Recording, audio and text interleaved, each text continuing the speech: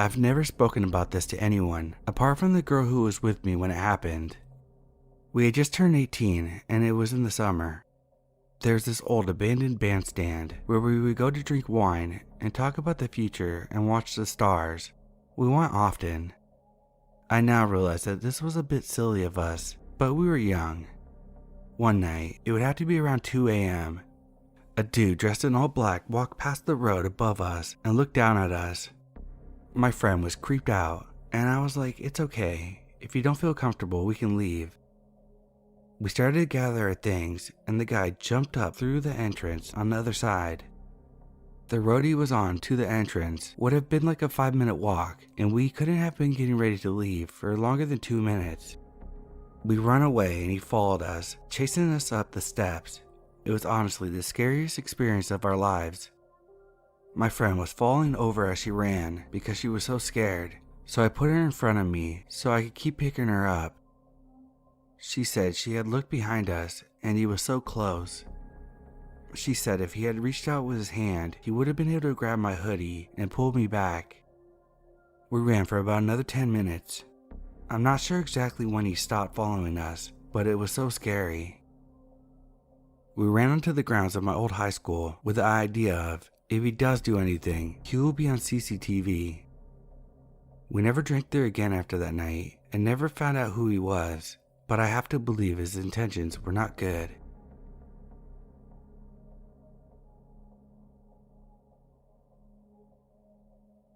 This happened to me in my 20s, about 5 or 6 years ago. I went out for dinner with my friend. I had left my car at her condo since we carpooled. When we returned to her condo, we part ways. She went into her unit by the elevator, and I walked to my car outside. It was around 11 p.m. and there were a lot of lights around, but I still took the precaution considering that this wasn't the best part of town. No one else was outside, no cars leaving or coming in. I got in my car and proceeded to drive on my merry way home as normal. I pulled up to the light and a white SUV pulled up beside me. I absent-mindedly looked around and then looked to my right and made eye contact with the driver. Not sure how long he was staring for, but it was creepy. I suddenly got a cold sweat feeling. I proceeded to drive down the long street and his car was always beside mine. I noticed that he was matching my speed and trying to look over at me. I ignored it. This went on for 15 minutes down the same street. My house was another 15 minutes away. There were other cars, but they mostly turned into smaller streets. I was nervous the whole time, so I texted my friend and my boyfriend and let them know what was happening, but as of now I was fine, and maybe I was just misinterpreting this. At one point, the street became one lane because of the cars parked on the right side overnight, so the SUV ended up behind me the whole way. I finally made a turn to another main street where there was more traffic. Somehow he kept up and was pretty much tailing me. I called my boyfriend freaking out, almost crying at this point. He told me to stay calm and try to turn on another major street and not be on a small one just in case something happened. We hit an area with construction workers working on the road, so the 2 lanes were closing. I was on the far left. He pulled up to the pylons to my right and rolled down his window. I'm pretty sure he was shouting at me at this point. His lips were moving, but I don't know what he said. He pointed at me to roll down my window. He looked angry and a little deranged. I sped off as soon as the light changed, but he was stuck in that lane because no one was letting him through.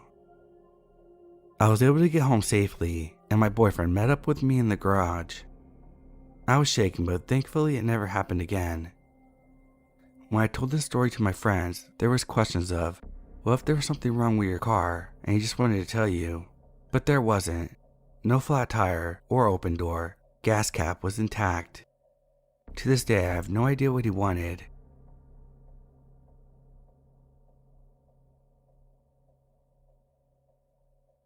I am a young teen. I'm quite small. I'm female, and I have bad anxiety, so I usually keep my head down and stay away from situations. Well, recently I've gotten a bit more chaotic and unwinded a bit, so I've been doing more risky stuff. Anyways, I took my friends to the mall for a girls' day, and we were there from morning to night. My father brought everyone back home, and one of my closer friends decided to stay the night. So we get back to my house, and we put all our new stuff inside, and played video games for around an hour. Then I had the brilliant idea to go to the park. My friend agreed, so we got ready, and around this time, it was 12:40, almost 1 a.m. My dad hesitantly let us, but if the park had a closing time, we had to walk the block instead. The park ended up being closed, so we walked around the block. My friend was a bit scared, so she FaceTimed her girlfriend, and we listened to music on our AirPod and got some pictures. 10 minutes into walking the block a few times, my friend got off the phone, and we planned on going back. I have to explain what the block looks like. My house is in the middle, the park is in the corner, and a few family friends live near. So we walked down one of the roads one last time, and there was a party going on at one of the houses next to the park. When we originally walked by this park, a boy at the party called my friend emo. So anyway, there was a truck next to the house facing the park, and 3 people were in the truck. One man, in his 30s or so, was still getting in the truck and looked at me for a few seconds. We waited for them to drive by while standing at the park grounds at the entrance, but the truck didn't move. My friend stopped to change her playlist on my phone while I watched the truck. Then after the men in the truck watched us for a few minutes, they pulled into the park inches away from my friend. I grabbed my friend's arm and pulled her, and we ran fast. The truck took a U-turn and started following us, so I ran into a lady's yard with my friend, hoping that they would think that that was our house. They stopped for a little bit and ended up driving past. My friend and I ran back to my house and told my dad, and didn't leave the house until the next morning.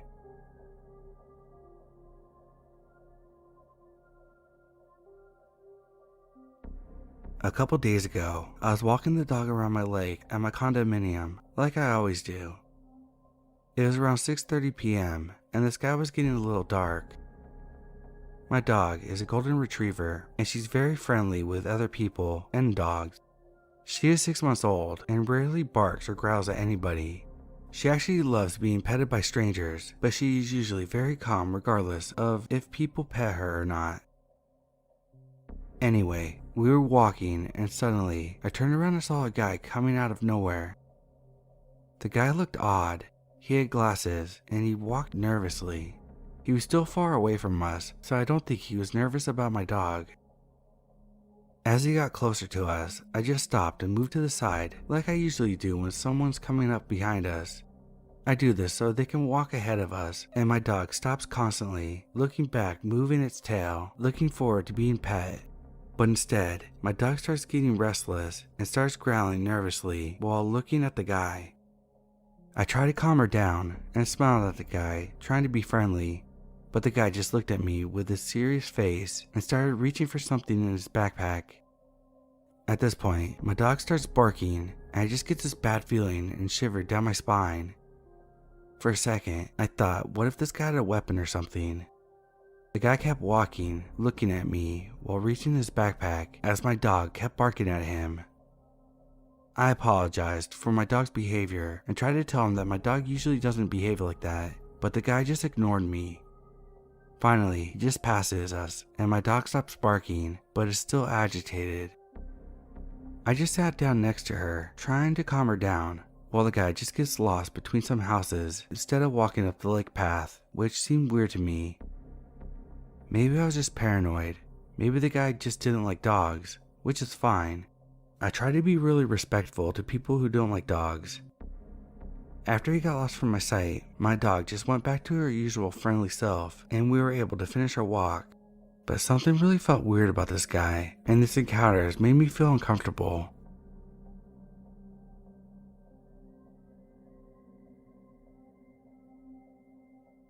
This happened to me years ago when I was around the age of 19 or 20 and worked retail part-time at the mall.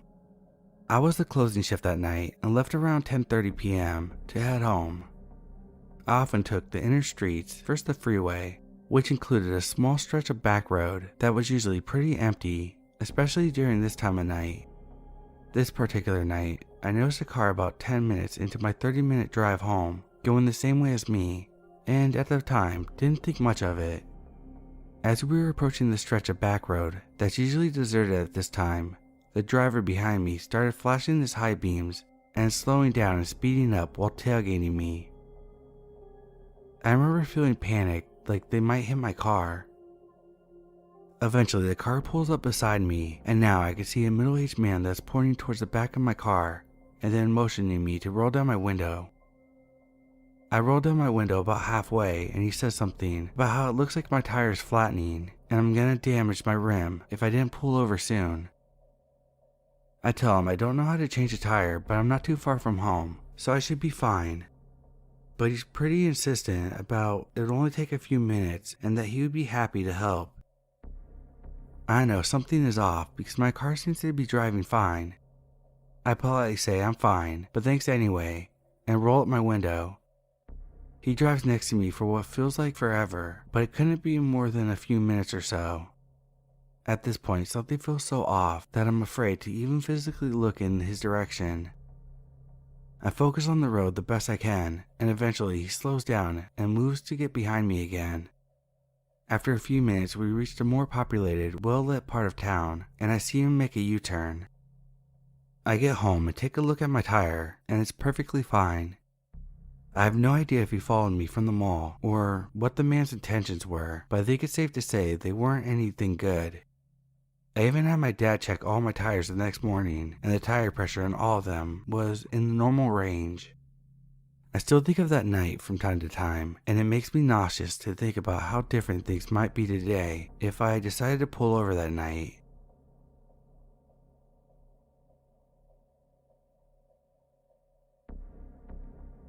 I'm a new mom. My daughter means the world to me. This happened to me when she was almost 1 year old. We were in the fruit and veggies section of Fred's. It had been a normal day. Some people waved at her, some smiled. A few others sent kind words her way. My daughter was enjoying interacting with passerbys, but then out of the corner of my eye, I see a man trying to communicate with my daughter. He made sounds loud enough to get her attention, but quiet enough that I wouldn't hear. I only saw because he was making some weird kissy faces at her as he did it. Something about it felt terribly off. Usually people interact with her while making it very obvious to me, but this guy was making an effort to stay just out of my eyesight while keeping his eyes on my daughter. I've never experienced anything like this before. I was alone and unsure what to do, so I just left this section of the store and tried to forget about it. Later on, while checking out, I saw once more that man. He was right behind me in the checkout lane next to mine, staring wide-eyed with a blank expression at my daughter. I froze. I recalled the cashier asking me if someone was making me feel uncomfortable, but I was so shaken up that I couldn't get the words out. She called an escort for me. An employee walked us out to our car as I manically scanned the row of cars. He loaded my car up as I buckled in my daughter and patiently waited till I locked the doors and drove off to go back inside. Perhaps I was overthinking things, but that sense of terror is something I'll never forget.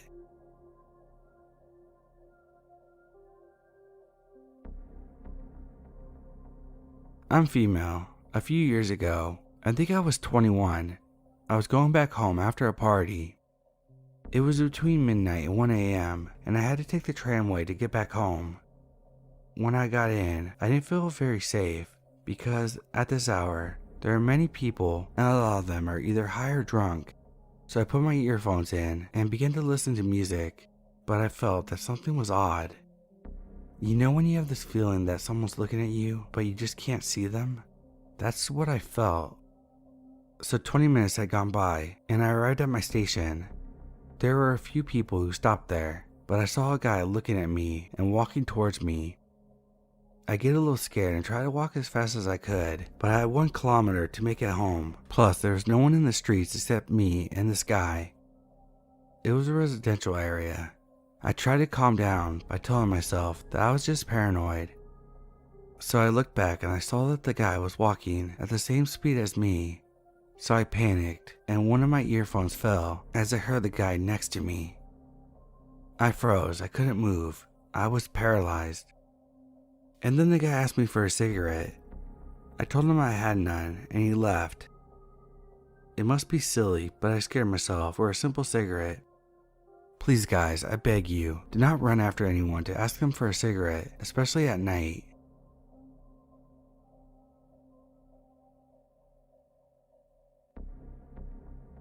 This happened a few months ago.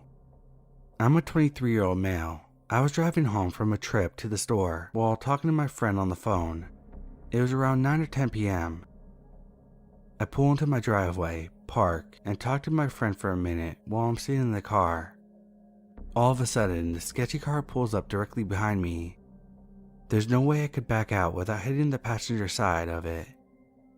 It's dark, my driveway lights are kinda dim, and they deliberately turn off the lights of their car when they pulled up behind me, but I faintly spotted 3 guys in it.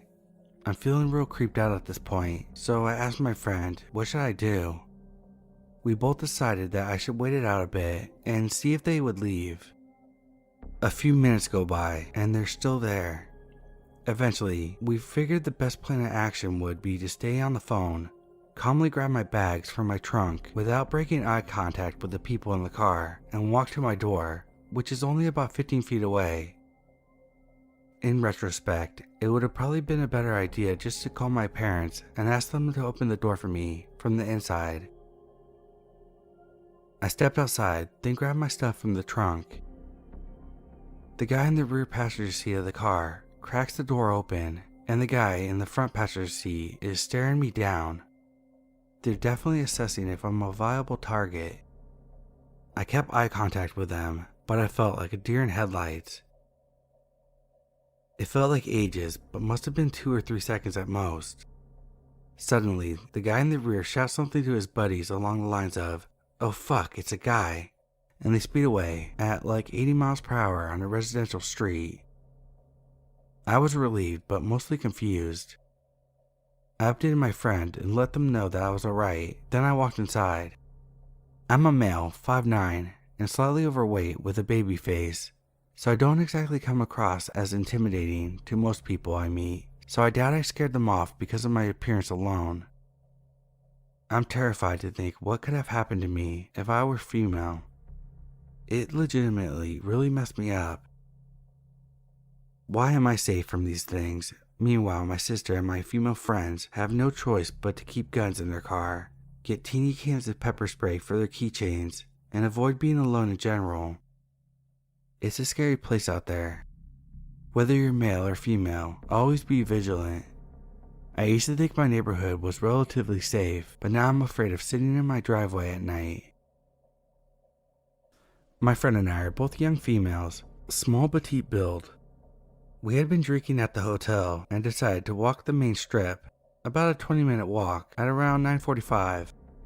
We were laughing, listening to music, and just having plain fun at this point. Now this is when shit started to go south. Out of nowhere, a lady pops out in front of us. She obviously looks like she's on something. She's twitching, walking super funny, and she's on her phone, which is important. So my friend and I step around her because she was initially going the opposite way. Then all of a sudden, she walks past us, going in our direction, and while she's getting ahead of us, she's looking back and speaking into her phone. I for some reason was already feeling kind of uncomfortable, so my friend and I slowed down to let her get more ahead of us, and decided to go down another street, because why not? The lady sees this, speaks into the phone again, and crosses with us. I was trying to give her the benefit of the doubt, thinking that maybe she's uncomfortable and feels unsafe and is trying to use us as cover, but my gut was telling me otherwise. So while she was walking in front of us, she's still frequently looking back and talking into the phone. So we crossed the street again to put some distance between us. This time, the lady almost turns down a street where a man wearing all black walks out in the same direction we were going. The lady stops at this cross and just stares at us, then steps behind some kind of brush. The man went about 300 feet in front of us on the opposite side of the street, and then turned around and walked back to the same street the lady was at. We were speed walking, so where they supposedly stepped off was now out of sight. My friend was local at the town that we were staying in, so she was already calling a friend who lived 2 blocks down to come get us. Around this time, I looked back to see both of them speed walking towards us. At this point, I'm trying to make it obvious that I noticed them by turning around, pointing, and yelling. Luckily, when they were about 2 blocks away, her friend arrived and we sped off.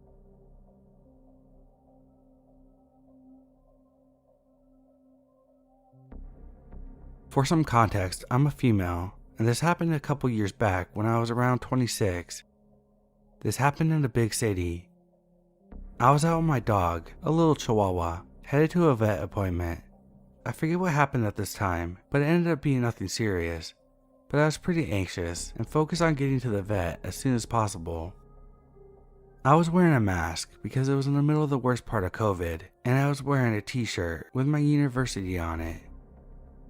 I suddenly lock eyes with a guy on the sidewalk headed in the opposite direction, and he comes up to me while I'm walking and goes, "You went to this university?" I said yes. He turns and started walking with me along the sidewalk, the opposite way that he was initially headed in. Side by side, he was explaining what a great school it is and how he's in grad school there. Somehow I felt that this was unlikely. He looked 30 plus and didn't seem to know anything about the college, not giving me any details. He starts asking me more questions, and at this point, I'm speed walking down the block and he just keeps walking right next to me. My dog at this point is getting really antsy, and I'm incredibly uncomfortable as I have no clue who this guy is or why he's trying to walk with me on a busy sidewalk. Suddenly, my dog starts to bark and growl at him aggressively, and he doesn't seem to care and just keeps walking with me. At this point, it's been like 5 to 10 street blocks, with me trying to keep my dog from growling and barking, and him asking me questions. I try to explain that I'm going to a vet appointment, but I was nervous. Eventually he goes, "Can I see you without your mask?" I legit flat out say no, to which his eyebrows go up like he's shocked. He keeps pushing, and I keep flatly telling him no. Then he tells me that he wants to go get coffee with me. I decline it and tell him I have a boyfriend, which I did, and assured him that I'm getting engaged soon. My dog is still flipping out, barking aggressively at him, but finally after like 10 streets, after he realizes I'm taken, dude departs and leaves me alone. Now I know the most likely explanation is the guy thought I was pretty, wanted to ask me out on a date, and he was awkward, but holy shit, please don't follow a young woman down 10 streets who you don't know. It's unnerving, and I still remember this years later. I guess he made an impression.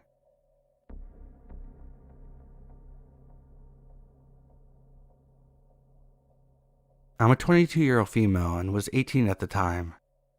In those days, I was a party girl, going out 3 times a week and drinking a lot. That time was wild. I decided to host a party.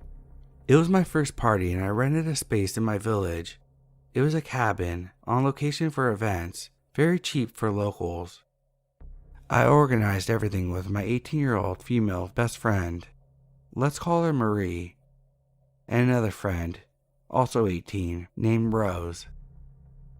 We were having fun decorating and preparing the party. I was stressed out that the party was going to be lame. I decided to cope the stress with alcohol. When the party started and most people arrived, I was already tipsy. I invited people I knew from middle school and high school, and some friends I made in college. Even though no one knew anyone, the party was great and people were meeting each other. I had a boyfriend, 19, who was coming with some friends. It was late summer, so the weather was still mild, and most people were outside talking, laughing, and dancing. I had this middle school friend, let's call her Luna, who binge drank and threw up in the entrance of the cabin. She even hurt her foot, so she had some difficulties walking. At this point, I was drunk, but I wanted to help my friend. I asked if she wanted to be put to bed, and she said yes.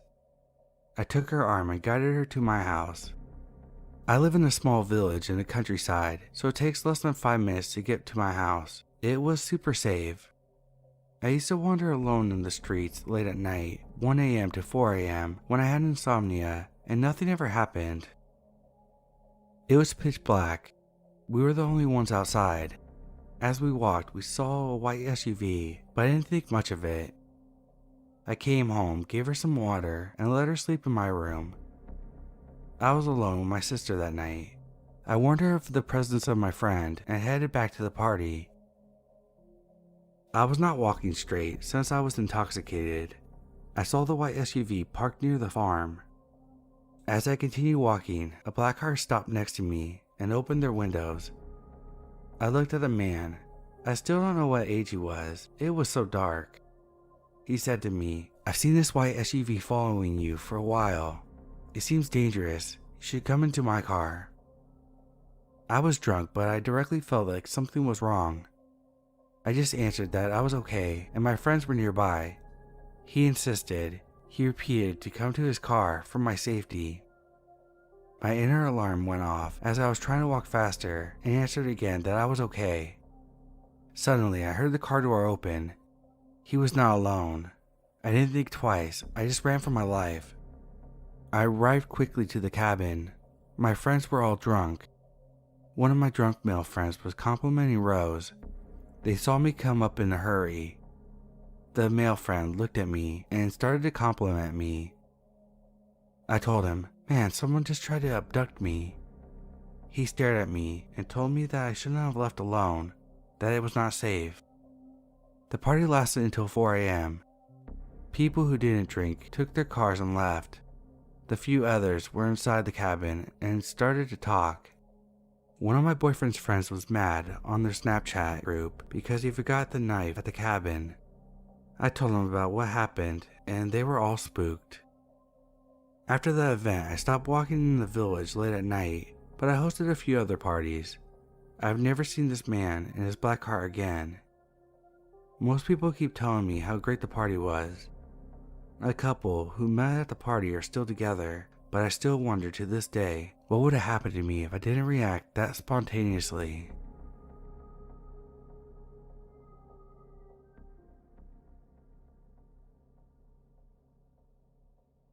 When I was about 11 years old, my family and I lived in a large one-story house in the Wisconsin countryside. We lived on the top of a small hill, and the back of our house faced a large forested area. We only had one neighbor within a mile radius, and it was an old woman who couldn't really get around by herself. On this particular night, my parents were going to have a date night and left me to watch my two siblings. I definitely still think I was too young for this. They had given me my first phone at 9 years old so that I could watch my siblings when they weren't home. I remember it was fall time because I had my bedroom windows open to keep the room cooler at night, and I could constantly hear all the leaves brushing against each other outside. My parents had probably left around 8 p.m. and had already put my little brother, 6 years old, to bed. At this time, my brother had a huge fear of the dark and would refuse to leave his room after someone put him in bed and turned off the lights. He used to tell us that he thought someone would grab him from under the bed and try to pull him down if he tried to get up.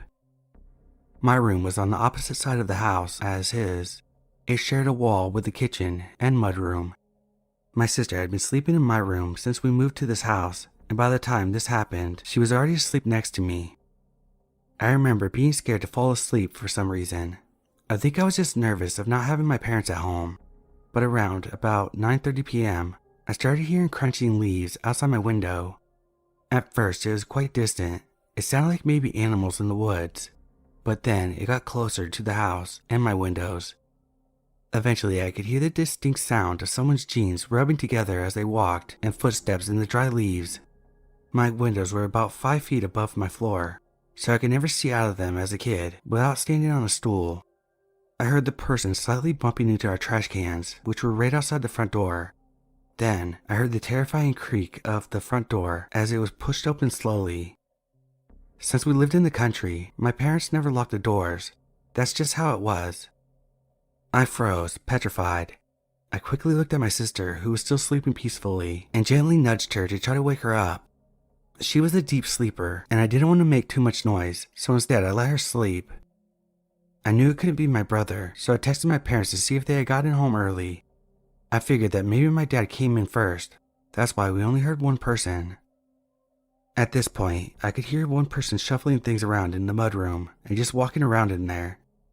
I looked to my door and realized I hadn't locked it, as per usual, and considered trying to get up and sneak to lock it, but what I heard next made me freeze again. There was this vent connected to my room and the kitchen, and through it I heard a person step into the kitchen and give a small sigh. I heard them open a couple cupboards and open the fridge for a while. Finally, I got a text back from my dad.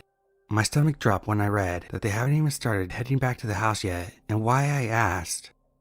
My dad called me and, thank God, my ringer was off, but I decided to pick it up anyways out of fear.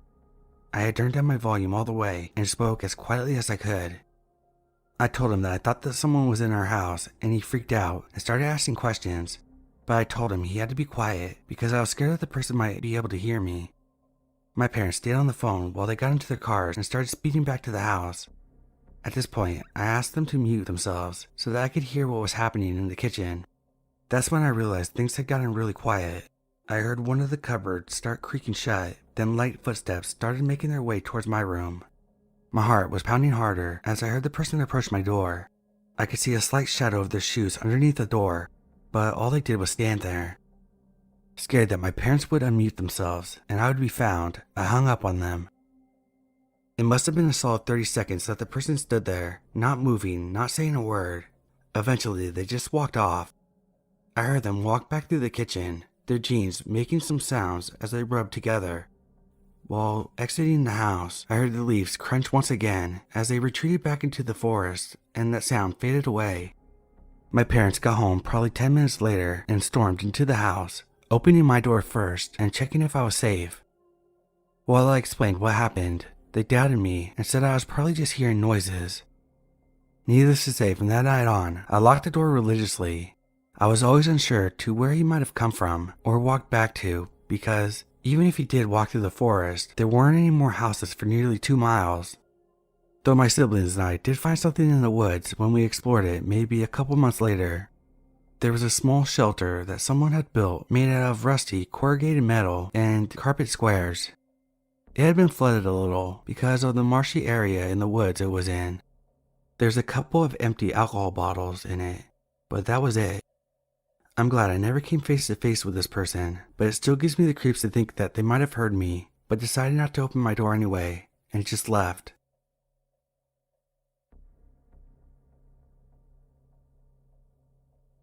Shadow, my 115-pound German Shepherd Black Lab mix, started to signal that she needed to use the restroom about 1 in the morning.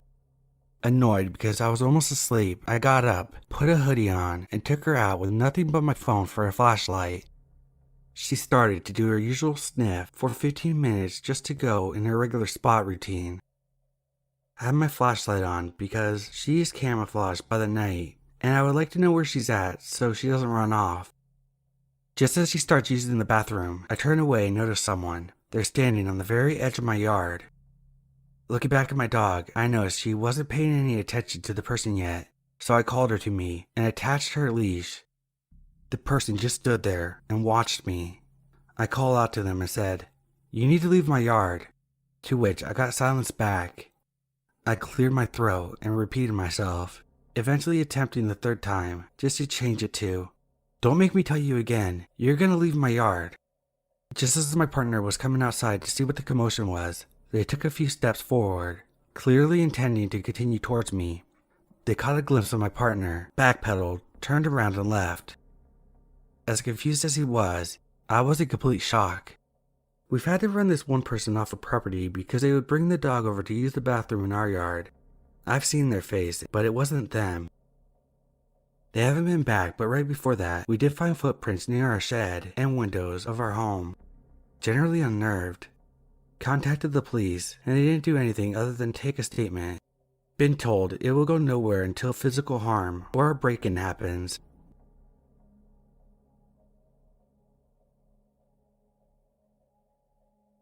When I was around 10 years old, I had been invited to a sleepover for the first time at my friend's house.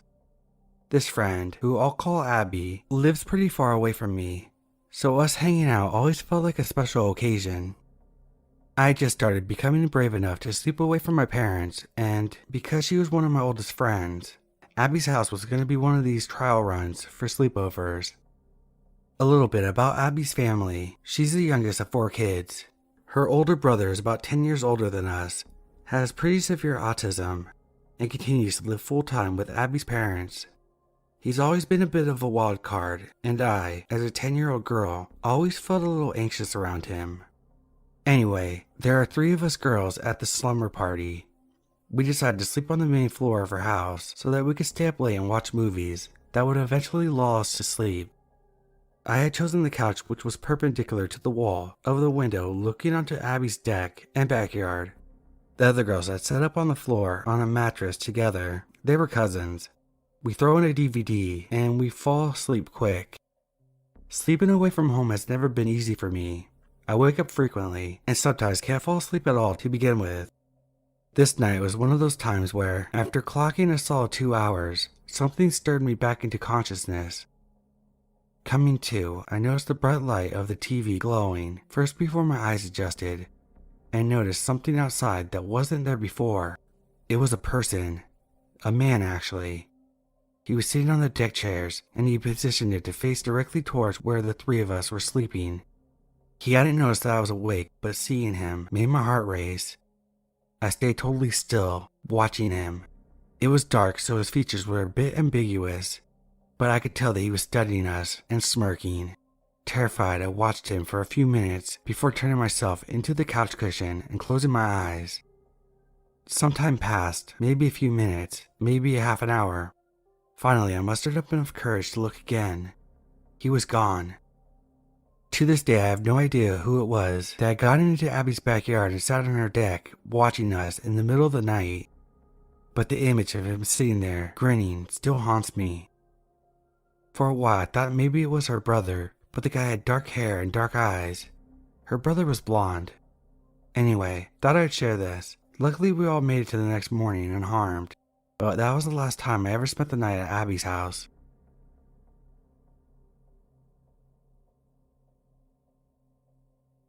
I'm a 27-year-old male. In my childhood home, there was an island in the kitchen with bar stools. If you sat in the furthest bar stool to the right, you'd be able to see through the door that opened up to the garage. One night, when I was about 6 or 7, everyone else in the family was either in the bedrooms or in the living room watching TV. My dad worked nights, so he wasn't home. I was sitting on the bar stool furthest to the right, having a nighttime snack when I look over and I see an eerie white hand wave at me. All I could see was the hand. I was petrified. I didn't know what to do or say. The hand waved again and pointed down at the doorknob as if to suggest I unlock it and open it. After that, I ran into the living room and yelled to my mother. She called our neighbor over to investigate. We lived in rural western Kentucky, so it took a few minutes for him to get there. When the neighbor finally arrived, he looked around and he couldn't find anybody. It had been raining all night, but we couldn't see any evidence of tracks into the garage or in the driveway. The same thing happened to my sister not long after. She was only a year younger than me. She told me she walked up to the door after the hand gesture and almost unlocked it, but screamed and ran to my mother. To this day, I hate to think about what would have happened if either of us would have opened that door. And I hate to think about who was watching to see that 2 of the younger kids were alone in the kitchen, or how long they had been watching.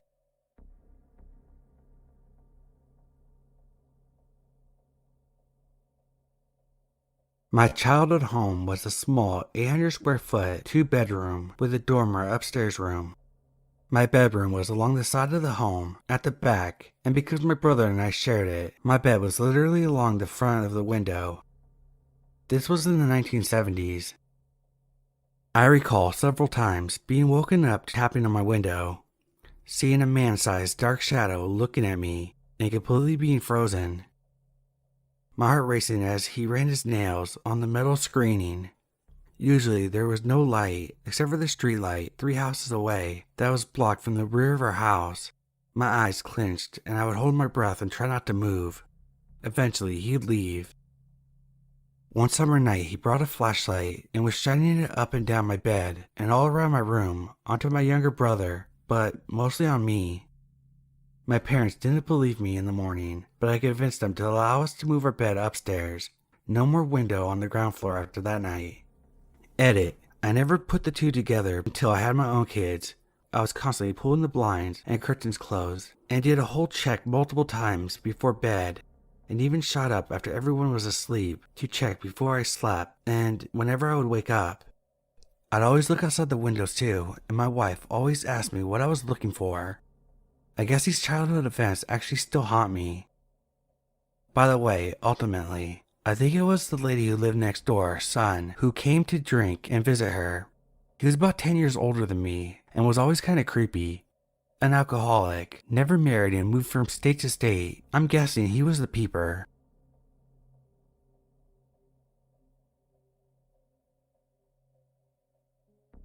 Most of my money comes from babysitting. There's a pair of loving parents who's 1 year old I watch every week. One day, there was a knock at the door. The mom had let me know that the lady was coming to pick something up, so I assumed it was her. I opened the door to a raggedy man in a stained white tank top. The moment I saw him, I froze. With just the door open a crack, he asked if the dad of the kid I was babysitting was home. It was clear that he was up to no good, so I lied and said that it was only me and my older brother. The guy then stepped uncomfortably close to the door and asked if he could come in to check. I was alone with a 1 year old. I said that it wasn't my house and I couldn't let him in, but that I could take a message for the parents. He told me to tell them that guilty wanted them. I uncomfortably smiled and shut the door. I immediately called the kids' parents as I ran around the house, locking the doors and windows. I watched the guy take a picture of the house and leave. My uncle, whom I trust, showed up in 2 minutes with a weapon to protect me and the baby after hearing what happened. Police were called to patrol the area. When the parents got home, they told me that the guy had some issues with them and came looking to fight the dad. The scariest job I've ever had.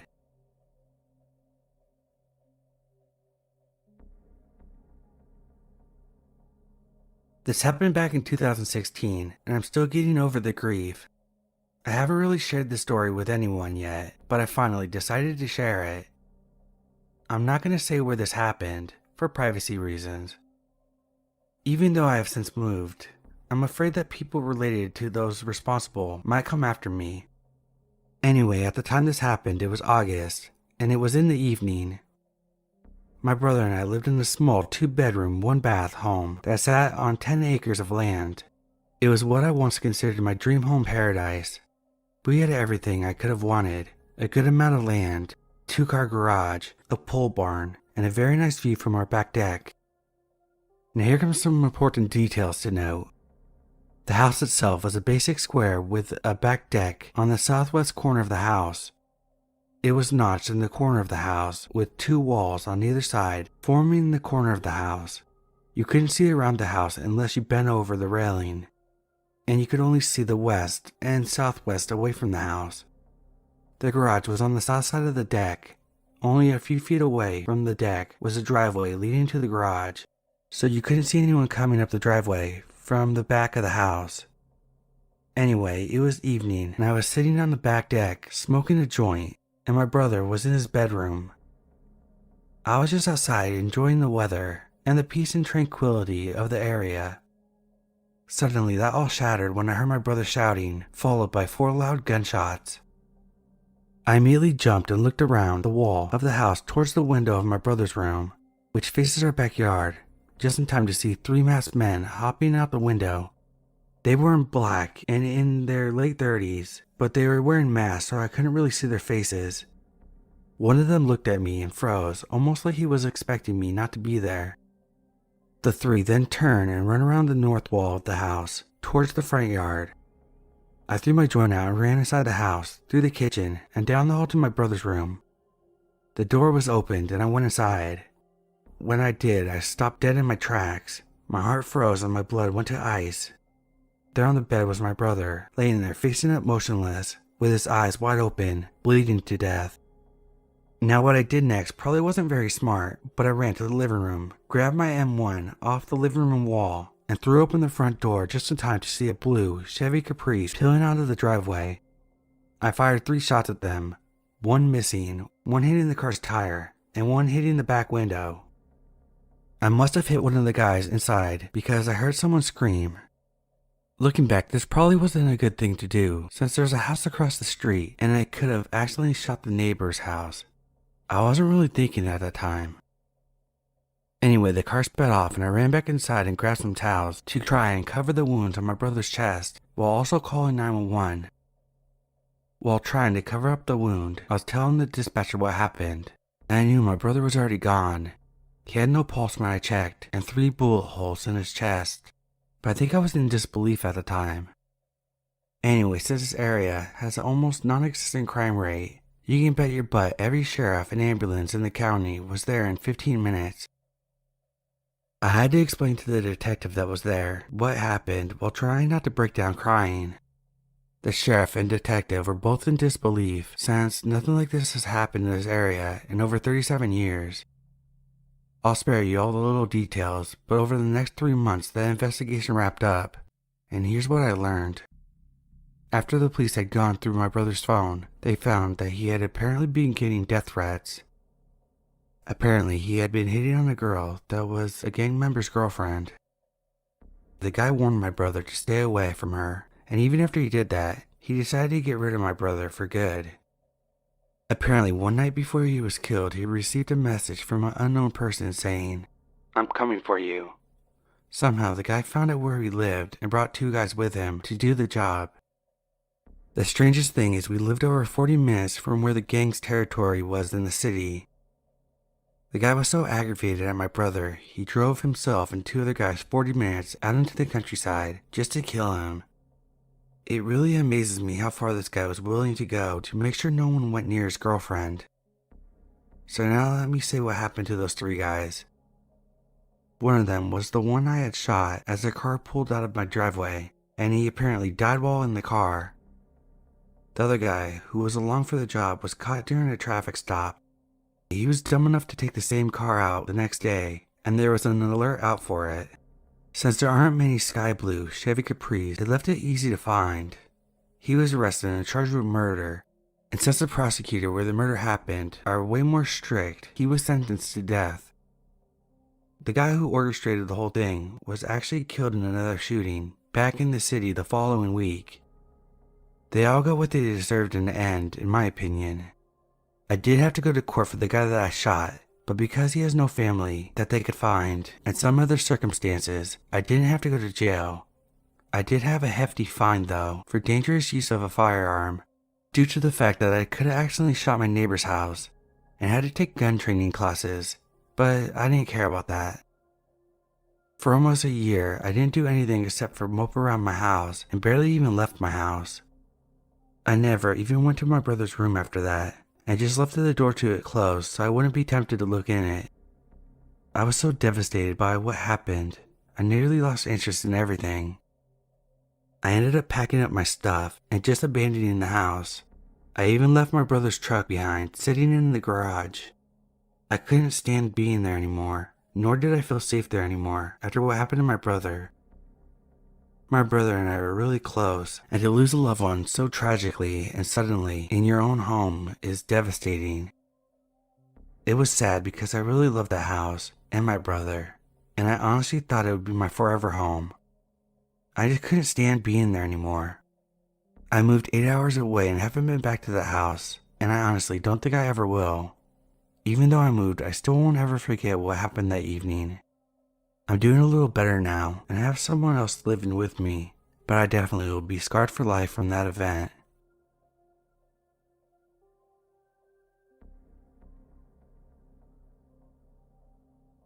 I'm a 26-year-old female.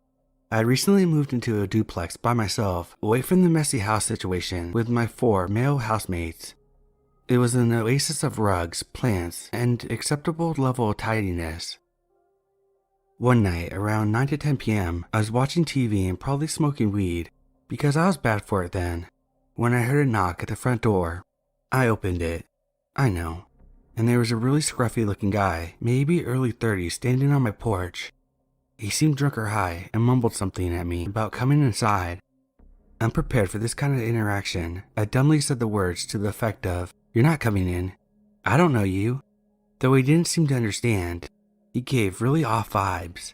He then mumbled something about meeting someone at a bar and having drinks with her, and I thought maybe he meant to knock on my neighbor's door, a maybe 40-year-old sweet but pretty rough lady I'd met a few times.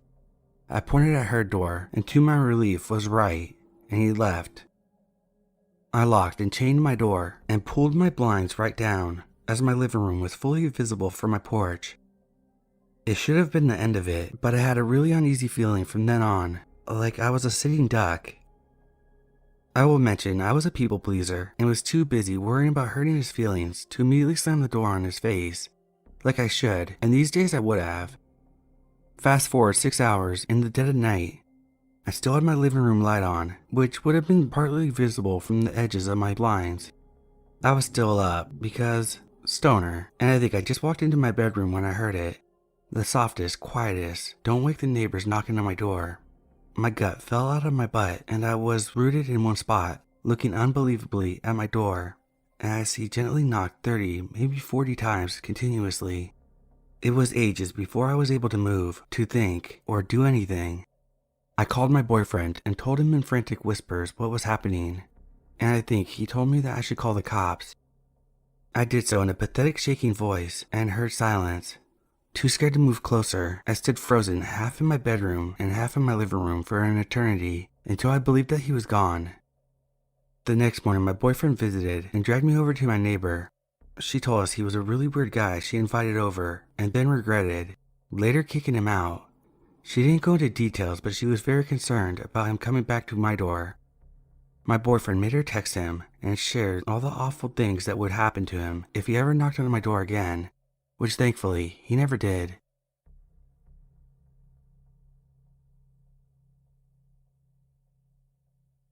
I'm a 24-year-old female. I've been reading through these types of stories for a few years now, and I'd like to hear your thoughts on something that happened to me. This is not the most exciting story you're going to hear, and I can't explain why it happened the way it did. I am also really stupid and lack common sense in this story. I'm sorry. I used to live in an old Victorian house in Maryland, and at the time of this story I was 10 years old. This house had been turned into a duplex that split the 2 floors and basically just rented them as apartments. I lived in the upstairs. There's a university nearby, so we had a lot of college students, and we also had a lot of drug issues in the area. People were always getting their houses searched or getting into fights over it. The owner of the house had told my family that the people who rented the upstairs previously had given him a lot of trouble, and he had kicked them out. My family had just moved there for my dad's new job, and didn't have a place to live yet, so we were thankful that their contract ended so early so that we could take their place. If there's anything else the owner told my parents, it was not shared with me. I was homeschooled online as a child, so my parents would leave for the day to go to work while I stayed in the apartment and did my schoolwork alone. Maybe about a week after we had moved in, there was this loud banging on the door. I ran down the side stairs to open it, and there was this tall, thick man dressed in black with a black mask over his whole face. The mask had holes for his eyes and mouth. As immensely stupid as this sounds, no alarm bells went off to me. This place was cold year-round, and I stupidly just assumed his gear happened to be black. Behind him, I remember seeing a car parked next to the building that was still running. He just stood there silently for a couple seconds, and I felt awkward, so I said, "Hi, can I help you with something?" He continued just to stand there for what felt like forever before saying something like, "I'm here for the mail." I'm smiling and saying something like, "Oh sure, you must have just moved out. My dad already brought all the mail this morning. Let me go see if there's anything." So I turned around, left the door wide open, and ran inside to find the mail pile. I looked through it, but I didn't see anything that didn't have my family's name on it. When I went back to tell him the bad news, he was gone, and so was the car. When my parents came home that evening, I told them that the previous renter had stopped by and asked for their mail. My dad had a fit and said that I shouldn't open the door while I was home alone, and apparently our mail comes from the owner since he separates it before bringing it up to each of the renter's box, since we have the same address, so we wouldn't have gotten any of the mail that doesn't belong to us anyways, and the previous renter would already know that. He was furious with me for being a moron. and that was before he thought to ask what they looked like. I described the black suit and mask. I know enough now that I handled the situation entirely wrong and am beyond stupid. I'm not looking to get berated for it. I would actually like to hear what you think. If this suspicious guy had malicious intentions, why didn't he do anything? I was home alone. It was morning, so my parents wouldn't have come back until that evening anyway. I don't even think the other renter was home. I clearly didn't suspect anything from him and left the door wide open while I turned my back to him and ran inside the house. I am immensely thankful that nothing happened to me. I don't ever want to appear as ungrateful that this didn't take an awful turn. I just don't understand what protected me if that was actually the case.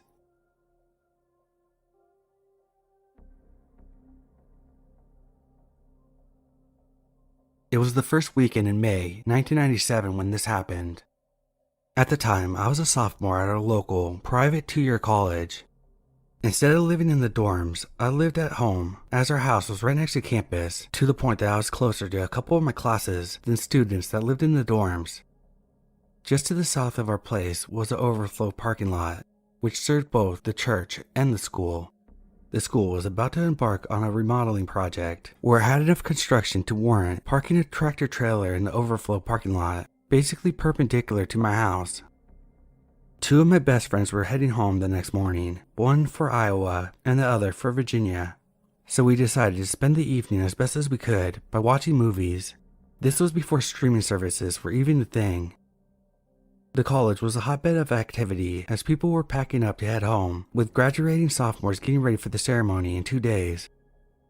As we were lounging in my living room, a couple girls we knew, one of which I was interested in, suddenly rang the doorbell, asking to come in to wash their hands as they had been on a walk. Their hands smelled funny. The girl I was digging, named KT, stuck her hands in my face, to which I recognized the distinct smell of shaving cream, so I knew something nefarious was afoot. We watched them leave via the dining room windows before I told the boys that they were up to something. So we left from the back door. These 2 girls had tried to trash my friend's room with shaving cream and toothpaste. Oh, it was game on. We ran into one of the boys' mod mates, an obnoxious guy who had no concept of boundaries. I made the point of never letting the guy, let's call him JB, know where I lived, as he was the type to just show up unannounced and not pick up on social cues when it was time to leave.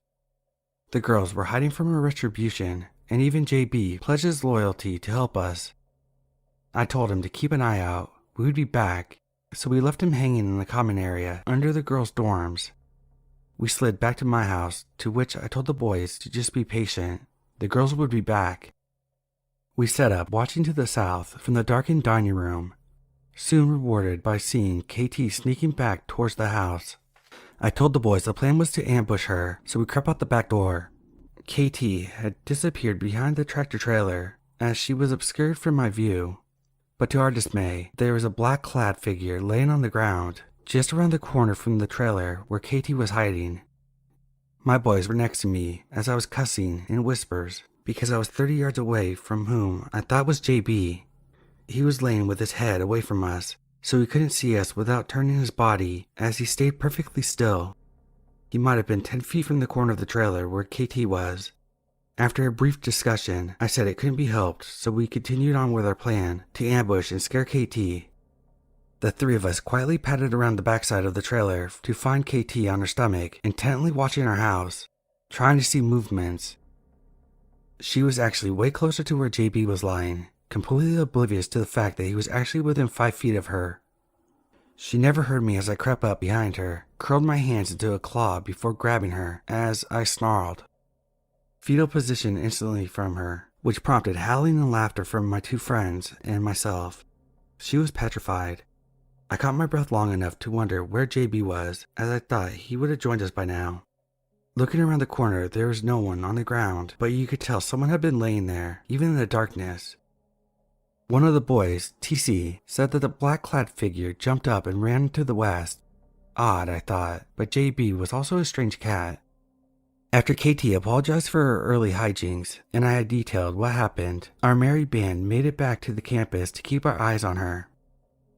We ran into JB, to which I said, "Dude, why did you have to run off? You could have stayed." JB replied, I don't even know where you live." The realization hit us like a ton of bricks. It wasn't JB laying on the ground mere feet from KT. KT went white as a sheet, and all of us were suddenly creeped out by this random guy laying on the ground. It turns out during the summer, all around college, there were cases of houses being walked through with very little being taken, as if someone was casing houses, but no one was ever caught.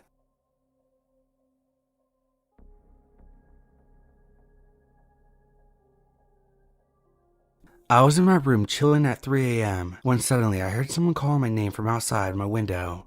Knowing no one would look for me at this hour, I naturally felt weird about it. So when I looked out the window and no one was to be seen against my better judgment, I decided to go down to smoke to see who it was. When I got down, I heard the same voice offering me a light and asking for a cigarette. I looked to where the voice was coming from. Standing there was a man who looked to be in his 50s. Weirded out, I asked, "Who are you?" He didn't answer and just said that he hadn't seen me in a while, and then asked when I was going to go back to base. I didn't answer and asked again who he was. He just stared blankly at me. I asked again and he tried to grab my arm while telling me to say happy birthday to my brother. After that, he just started walking away while saying I needed to clean my room since I leave in a few days. Mind you, I never told him when I leave, and my apartment was on the 10th floor, and the window is almost never open. Just a weird encounter.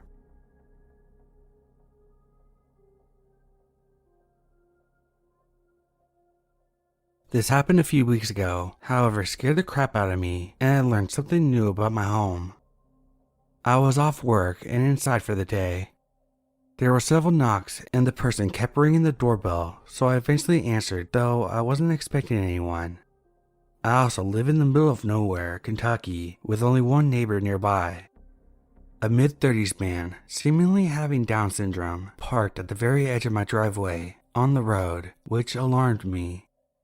He asked me questions about knowing anyone who used to live here. He asked if I was in high school, and how old I was, and if I was home alone. My fiance has 2 cars, so thankfully, it looked like I was not alone, and I told him no and no. He seemed scared off and ran to his car and sped off. Afterwards, I went to my neighbors and inquired about the previous owners and the man. They told me that there was an elderly couple with a son with a disability, and the couple had hung themselves in the house. So double mind blown at this point, and I'm scared to even answer my front door again.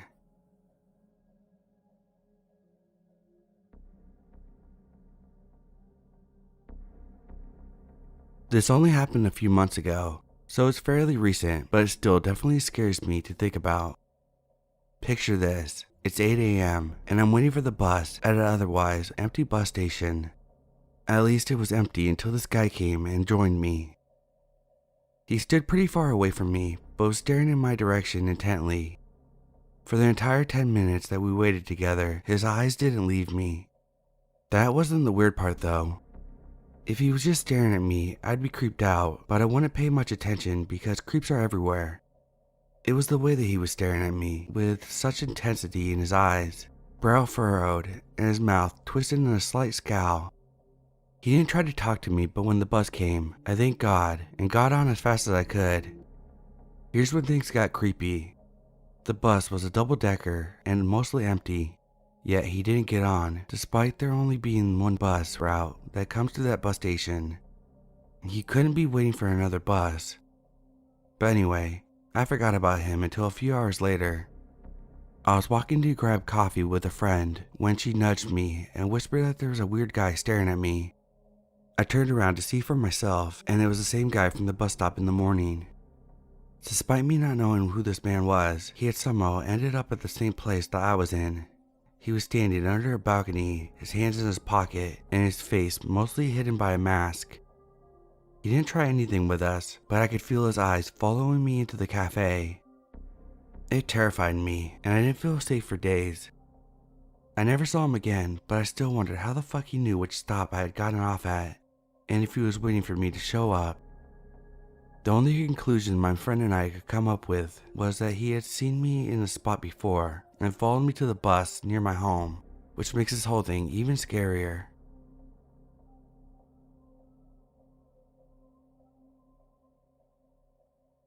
A A few years ago, about 2019, I was riding the bus one night to get home.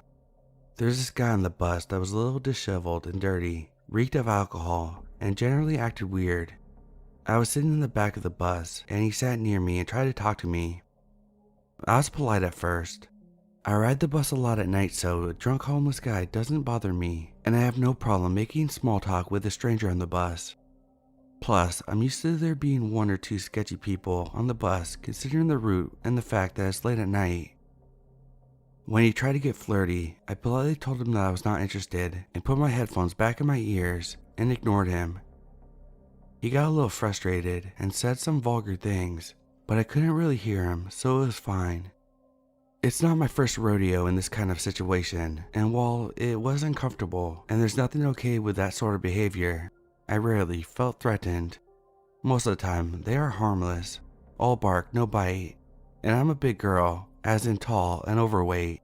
I know basic self-defense and always have an exit strategy when in scenarios that I don't feel safe. When people get like that on the bus, I find most of the time, ignoring them and acting like I'm not fazed is enough to get them bored and they find something else to do. I only engage if they get in my face or start harassing other passengers, especially other women, kids, and seniors, or anyone who appears vulnerable, because I'm not going to tolerate that. The bus drivers usually don't put up with that either, if it escalates enough. Anyway, this random drunk homeless guy would have been one of many if it wasn't for what happened next. My stop was coming up, and I was looking forward to going home. I was exhausted and so ready to get into bed. I pulled the cord indicator that I wanted to get off at the next stop, and he gets up and walks to the front of the bus to talk to the driver and then laughs loudly. I didn't think much of it, except I was a little weary, thinking, please don't tell me we're getting off at the same bus stop. As the bus slows down, I'm walking to the back door to be let off at my stop. Instead of opening the back door, he opens the front door and lets the guy off. I ask the driver to open the back door and see him shake his head in the mirror. And annoyed, I walk to the front to get off the bus there, and he closes the door before I can get off and starts driving. Angry, I say, what the hell, that's my stop. And the driver replies, sorry, I can't in good conscience let you get off the same stop as that guy. Either you get off at the next one, or wait until we get to the transit station and take the bus the other way. Not getting it, I asked, why? Because of what he said to me. I asked him what he said, and the driver says, nothing that I can repeat, ever. I'm so sorry, but just trust me. The driver actually looks shaken, and considering the tone in his voice and the look in his face, as frustrated and anxious I was to get home, I trusted him and took his word for it. I caught another bus the other way at the next terminal, and watched the driver radio dispatch to get some peace officers and transit security to patrol the area at the next stop. Then we parked in the next parking lot near the stop when I finally got off, and I was extra paranoid and on high alert as I walked the next couple of blocks to my apartment that night, fortunately with no further incident. I never saw that guy again, and I'm okay with that. To this day, I wonder exactly what he said to the driver. It bugs me not knowing, but at the same time, maybe it's better that way. Either way, the implications are enough to have me freaked out.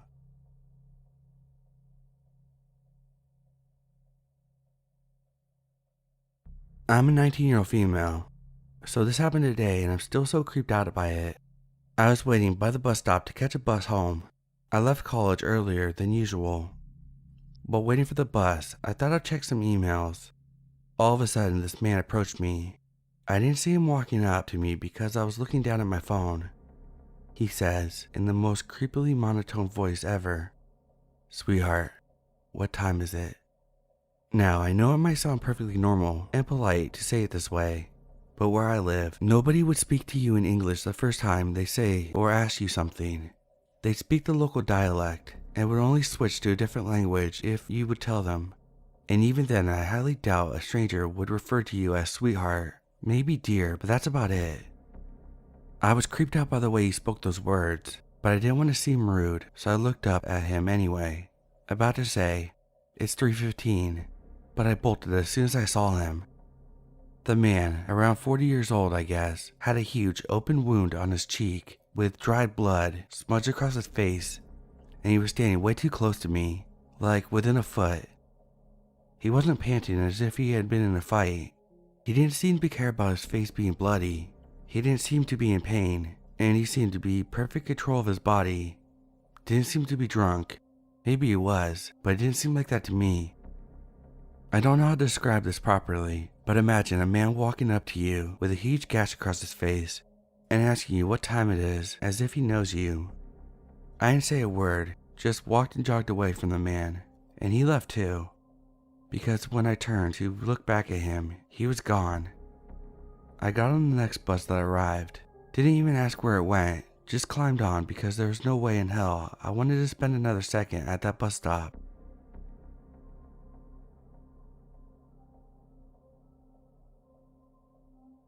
For reference, I am a 16-year-old male. I have longish reddish dyed hair and I wear eyeliner and was wearing all black denim at this time. I got off the bus and parted ways with my friend and made for the bus station to go home. After I stood in the queue, it was super long. I got tapped on my shoulder, and when I turned around it was a mid to late 20s mixed race guy. I took my earphone out cause he started talking to me, thinking he was asking me for directions or something. He proceeded to tell me that I was cute and tells me that when he saw me he sprinted after me. His tone sounded off and I'm not really sure what it was about, but it was like he was oblivious to how creepy that was. He then asked to exchange various social medias, to which I said I had none. He also asked me my name and if I'm from around there, to which I gave him false answers for both and said I only come here rarely to see a friend. He asked me how old I was, to which I replied 16, hoping to make him back off. It didn't. He asked me if I was single, to which I replied no. He then assumed I had a boyfriend, to which I said I had a girlfriend, to put across that I don't swing that way. He kept following me up the line, and the only reason I kept talking to him was because I did not want to turn my back to him. I mean it when I say there was something badly off about him, and public area or not, I didn't want to end up getting touched or hurt or anything. Rather shoot the shit and come across as friendly to avoid him, maybe getting aggressive, than elevate the situation. Fortunately, as I was about to get on the bus home, he walked away. Maybe he thought it would make a scene if he tried getting on with me. Maybe he caught someone watching, or maybe he caught on that he was being a creep. I don't know. I'm just glad he didn't try to get on the bus with me. The last thing I wanted him knowing was where I went around. He confessed on sprinting after me, and I wouldn't put it past him to doing the same thing when I got off the bus, hypothetically, if he managed to get on with me.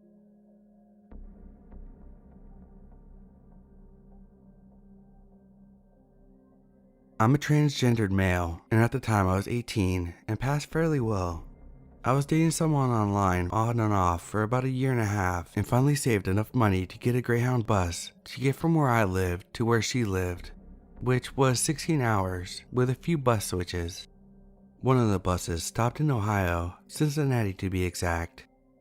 This was the first time being out of my state ever and taking the bus besides the school bus, and I was alone. I am a short guy around 5'2". It was probably around 4 or 5 a.m. when we arrived in Ohio. I sat down at a little cafe area until my next bus, but there was this dirty, scrawny dude with a random license plate that sits across from me. He made a little small talk, then literally asked me if he could pay me for sex. I was freaking out already at this point, and I kind of froze and looked at the people next to me in hopes that they would help. I obviously tell this guy no, and then he asked if he could sell me. At this point I get up and basically run as far into the crowd as I could and call my dad. The guy just appears and I don't see him again. The messed up part is I finally get to the girl and she tells me that her dad had a heart attack and I have to go, which I find out later was a lie. But I had spent all my money on the taxi to get from the last bus stop to her city, which wasn't cheap. And then I had to give her friend gas money to get me back to the bus stop. I didn't have enough for a room, and my dad couldn't wire me any to get a room for the night, so I sat there at the bus stop literally until 8 p.m. for the bus because it was a smaller part of town, and I had to sit outside because the bus station was closed. It was honestly one of the scariest and most terrible times I've ever experienced.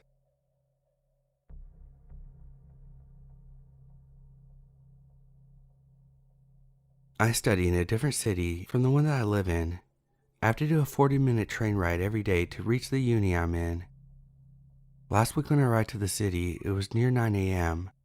I was thirsty and went to the local store in front of the train station. I got a water and bought some snacks. There was a man who was watching me from the moment I left the station till I crossed the road and talked to the guy at the store. I had no change, so I pulled out a $20 bill. The guy saw it and instantly jumped to me, asking me to talk to him. I thought he was homeless and needed help, so I shared the snacks I just bought, since I thought he needed them more than I did.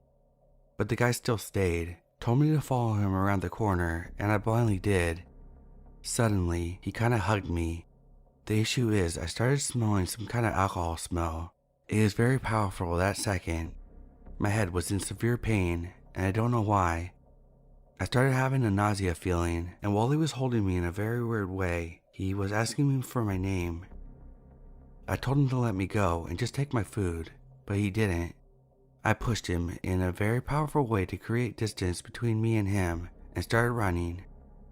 The guy started running too, but I had to go through a crowded area, and when I turned around, he no longer was. The headache was there for a whole day, and the smell didn't go away from my clothes for days after. I didn't get robbed, and I lost nothing, but that was very weird, and I don't know if I was wrong to treat him that way.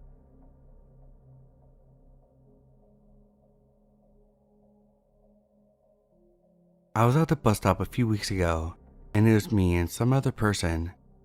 While I waited for the bus home, he said that my breasts are a fetish to him.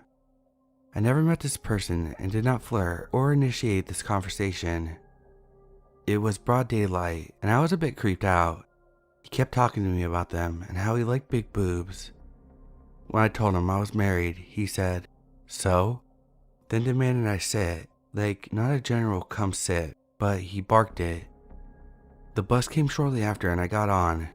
He asked if I lived that way, and I didn't really give him information.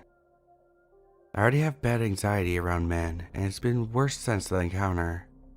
I'm glad it wasn't night out, and the bus came when it did.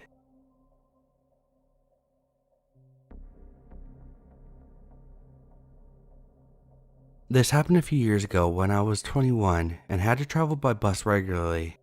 It was a normal day. I left my home, took the bus down to the city, and waited at the bus station for my next bus. Suddenly, a girl greeted me. She was cute, so I thought that I may be lucky, and I greeted her back. She asked if my name was Daniel, which was pretty confusing and scary. I said yes, probably already with some confusion in my voice.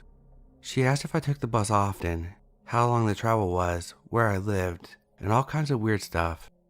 It struck me as weird how quickly she just nodded and moved on to the next question.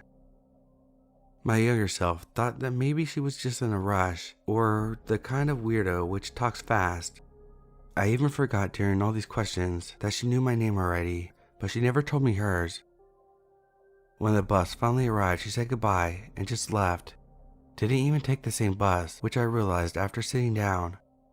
Suddenly, the weirdness struck me, and I realized how much she asked in a way that seemed more like a checklist instead of learning something new. A few days later, I met during the time my best friend. He was stressed, so I asked him what's going on. I knew he had some trouble with his parents, so I thought it might be something along those lines. He told me instead that his ex turned into a stalker. He never gave her a key, yet somehow she suddenly stood in his flat when he got home from work. She messaged and phoned his parents in order to get an explanation, to talk to him, to accuse them of talking him into breaking up with her. She also visited him during work and made a scene, his boss being the person throwing her out of the building and threatening to call the police. I remembered the girl from the bus station. I described her, even though I could only vaguely remember what she looked like, and he nodded and told me that was her, while getting pale. I asked how she knew me and why she wanted to talk to me, which he couldn't answer. She knew my name because he talked about me once, but never told her more than that. We didn't learn how she learned so much about me, and we never want to because he had it harder than me. He got terrorized at home by her, which drove him to the decision to finally call the police and get a restraining order. We never again talked about the situation because it was so creepy.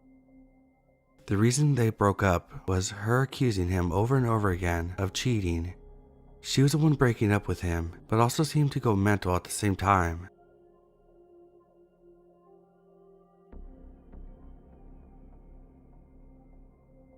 For the weekend, I wanted to visit my boyfriend. He lives 2 hours away, and I always go by train. I'm not easily spooked, but I always keep an eye out. 1 hour into the trip, it was around 8 p.m. then. I see 2 men getting on the same train compartment as me. I was sitting in the 2 seat, and the seat next to me was empty, and in front of me there were seats for 4 people, 2 pairs of seats facing each other. The men came in and became very loud, even though it was a silent compartment, but nobody said anything because they already seemed very suspicious from the moment they stepped into the train. Their eyes were fixated on me. They stepped through the doors and sat in the seat in front of mine, the 4 seat, and from then on they kept an eye on me while discussing things with each other in a language I did not understand. Like any other girl, I get stared at frequently, especially when I wear my hair down. It normally makes me feel a bit awkward, but I never feel unsafe when it happens. Until yesterday. But they were staring at me in every way possible. Through the chairs, standing up, sitting down, and bending over to get a good look through the reflection of the mirror, and getting up and walking past me. They were taking turns walking over to the other compartment of the train. The compartment was only separated from mine with a glass door. Every time one of them got up, they both started staring at me. Then one of them went away, and the other had clear vision of me and kept staring at me. He poked his head through the middle of the seats and offered me some chocolate, which I politely refused. Then the other came back, and 5 minutes later, the man who did not go away yet went away in the same way. They kept taking turns walking away, and every time one of them got up, the one who remained seated kept an eye on the other and on me. Each time they were sitting across from each other, they discussed things, but I could not translate it. They kept looking at me and then started discussing it again. When I had 20 minutes left on my trip, a lot of people got off at one stop. It was just me, them, and one other male. The moment the doors were closed, the creepy man started walking through the doors to check if there were any people coming in, and maybe checking if there was security. I don't know why he did it, but when he came back, he scanned the train to see how many people were still there. From that moment on, both got in seats facing me. They would not stop staring at this point. As you can imagine, I was panicked and was stressed the fuck out. So I slowly turned around to look behind the glass doors to see if there were more people there that could maybe help me, and to my luck there were more people. So I slowly and very softly put my jacket on.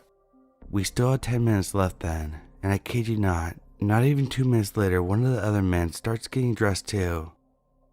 He took his jacket and kept looking at me and fixating on me. This was where I really panicked. I already let my friends know what was going on, and my boyfriend was already at the train stop where I was supposed to get out. Then I contemplated what the smartest thing to do was, because there was an emergency number on the train that you could call or text if you feel unsafe, but I had a gut feeling that this would not help me. So I got my bags, got up, and walked through the glass door to the other compartment. I sat facing them so I could see what they were doing. They both got up and grabbed their bags and started walking towards me. Mind you, they were sitting closest to the exit, so there was no reason for them to take this route. I rapidly started to talk to someone in the seat next to mine and asked them if they could help me. I told them I was getting followed and watched by 2 men. He said he also thought that they were very suspicious and was getting scared for me. He asked me to sit next to him so he could keep me a little safer and distract the men or something. Then he distracted me a little bit and asked me questions about my life. When the 2 creeps saw that I was seated next to that man, they were already coming my way and were making their way through the doors to my compartment. They are glass doors, so we could see each other very clearly. I had not shown my fear, but I was shaking uncontrollably, that they must have seen how scared I was. The moment they got to the door, they saw me getting seated next to the other man, and the creeps exchanged looks, looked at me, discussed something, looked at me again, turned around and went the other way. They were walking to the exit of the train, where again is a glass door, so we could still see each other.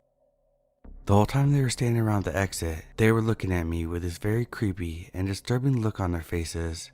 I'll describe it as, "You got away, but you won't be lucky next time." That's how it felt. The man I was sitting next to was trying to calm me down. He told me he was not going to let me off this train by myself and would wait until my boyfriend would arrive. That was amazing and I felt comforted.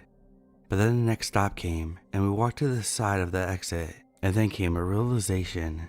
In the exit of the train, there were two other men standing there with the same kind of looks as the two creeps. They talked in the same language and they acted weird too. These men were probably the men the two creeps visited every few minutes. The men saw me exit, looked at me with that creepy look. But then the man kept me safe and made sure he walked with me, and immediately they looked away. They also covered their faces with their hoods. The doors opened and I nearly sprinted out of there, just as the other two creeps. Then the man that escorted me out waited for me until we found my boyfriend, and then went about his day. We both could not thank him enough for keeping me safe. I thought I lived in a very safe country in Europe, but I think as long as you're a young woman on your own, you'll never be 100% safe while traveling or being alone. I hate thinking about what would have happened if I had not been helped by that man in the other compartment. I wish I could have thanked him with gifts or a nice gesture, but I don't know his name and will probably never see him again. To the man who saved me, I thank you with all my heart.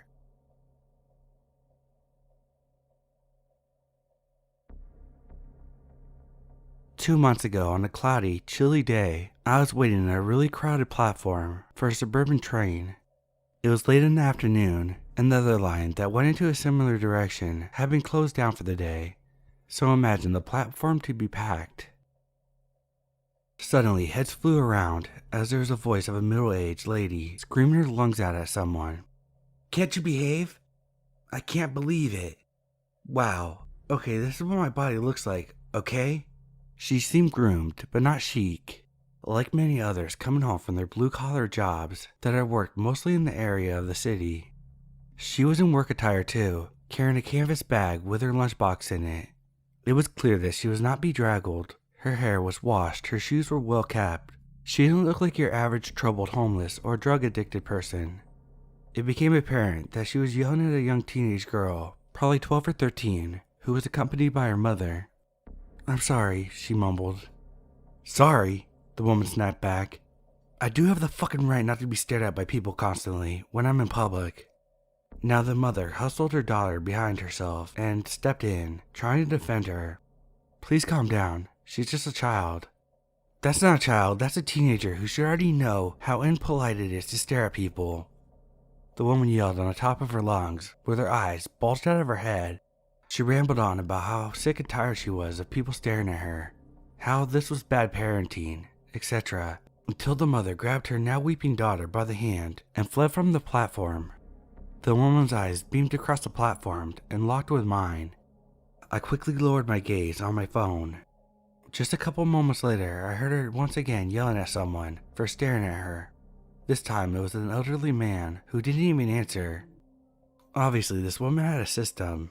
The man made a dismissive gesture with his hands and retreated into another area of the platform, passing me. That's when the crazy woman's eyes, one more time, caught me looking at her, turning her head on purpose to look at me. I figured she herself was staring at people and drawing their attention. When they looked back at her too often, she'd attack. I was really glad when my train arrived, but she entered with me and got in the same section, mumbling curses about, "What are you looking at?" while I kept looking at my phone as if my life depended on it, sweating and trying not to look if she was getting closer, but not to look at her really. I obviously was caught in the little game of hers. She was out to get me. After getting off, I was waiting at a fairly empty stop for the other train I needed to get into. She just walked circles and circles around me, round and round, wider and smaller, and out of the corner of my eye, I could catch that she was piercing me with her eyes the whole time, trying to catch me. The second I looked up, my stomach turned and my heart pumped like crazy. She hadn't harmed anyone, but I still wanted to avoid being attacked verbally by her. Finally, a man standing near us seemingly had grasp of the unfortunate situation I was in and started approaching us, when the strange woman suddenly walked off into his direction, screamed, "Fucking asshole," just a few centimeters away from his face, and bolted up the escalator, stomping like an angry child and yelling obscenities. I don't know what her problem was. I'm pretty sure she's mentally ill. It seemed she believed people kept staring at her for her weight, as she kept hinting to her tirades that she was eager to catch them. I'm just glad our eyes didn't meet again, and I hope they won't ever.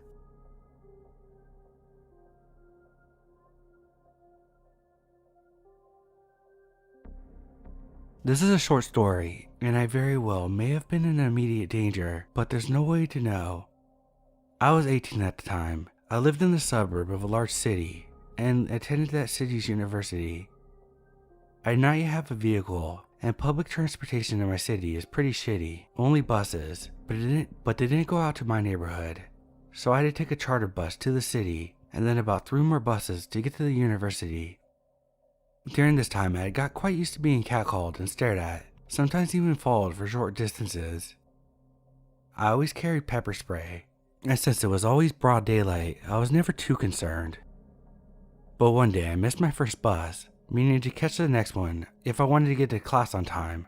I would have to walk about 5 blocks down the street and turn right for 3 more blocks. About halfway through the trek, I noticed this very large, unkempt man following me. He seemed very unstable. We have a lot of heavy drug users in my city, some more dangerous to the public than others.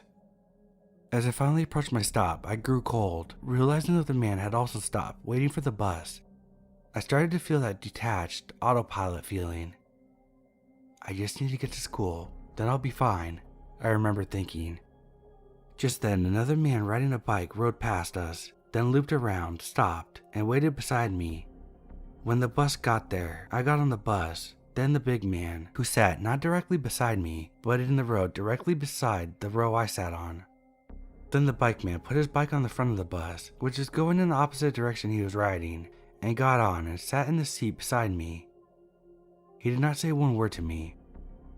After a couple stops, the big man got off rather abruptly, and when he did, bike man also got off and rode his bike the way he came from. I was very scared, but then I think the bike man was looking out for me that day. I wish I could thank him for being there. I scared a little girl just a few months out of high school and a total stranger. Thank you, bike man. I hope you're well. I remember this event after reading a similar creepy story on here and thought I would post it. I went to school with this guy. We never dated or anything like that, just friends, but not overly close. I didn't see him for a few years after we got out of school, but we ran into each other when I was pregnant with my son. We hugged, talked for a while, and then we went our separate ways. Several years later, I was watching the evening news and I heard them say a familiar name. I immediately recognized the name of my old friend since it was fairly unusual. They said that he was arrested for killing his girlfriend. He apparently stalked her, but was able to get her to come to his apartment to get her belongings. He then abducted and shot her. He drove around with her body in his car for 4 days. I don't mean the body was in the trunk either. Her body was in the passenger seat, and he would talk to her and take her places, such as visiting her father's grave. I was able to find an article from 1991 in a newspaper.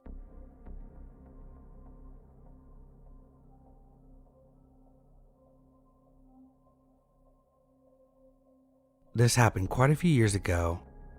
I was doing a summer program at college out of state when I was in high school. Basically, they had high schoolers come from all over America and stay in dorms during the summer to take summer classes for 3 weeks to get a taste of the college experience. One of the dorms was reserved just for us, and it had boys on floors 2 through 4 and girls on floors 3 to 5. With college student proctors on every floor to supervise. Floor 1 was the lobby and security guard, where you entered the building. One night, my roommate and I were asleep in our room. We were all supposed to lock our doors, but us girls typically didn't because we like to shift rooms and sleep over with each other after lights out, so the entire floor is pretty much unlocked. I'm a super light sleeper, so when I heard the door open, it woke me up, but I couldn't see who was in the doorway with it being so dark. The person then quickly closed the door and left, which kind of felt weird, so I woke up my roommate and told them. We texted the proctor, then decided to fall back asleep. The next day we mentioned it, and a few other girls said the same thing happened to them.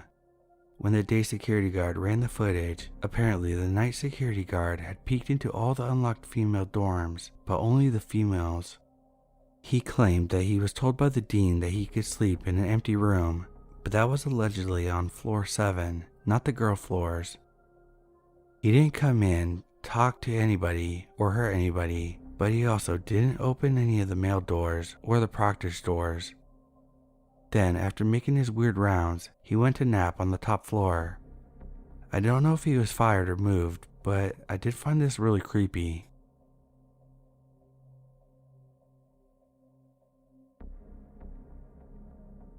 I entered the student parking lot at my college campus. As I got out of my car, I see a man standing a few cars away. I start walking and this man says, "Hey, remember me?" I said, "No, I don't." With a big smile he replied, "I remember you from high school. We were in Miss Smith's class." I never had a Miss Smith in high school, and I damn sure would have remembered this guy if he was in my class, since me and my classmates had been together for 4 years in high school. So I said, "No, sorry, I have to go." He then asked me what high school I went to. I told him, and he swore he knew me. Again, I said, "No, sorry, I don't recognize you." He then asked me for a ride to his class, and that it started at 9:15. My college classes started on the hour, 8 a.m., 9 a.m., etc. My inner warning lights were going off. I'm getting weirded out and say, "I'm sorry, I can't. I have to go to class." As I walked away, he said out loud, "I guess I can't pull the wool over your eyes."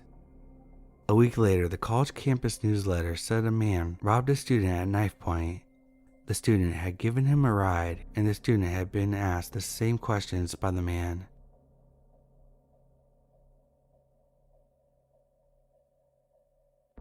Lurking on the subreddit has helped some memories resurface. This is the first experience I feel like sharing. I'm a 29-year-old female. At the age of 20, I was working to get my cosmetology license at a small town beauty school. It was a modest school in a slightly rundown, dated building. The owner was a woman in her mid to late 60s whose husband, similar age, and son performed the property maintenance for the school. I didn't like being around the husband. I found him off-putting. I sensed an unpredictable vibe. He was quiet, but I always felt like he was leering at us girls.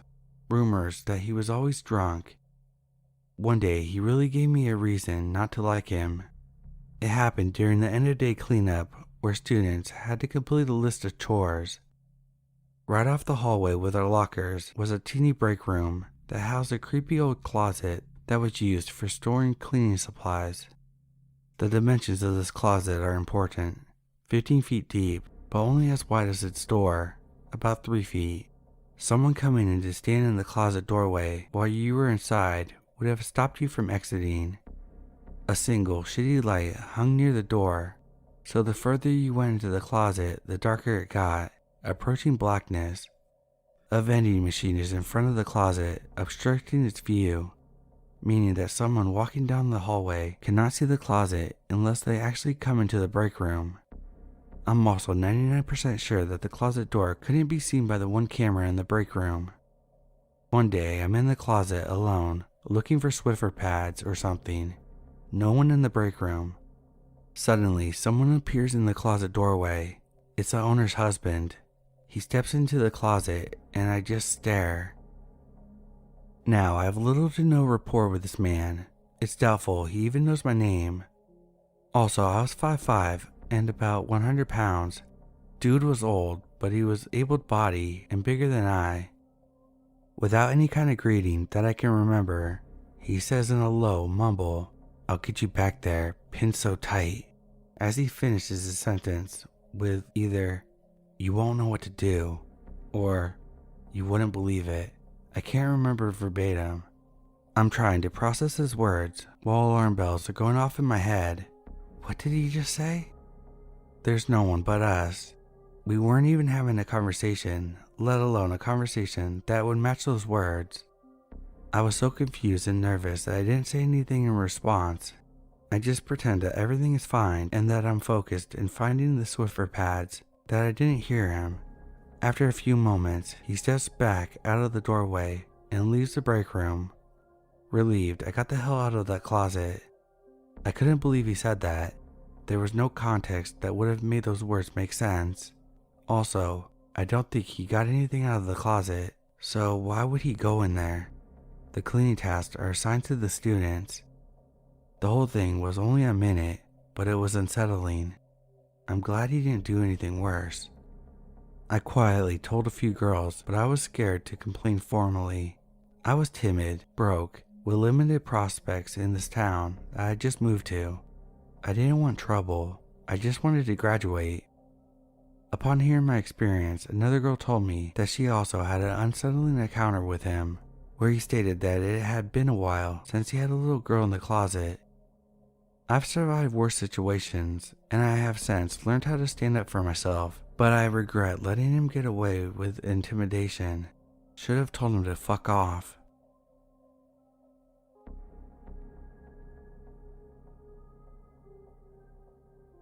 The way my college was set up was basically two large hills, classroom, admin buildings, libraries, etc., and the dorms and cafeterias were on the top of the other.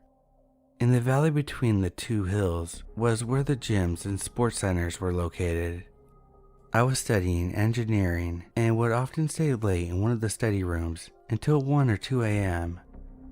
One night I was alone walking back to my dorm around midnight, and I saw this guy standing at the top of the hill. No one else was around, and I was at the bottom of the hill. I had seen this guy on campus before, and he always gave me the creeps. His eyes looked really unhinged, and he often walked with jerky, almost frantic movements. Usually I didn't think too much of it. I assumed he was a student and maybe had some physical or psychological issues. A few of my classmates said that he had severe OCD and would do quirky things while out and about, but none of them had the same look in their eyes as this guy. I wouldn't say it was an evil look, but his eyes always seemed untethered from reality. I always got the sense that he was seeing something a lot darker than the rest of us. On this particular night, as soon as I saw him, I got a bad case of the creeps. He was coming down from the hill straight towards me, so I casually crossed the street to the other side of the path, and he followed so that he would still be coming straight towards me. Again, I crossed the path, and he did the same. I was getting nervous when suddenly some guys came out of the soccer field at the bottom of the hill. The creepy guy noticed them, and when I moved out of the path, he didn't follow me. As I passed him, I noticed that he was staring at me, so I glared back at him to let him know not to fuck with me. After that night, I started walking a different route behind the tennis courts to avoid him. It was kind of risky since late at night, no one was ever around there, but I also began calling my parents on the nightly walks back home, and that helped too. I saw that guy a few more times on campus during days, but never caught him looking at me again. Hopefully my glare scared him off. I still have no idea if he was a student or just some weirdo hanging around looking to cause trouble, as there was another guy on campus who posed as a student, even though he was kicked out. He once cornered one of my girlfriends in the library trying to ask her out, and I think he was later arrested for refusing to leave campus. So maybe this guy was doing the same thing.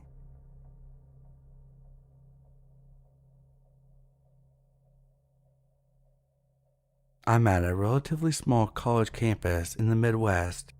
It's within the largest city and is about 4 blocks total. One evening, while my roommate was home, I chose to go on a walk. It was a Saturday night, about 6 p.m., around the beginning of February. If you're not familiar with the Midwest winters, that means it was pretty much pitch black out. I enjoyed wandering around the various buildings on campus, even the ones I really have no business being in, because after all, it's my tuition that helps fund them. Now, on a Saturday night, I was expecting most buildings on campus to be locked, so when I tugged on the music building's door handle, imagine my surprise when it easily swung open. The hallway lights were on, but I didn't see anyone. I chose to go up the first set of stairs I found, all the way to the 4th floor, which was also the top floor.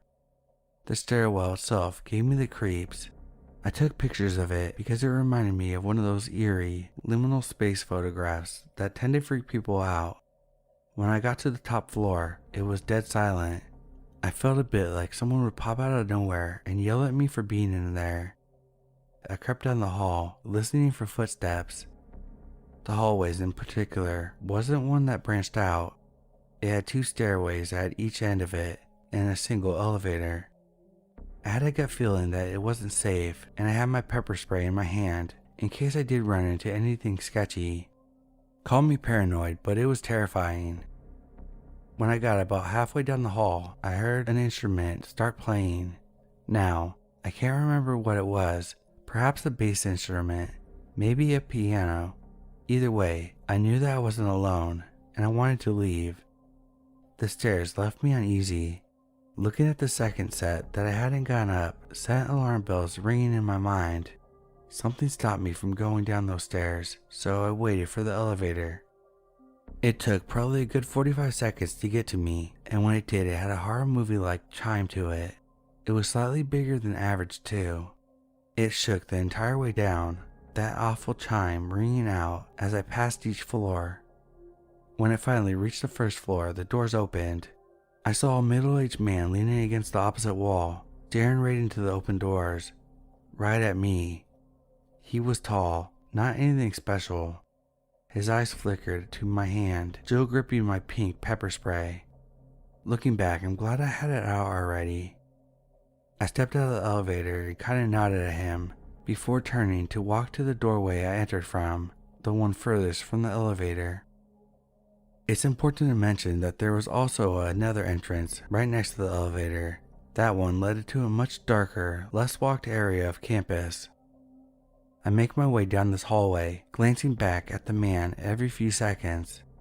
He's staring after me, not moving. He doesn't get on the elevator. Once he notices me looking at him, he slowly turns and starts walking towards the door close to him, the ones I'm getting further and further away from. I continue walking and continue looking back at him.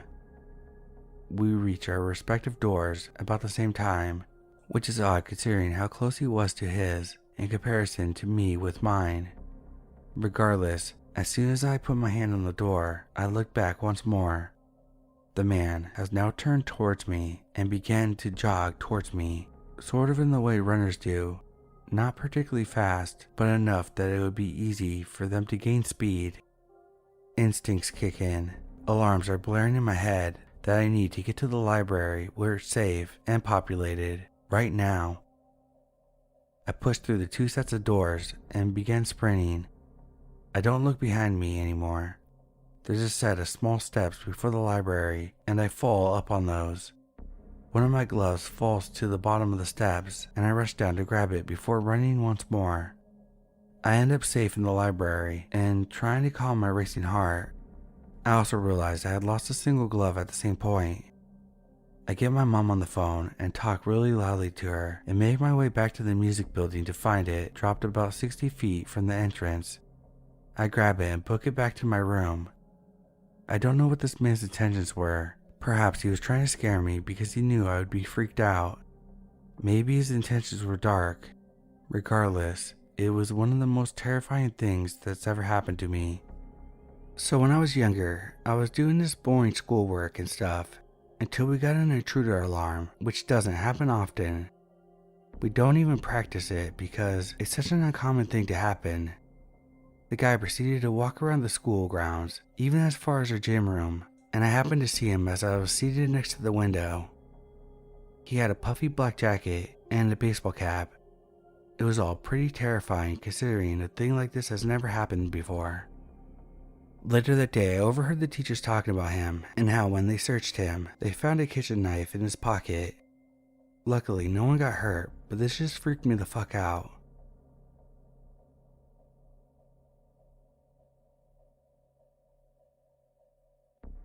So I'm in high school and I sit with a group of emo gay kids at lunch. A while ago, there was this one guy who would hang out with us. I didn't think much of him, skinny white emo kid, until one day he kept saying that he was black. He wasn't, he's completely Snow White.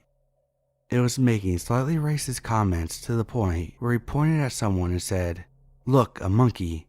That was when we exiled him from the group.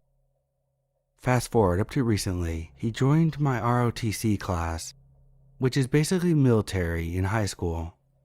He makes dark comments all the time and dark jokes. Once there was a lockdown and we were really scared, and he was sad that he didn't get to die that day. Meanwhile, I was ready to give up my life to save people.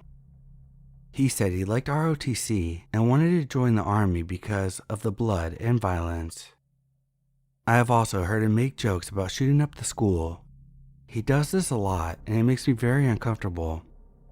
I talked to my friends and it turns out the other girls are uncomfortable as well. He keeps talking about death and dying and killing people. I need to talk to my flight leaders about him because I generally feel like he might do something. Edit. He has been reported to my flight leader, and I'm also going to tell my mom, who is a guidance counselor at another school.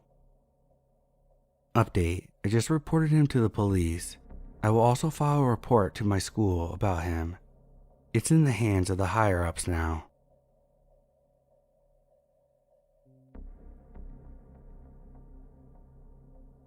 Trigger warning for this story. I'm a 20-year-old female. I was 13 at the time that the story takes place. It was the summer between 7th and 8th grade, which would make it the year 2016. I had just moved into a new city about an hour away from where I grew up. To help me make friends before the school year started, my mom signed me up for a day camp in the new town over the summer. At this camp, I actually did develop a small friend group, but the only one that matters to the story would be Jim, male, 14.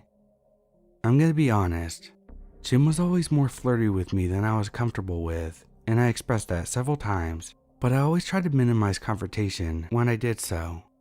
Hindsight is 2020. I should have cut off the friendship when it was clear he wasn't respecting my boundaries, but damn it, I was the only kid, and all my new friends acted like it was normal. Well, one day the rest of my friend group wasn't there. One was sick, and the other two were siblings whose family had taken the day trip. Jim and I were hanging out alone in the gym. We were sitting off to the side talking, but the gym was full with other kids and counselors. He said he had a secret to tell me and asked me to lean in closer. As soon as I did, he grabbed me, pushed me down to the ground, and got on top of me. In front of the whole gym, he was trying to kiss me while trying to use the hand that wasn't holding me down to fiddle with the button of my pants. I yelled at him to stop, to get off of me. I yelled no, thrashed around, and made it as difficult for him as possible to do what he was attempting to do. But he wouldn't stop. None of the counselors gave it a second look. I thought that in a room full of people, no one was going to stop him, and I knew that if someone didn't, he was going to fully overpower me and follow through. I was trying to get him off of me when a group of 4 or 5 kids from a younger group who had previously been playing badminton saw what was going on and decided to take it into their own hands since no one else would help me. I want to stress to you guys that these kids were from 6 to 9 years old. None of them looked older than 8. But these kids brought their little rackets with them and rallied around me. I heard a little chorus of voices yelling, "Get off of her! Stop it, you big butthead!" And one prominent, she said no. While I watched 2 rackets slide between our faces, they were trying to pry his face off of my face. The other kids took their rackets and just went ham on Jim, hitting the crap out of him. At first, he was focused on his goal that he just swatted at them, hitting the kids back, and continued to try to focus himself on me. But those kids were not letting up, and the combination of me thrashing and the kids hitting him made it a lot harder than he thought it would be. So after about 5 minutes of this, Jim decided it simply wasn't worth it anymore, got off of me, and just walked away. I still think about this a lot. It was traumatic as hell for me. Not only that a friend of mine tried to do this to me, but that the adults in the room that were supposed to protect me completely ignored a blatant sexual assault attempt. It's sick to think that these young kids cared more about my autonomy than the adults. But at the same time, it gives me a little hope for the future to know that younger kids of this generation are taught to care about others in this way. Those kids would now be the age I was when it happened, and I wonder how they're all doing at this time. I wonder if they ever think about what they did that day. I hope they know how grateful I am. I can't say I'm glad that this happened by any means, but in a way, I'm grateful that it gave me an opportunity to see the next generation in action and boost my faith in humanity.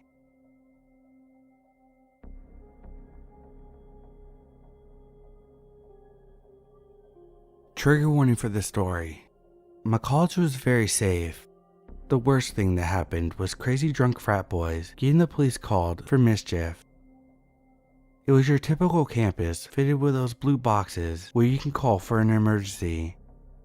Now when I walk around campus, I often scroll through Reddit or Instagram. I know that's stupid, but don't judge me. I was a college student.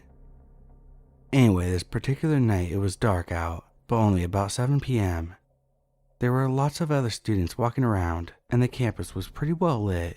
Yet for some reason, I didn't go on my phone this time. I just had this feeling that something was off. I couldn't place it, but in the back of my head I felt like something bad was gonna happen. The walk continued normally, and by the time I got back to my dorm, I began to laugh at myself. Now these were apartment-style dorms that you entered through the outside via a pathway. The feeling from before returned, and this time I was hit by a sudden feeling of intense fear, much stronger than before. I looked around the common area and noticed a light coming from my room. Something told me not to investigate, but instead I muttered, "Seriously? I forgot it?"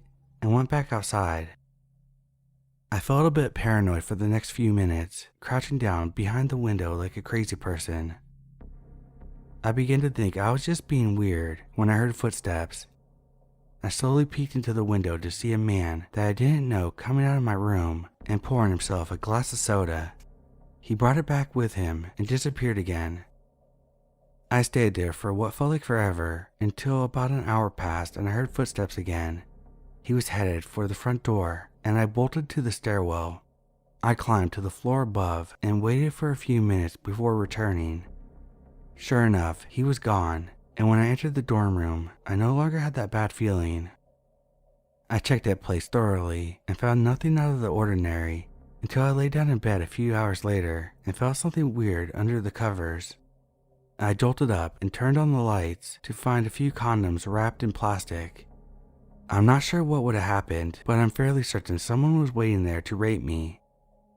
I didn't recognize this man from class, but he definitely was about my age. I don't know how he knew me, but the thought that I could have been stalked without realizing it struck me hard. I never saw the man again, and I never got the same feeling on campus. Somehow, I subconsciously knew that something was wrong. I have no clue how, and maybe there's an explanation, but that bad feeling may have saved my life.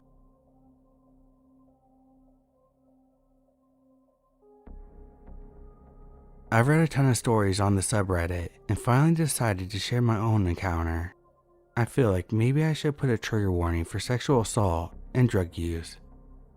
A little background info and context before I get into my story. I'm a 22-year-old female, but this story happened when I was 18.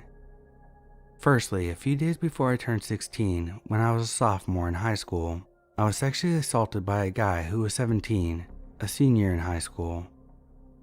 For this story, I'll call him Connor. He was expelled from school after that happened, and I occasionally saw him around town. He would just stare at me, and it terrified me. I had, and still kinda have, really bad PTSD from it. I was afraid he would kill me for telling someone. My friend told the police, and he was arrested, and I've always feared his retaliation. Secondly, in my junior year of high school, there was this boy who I'll be calling Luke. Luke posted on Facebook that he was going to bring a knife to school and stab everyone in his path. He was caught before anything happened and expelled, and everyone at school referred to him as a G-Town stabber. G-Town was a shortened version of our town name. Lastly, my best friend and I were very into drugs in high school. We smoked weed every day and would use harder things like cocaine, acid, or Molly whenever we partied. Okay, now to the story. It was my best friend's 18th birthday right at the start of senior year, so her and I decided we were going to rent a hotel room and throw a party. We invited pretty much everyone we knew and shared on social media that we had alcohol and a hotel room and to message us for details. Before everyone came, we decided to drop something called Sally. Think of a drug that makes you hallucinate, like acid or shrooms, but the chill that comes from weed and the euphoria that comes from Molly. People said Sally was Molly's cousin, and it was like a mix of Molly, weed, and shrooms. We had never done it before, and we were high as hell. My best friend had decided to drink too, and ended up puking a little bit, so she wasn't as high as I was.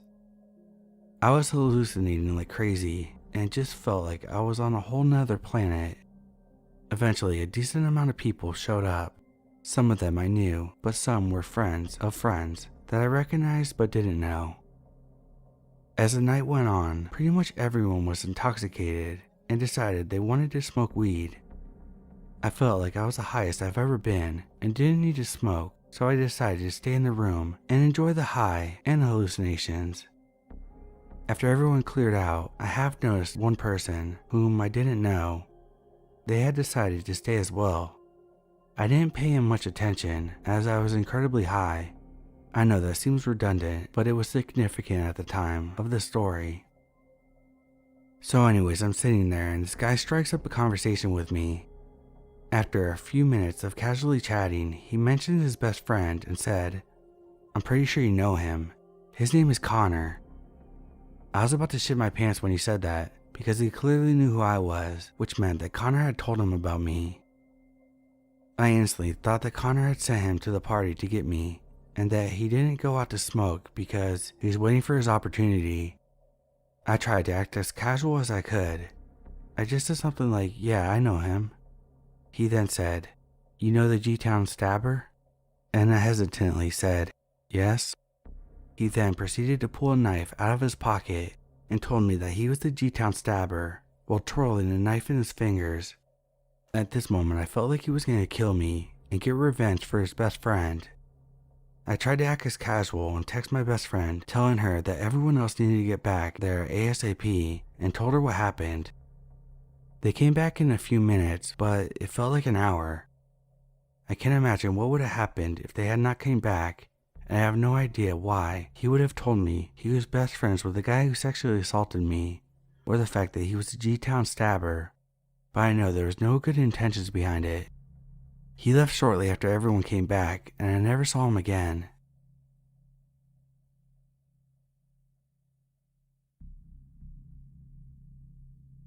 This happened to me about 14 years ago when I was 17. I was in the University of California. I graduated high school early, so I started university early. I used to go to the local Starbucks by my campus in my free time to study because it was hard for me to focus at home. I remember this older guy used to come in a lot and just sit alone at the table, always facing me, with one small coffee, and he would just stare.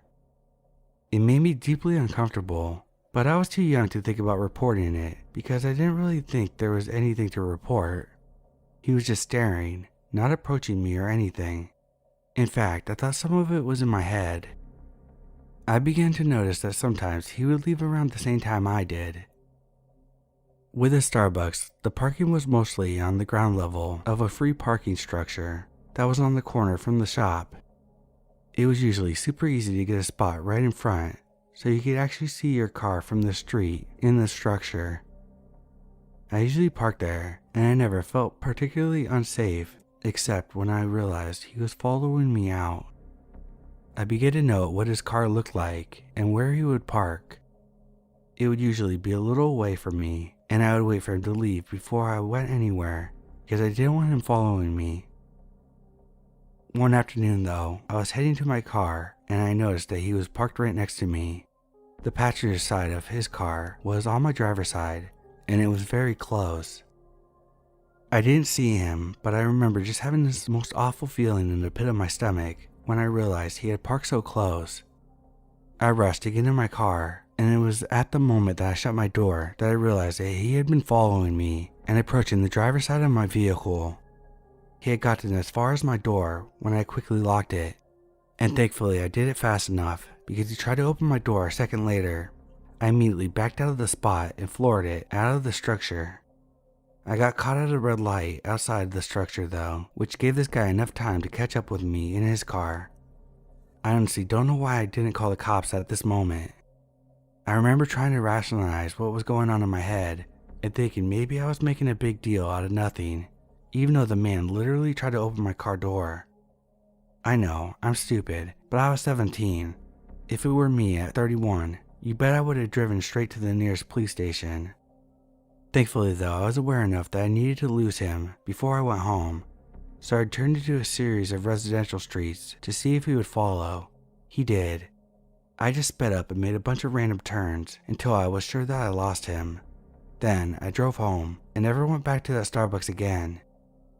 I don't want to think about what would have happened had I not been quick enough to lock my door or lose him.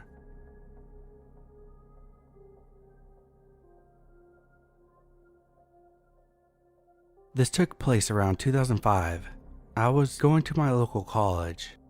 I, female 24, was in the computer lab, and some guy around my age sat next to me and introduced himself.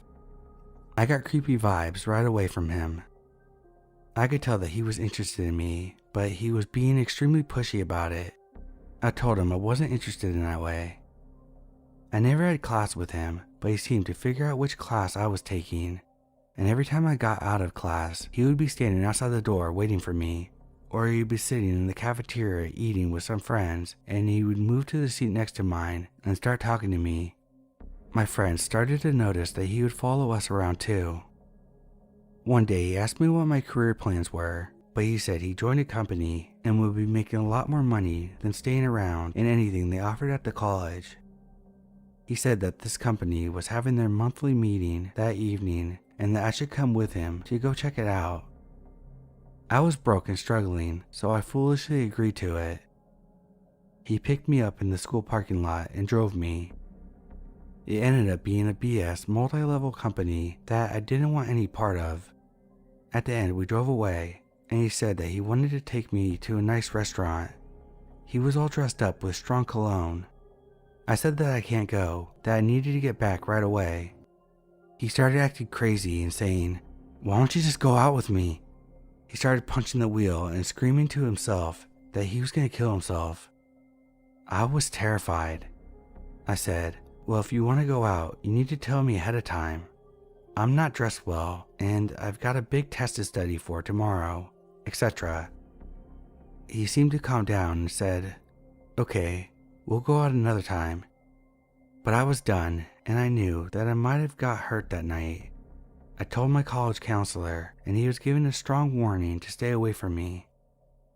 He ended up leaving the school, and I never saw him again.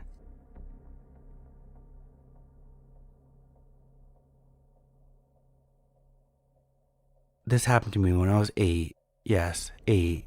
On the last day of school before the holidays. There's this kid in my class. We'll call him Dan. We didn't get along.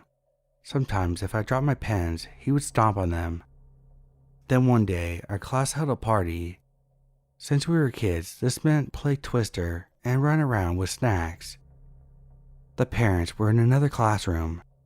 The teacher had left the classroom for a bit. Then I noticed some guys were playing in the huge pile of beanbags. Being a kid, and pretty naive, I asked if I could join. They said sure and explained the game. Basically, I was supposed to lay on the floor and they were to put some on me. Then I would jump up and startle them. I took my place and they started to heap the beanbags, and I mean all of them. It was super tight and claustrophobic with no place to really move. By the time they were done, I was suddenly super nervous. It was dark, tight, and stuffy. I could hear my classmates talking and giggling, waiting for me to come up, but I never got the chance. Someone jumped on top of the beanbags. Dan, I would later learn from my friend Arya. Now, I was a really skinny kid and the complete opposite of strong, while Dan was way heavier than me and only added to the weight of the heavy bags. I was suffocating from his weight. I literally couldn't breathe. I was slapping at the beanbags and trying to find gaps with my fingers. Dan weighed the whole thing down, as you could imagine. Finally, I managed to make a small opening and stuck my nose through it, but the gap closed before I could take a breath. My chest hurt. I had to breathe now, but I couldn't. I tried to make another opening again, but it was really hard, so instead I screamed. I was scared, crushed, and horrified all at the same time. This sort of thing was unlike anything that had ever happened to me before. I finally realized the severity of my situation. Up until then I was in complete denial, but my mindset switched completely when I realized I was actually suffocating, that if he prolonged this I could die. So I made the quietest and most choked scream as I was suffocating, which means not much air. Obviously no one heard, and no one seemed to realize that I was suffocating, despite my persistent slapping and kicking. My movements were getting slow. I felt myself slip from consciousness. It was a terrifying feeling, as I could feel myself slipping from consciousness and there was nothing I could do but keep fighting. I had no breath left to scream. Finally, I managed to make that small gap. At the same time, my teacher finally came back and saw me, ran to me and started yelling at Dan while throwing the beanbags off of me. The moment they were off, I gasped for air and bawled. Once I was done, my friend Arya came with me to confront his mom. We told her what happened, and she said, "Okay girls, I'll talk to him about it later. Sorry about that, Lily." Not shocked, not angry, she just stood there, and we left. I hope he's not done that again. What he did to me was an accident, but honestly, he probably felt me kicking and pounding the beanbags since he was sitting on top of them. He was even one of the people who heaped the beanbags on me. I had also made it very clear beforehand that no one was to sit on them or place heavy items on them. As I said, we were all about 8 or 9 at the time, so this was probably by accident. Maybe as we disliked each other, he wanted to prank me or scare me, because I didn't believe that he would intentionally want to suffocate me. Still, he should not have been playing those games. I do think he apologized later on, but still, what happened, happened, and taught me not to play dangerous games like that.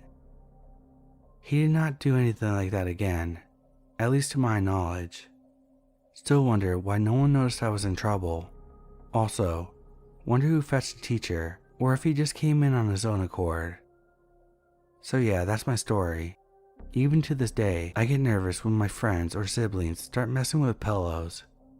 I can't say it has traumatized me, but it sure gave me one hell of a lesson, and a good scare for sure.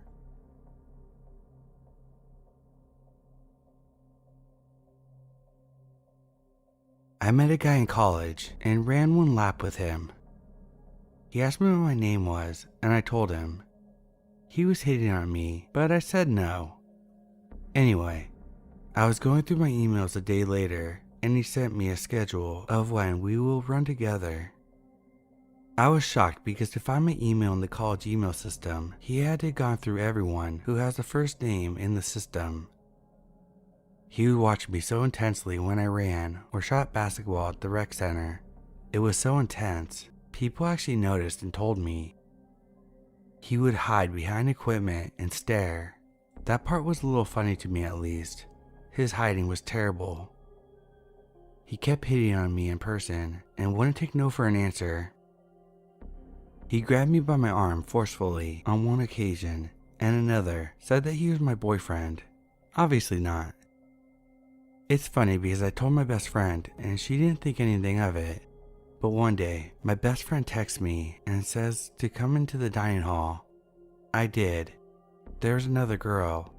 I found out that this guy has a restraining order placed against him by the entire girls' soccer team. The restraining order was because he would use the same tactics against them. There's more that happened, but I'll just stop here.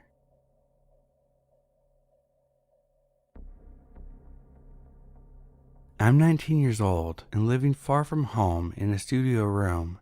When I was in middle school, I remember taking sex ed class. This must have been 5th grade because we had to watch this infamous video where we had to learn about our bodies, our reproductive organs, and had to watch a full video of a woman giving birth. I remember asking a female friend of mine an inappropriate question regarding the video we had just watched while walking in the hallway without realizing the vice principal was in earshot. He called me into his office to scold me until I explained that it was just a question revolving around what we had seen in class. He calmed down and then ended up chatting casually with me, a little too casually.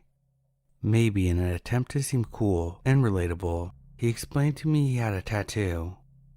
I asked him what it was, and he showed me the tattoo of an artistic-looking fish on his shoulder. Even back then, I thought the tattoo was corny as fuck, but it was fitting considering this guy was kinda dweeby. He then went on to tell me that the tattoo artist who tattooed him in New Hampshire went on to murder, dismember 2 women a year later and was sentenced to life in prison. I have no clue why he thought it would be appropriate to share this with a middle schooler, but I was absolutely shook by the story for the following week and never forgot it. Edit. This is completely unrelated, but I also remember him joking about how fat his wife was. This dude was a real stand-up faculty member and general human being.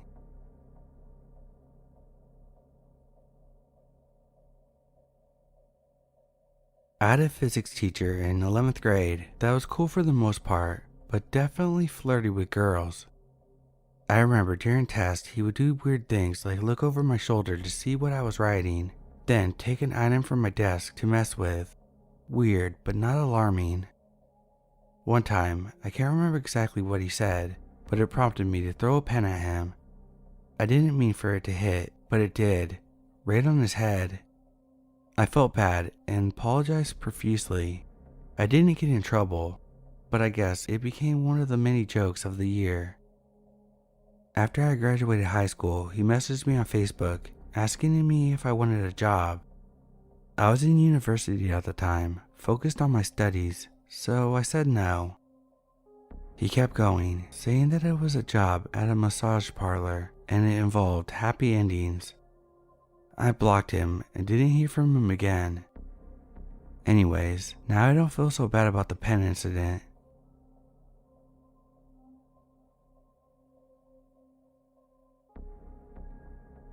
Hey everyone, I've been a lurker for a while now, and I've always wanted to post because I have so many crazy stories, and this is surprisingly the least crazy out of everything I've been through. I'm now a 20-year-old female, but I was in 9th grade at the time of the story, probably around 14. We had a really weird teacher for bio. Everyone hated him. He was boring, mean, never smiled, quiet, and everyone dreaded his class. I've always had a lot of personality, and I used to act out a lot. He was actually on the nicer side to me. Well, one day we came to school to see that he wasn't there and we had a substitute. This lasted a few days, but trust me, we didn't mind. After a while, I guess the parents started talking and word got around as to why he wasn't at our school anymore. Turns out, this man had a lot of child pornography on his computer. We didn't know the age range of the kids, but we know it's bad. He had a lot. He was paying for packages, and I'm almost positive he was trading with other pedos. Insanely freaked me out since I was one of the kids he was nicer to. I know for a fact I'm very beautiful, and I was then too. It's crazy to think about why he might have been nicer to me. Can you imagine what these little kids had to go through for this? How many kids are stolen from their homes or born into abuse? It really creeped me out, and no one saw this coming. When they raided his house, they also found a bunch of illegal guns. Hearing how much time this man got is gonna make your blood boil. He got 3 years and banned from working with children. Our justice system is so horrible. Can you imagine sitting in front of a judge explaining why you purchased so much child porn and only getting 3 years? That judge must have had serious issues as well. I mean, really shame on them. Illegal guns alone gets you 3 to 5 years, so it's insane that he only got 3 years. He could have faced up to 20.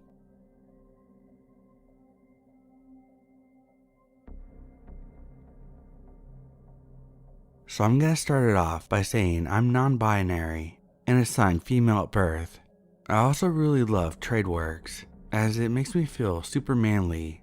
So stuff like working with heavy machinery, wood, or other forms of trades excite me. Today I started my masonry class that goes for 4 weeks, twice a week. Masonry, if you don't know, is really just brick block laying, working with mortar, and leading the different branches of work for this trade. I was super excited. Some of my friends were there, and it was great. We were working in a shop on small, incomplete walls, smearing mortar so that we could prepare for block laying. Cue creepy teacher. We have 2 teachers to make sure everyone could get the technique down and learn how to properly do the work. Their names were Anne and Tom. At first, I thought Tom was sort of funny, and he's well up in his years. To get my attention, he touched my arm the first time, and I was very uncomfortable, but just figured it would be a one-time thing. For context, being touched unexpectedly and by people I don't know seriously freaks me out to the point of panic attacks. I have no idea why. However, it was not the last time, as he soon came back, this time from behind me. He placed his hand on my shoulder, and I could feel how close he was. He said something about my technique in my ear, and to get me to step aside, put his hand on my waist. I had never had this experience with a teacher before, let alone one I hadn't even met. Shortly after it was lunch, I found the woman who had connected me to the class and explained that I needed her to tell him how deeply inappropriate and uncomfortable he made me. Long story short, it was passed to the boss's boss. I don't know exactly what was said, but I know that he was given some formal warning about touching students, especially without consent, and he wasn't allowed within a meter of me or my work. I should also mention, most people in the class are men, and he never touched them or got that close. Needless to say, it was one of the creepiest teachers I've ever met.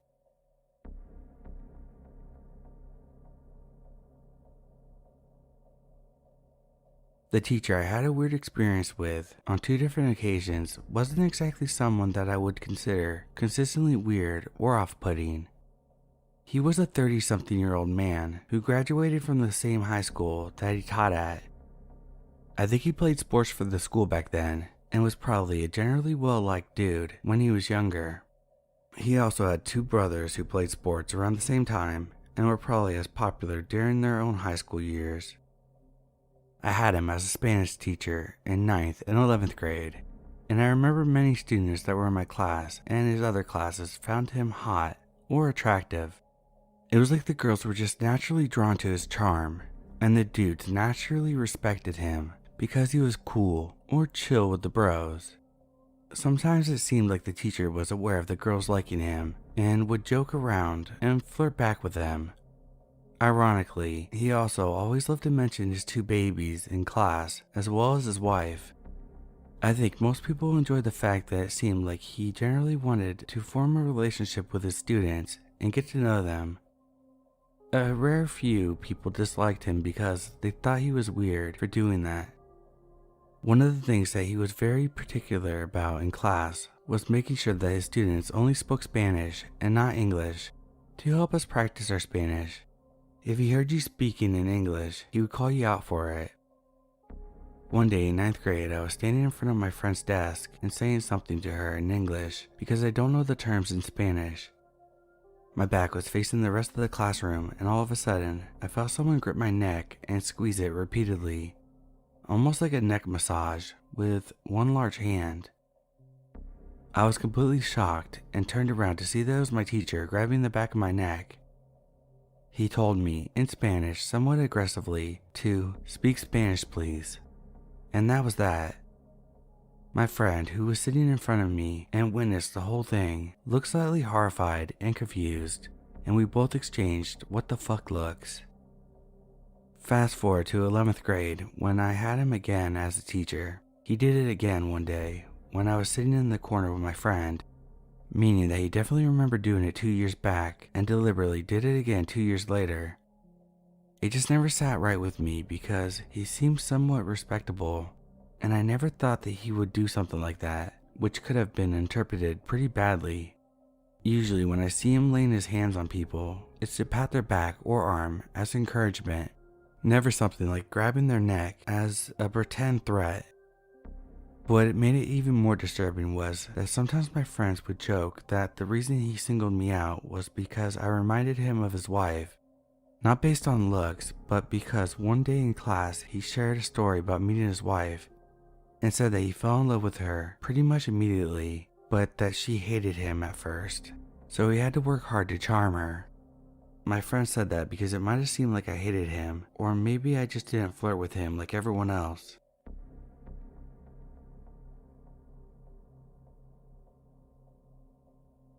I had a gym teacher that made me feel very unsure about myself and creeped out.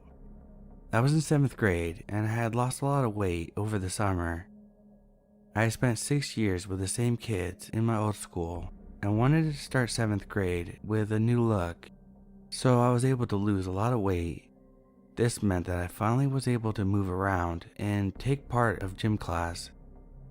Since I was now getting sweaty and in desperate need of a shower, I would take showers with the other girls in the locker room. Now, we girls used the same locker room all the time. There were about 6 different doors in and out of this building, including a private locker room for the gym teacher. But despite that, our male gym teacher would always walk through our locker room just as us girls had taken off our clothes and stood naked either in the shower or by our clothes. Remember, we were in 7th grade in Sweden. We are all about 13 years old. The gym teacher would always say, "Oh, I'm so sorry," and would always walk through the room looking into the showers and quickly leave. This happened all the time. Eventually, us girls started to use the toilet where we could lock the door to simply use tissues to wipe our armpits and clean ourselves off without taking showers. And yes, we did tell the principal and some other adults. Nothing happened. Nobody cared. I just stopped taking part of gym class and quickly gained weight again. In 8th grade I moved and got a new gym teacher, another male, but he never did something like that.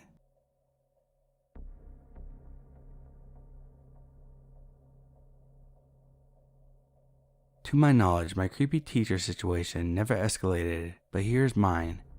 I grew up in Mexico, but I'm American. My first language is Spanish, but my English is as good as my Spanish. In the 5th grade, this made me my English teacher's pet, as I was called by my classmates. He would often ask me not to do classwork and just help him with the class, usually pairing me to whoever he felt needed it. He always gave me perfect grades, often without even looking over my work. He always looked for reasons to talk to me, and my whole class resented the favoritism. Multiple times I asked him to just let me do my own schoolwork, and he just put his arm around my shoulder or a hand on my shoulder and would say, not to worry about it. Here comes the weird and creepy stuff. School trips, sitting with him or near him, Secret Santa. How convenient, he got my name and I got his. That year he gave me a wallet. I don't remember what I got him, or more like what my parents got him, but I remember that blue wallet. I remember him taking me aside to give it to me, because I don't want the other kids to make fun of you for getting a present from me. He was extremely interested if I liked it or not. He knew blue was my favorite color, and remembered I mentioned wanting a wallet. To my 5th grade brain, it weirded me out, but never really seemed like a dangerous situation. That was the first year for him working as a teacher at that school, and also his last. Don't know if he quit or he got fired.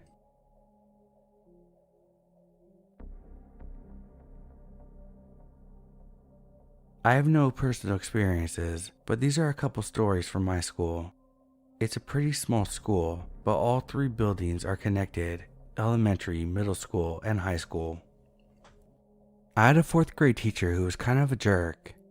Years later, he got into trouble for acting inappropriately with girls on his high school swim team. Apparently, he got drunk and assaulted one, or some, in a hotel room at an away meet. We also had a teacher I really liked. I'm not sure what he actually did for the school besides coaching the little kids soccer. Kids young enough to have boys and girls all on the same team. I thought he was really fun, and all the kids loved him. My dad was at my 4th grade graduation, and he asked me about this guy. He told me to stay away from him. He didn't like him, and he thought he was too handsy with the kids. Years later, he got busted for massive amounts of child porn. Now, same school, but my 6th grade English teacher. He was fun, really great teacher, and rarely had to yell at us. He was also a soccer coach for the modified boys team.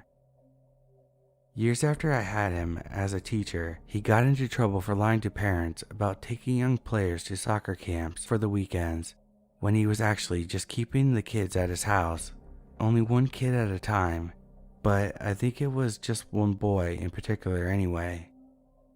It was never disclosed what would happen at his house for the entire weekend, but that's obviously highly inappropriate, and he was fired.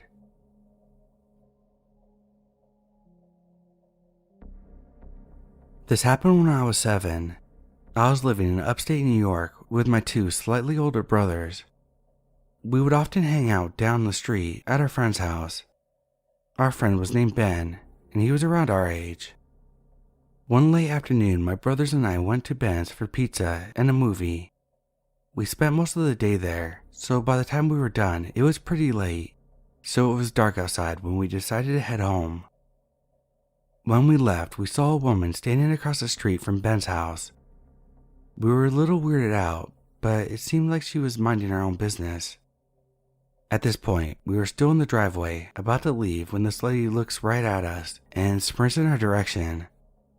Ben's mom always had her car parked in the driveway, so we sort of book it back around the car to try to hide and get away.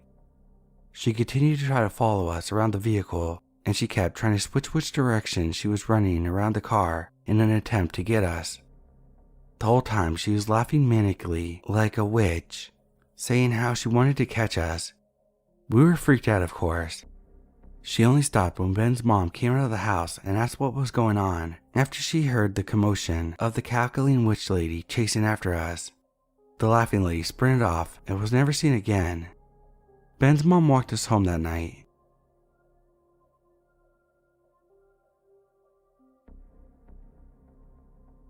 This is a long story, so bear with me. It's all true, and I'm happy I'm still alive. It was in the summer of 1997. I was a grad student in Northern California, from abroad. Not an immigrant then, just a foreigner getting a degree and planning to go back to my old country afterwards.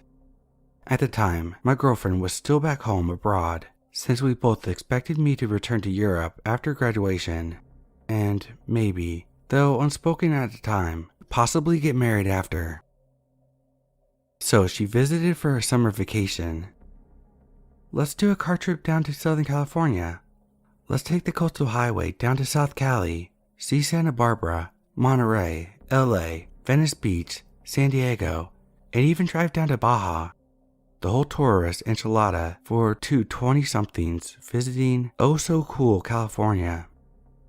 My then girlfriend, and this description of her physical features is entirely serving as preparation for what's to come that day. So F off, perverts. She had perfectly shaped thin legs, curved body, long hair, and was generally speaking quite attractive. She was also borderline paranoid, which I knew already, and she had already given me plenty of headaches when she had dragged me into conflict situations where she demanded I defend her, like a man, when the situations had been actually completely provoked by her. Hence my tendencies not to immediately jump on the thought of getting married. Frankly, I wasn't sure about the marriage part, but I knew that then, and went along with her demands and plans as usual that day. We were nonetheless in love and all that, but me perhaps a little less than her. So we drive down to South Cali from the Bay Area, and eventually my old rusty but beloved clunky 80s convertible I had cheaply acquired took us along the beach road to a motel in San Diego. "Let's pick a motel near the beach," she said, "so we can just jump out and swim in the morning. Let's check in, get dinner somewhere, and drive around town to get a feel." Okay, what she wants goes. She pointed to a motel along the coastal road. There's one after another, but she knew what she wanted, so she chose. "This is the one," she said. "Let's park and see." The vacancy sign was lit. The parking spots in the motel courtyard were all but empty. I drove in and parked. I had driven the whole day and she could see that I was tired. "I'll drive later," she said sweetly. I was grateful. She goes into the motel counter while I unload our suitcases. As I'm coming in with the suitcases to the reception, she is talking to a youngish, tall, dark, blonde guy behind the counter. Not bad looking. He is looking her up and down with small eyes, clearly checking her out. Looks at me, then turns around, grabs a key from the board and says, "I got the perfect room for you." He leads us up the stairs.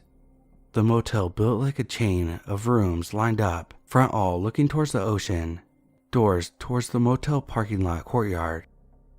He takes us up to the room, smack in the middle of the long building, second floor. The entire motel seems empty. I'm tired, but why this room? I'm wondering. Schlepping the luggage. Why not downstairs, or at least on one of the ends? The view is the same everywhere. As we enter, I notice a smaller door next to our motel room door, which says, "Service personnel only."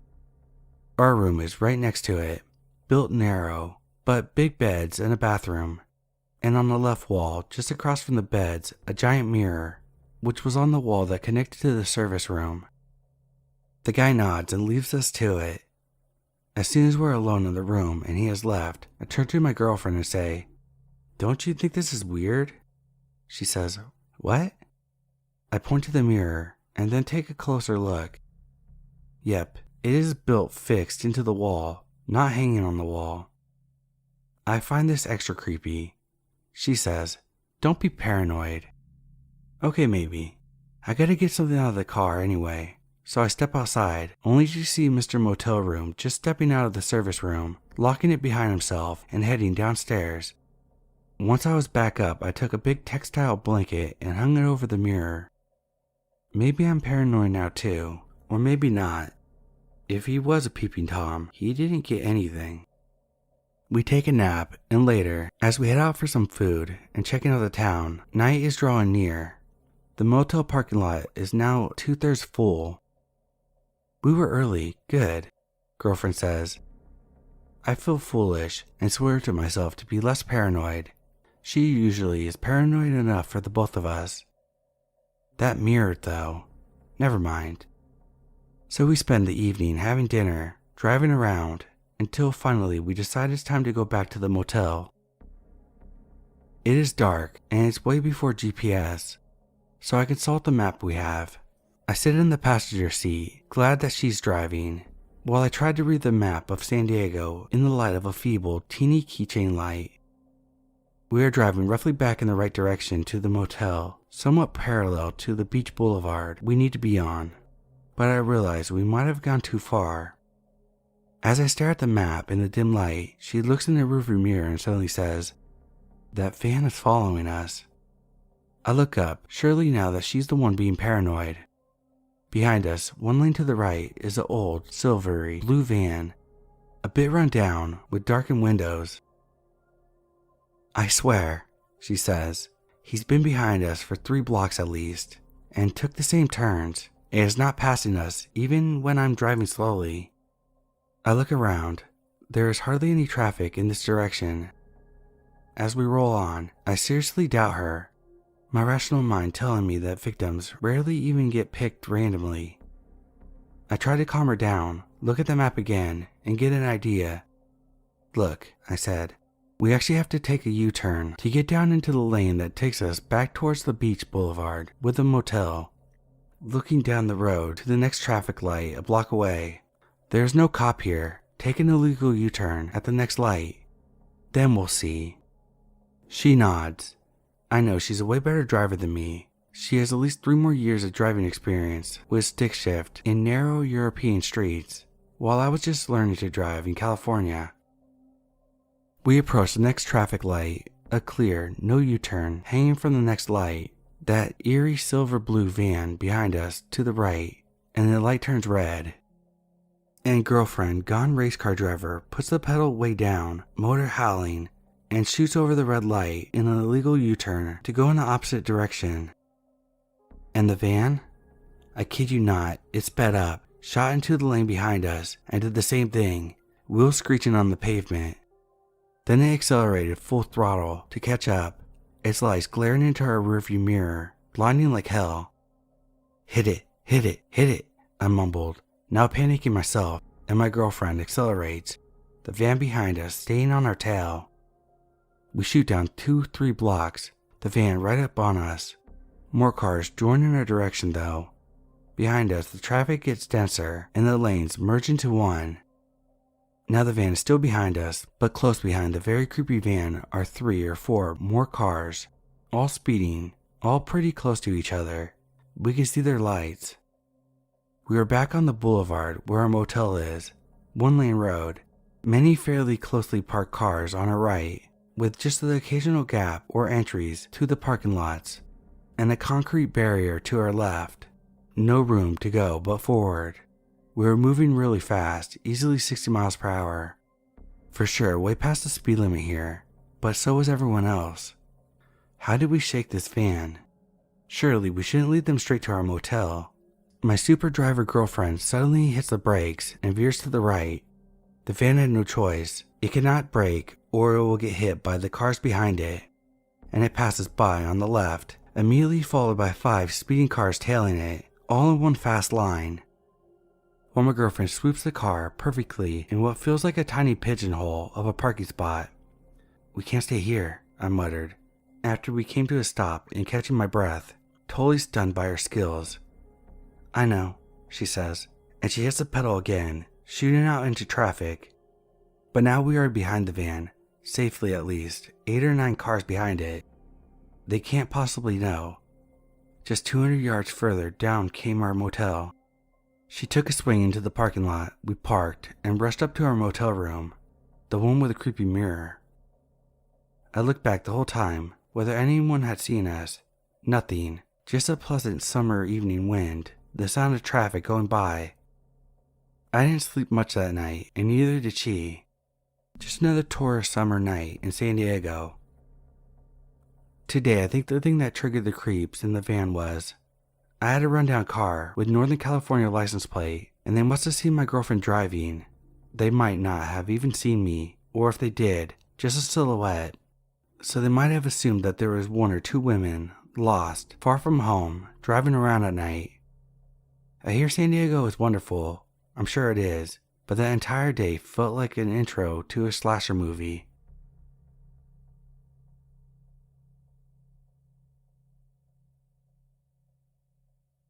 I'm an 18-year-old female.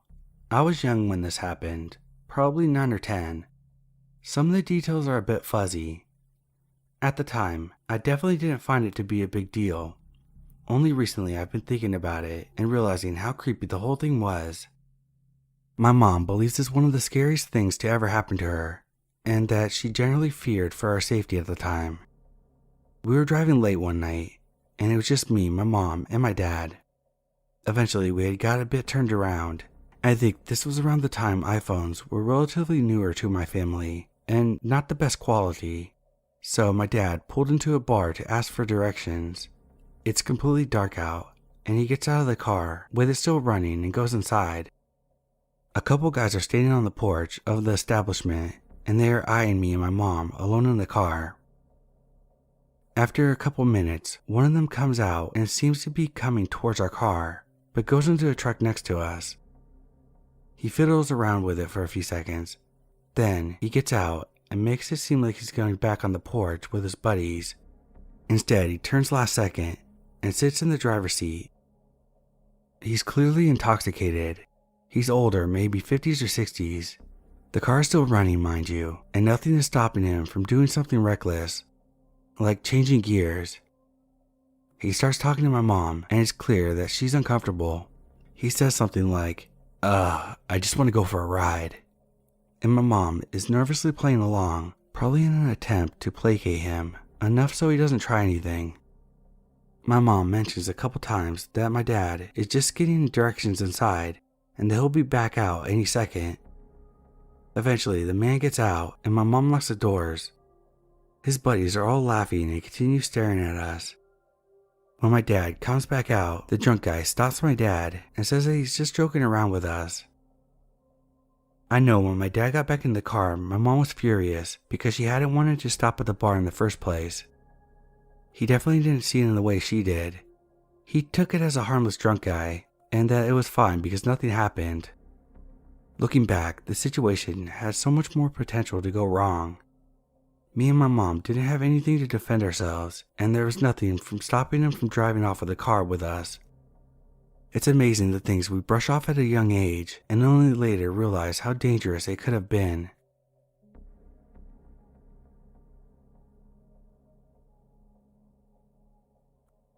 After listening to a podcast that talked about this forum, I decided to share my story as well. Keep in mind that my friend and I, that I'm mentioning in the story, were only 12 when this occurred, and this was our first time that something like this happened to us. We were terrified.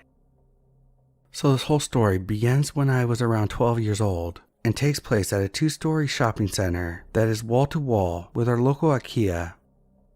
My friend and I had been walking around for a couple hours, buying a few things and looking around in stores. We were tired and decided to take a break and sit down for a bit. We sat down by the entrance on these 2 soft chairs, with my friend sitting on the right. Behind me to my left was a bench. On this bench there was an old man just sitting there. He looked to be in his later 50s, early 60s, and at first I didn't think much of it.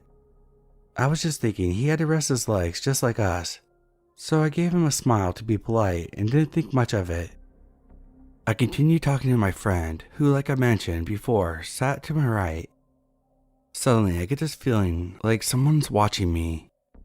I then turned around to see that the man was staring at me with a large smile on his face. I get uncomfortable, and just as I'm about to turn to my friend and tell him that I want to leave, my stomach drops as the older man pointed at me. Then he slaps his lap, trying to symbolize like he wanted me to sit on his lap. I observed his movements and looked up to meet his face. He was now doing a certain movement with his tongue. I froze and my survival instincts kicked in and told me to run to find a security guard. I turned to my friend and said that there was a pedophile and that we needed to run. My friend turned to the old man and saw him doing the movement with his tongue towards me again. I saw how panic struck my friend's face, and we stood up and started to run through the crowd of the other shoppers, deeper into the shopping center. I turned my head back to see that the man was still observing us and was still doing the movement with his tongue. I shouted at my friend to run into the jewelry store in front of us. We tried to calm ourselves down, and by doing this, I told the female cashier that her hair was really pretty. We continued to run up to the upper floor to look for a security guard that could help us, but we couldn't find anyone. So we decided to walk over to the entrance. We were still on the upper floor, so we could have the high ground on the old man if he was still sitting on the bench. We looked over the railing to see if the man was still sitting on the bench, but he was gone. We had lost him. I was still standing in fear that we no longer knew where he was. My friend had then turned around and had seen him walking towards us further upstairs. She told me we ran downstairs and out the entrance. We didn't stop until we arrived to my grandparents' place. We ran to my grandparents' apartment that is relatively close to the shopping center. When inside, we told my grandparents what happened. And to this day, I still fear what could have happened if the older man had caught up to us.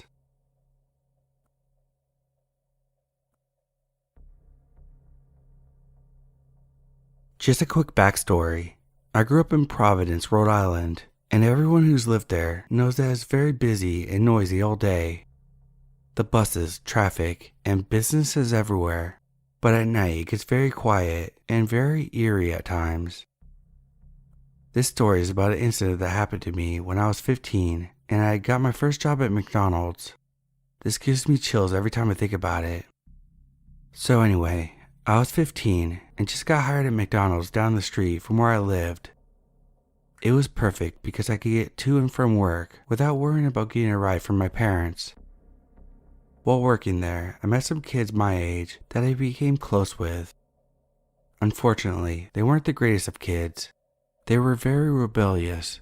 They would clown around at work, act disrespectful to customers, typical 90s punks. I slowly started to become like them. I began disrespecting my parents, which was totally not like me. But I was always the nerd that didn't have many friends, so I wanted to fit in.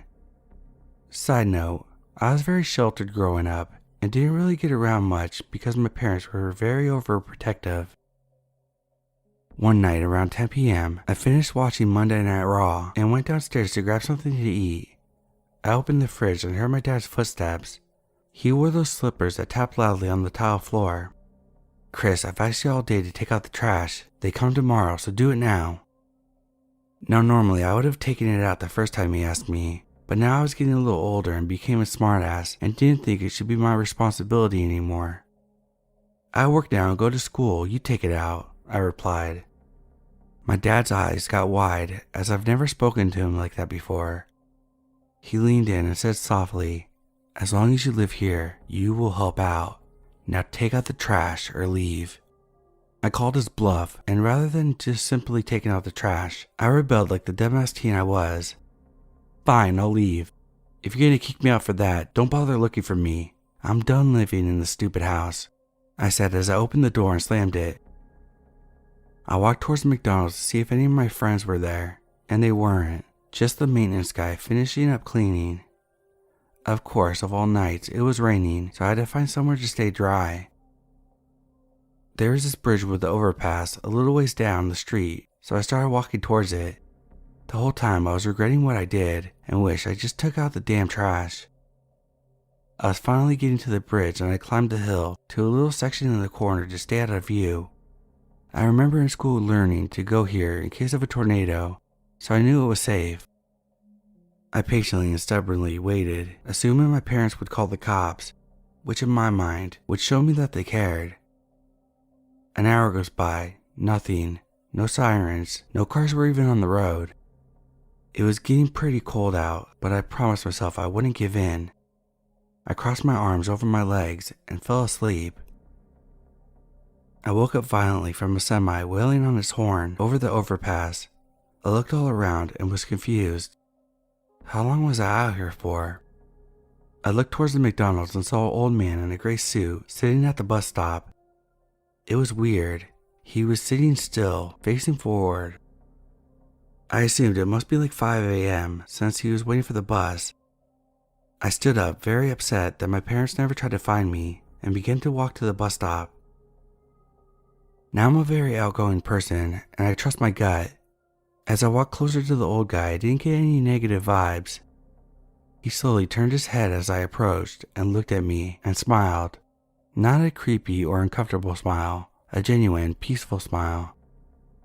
I smiled back and decided instead of going home, maybe I can vent to this guy and get some advice.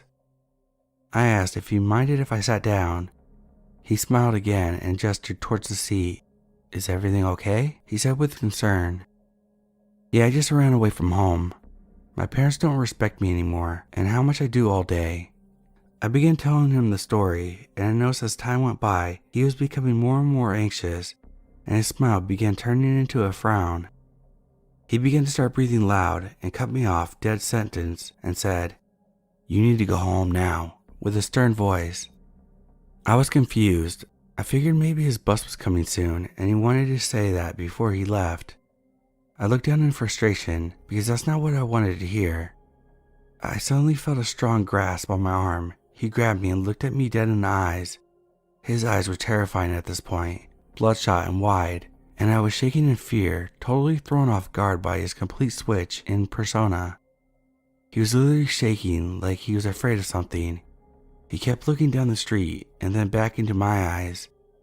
"You need to go home now," he screamed at me. At this point, the guy started to scare me, and I stood up and nodded, and he let go of my arm. Nervously, I started walking back to my house.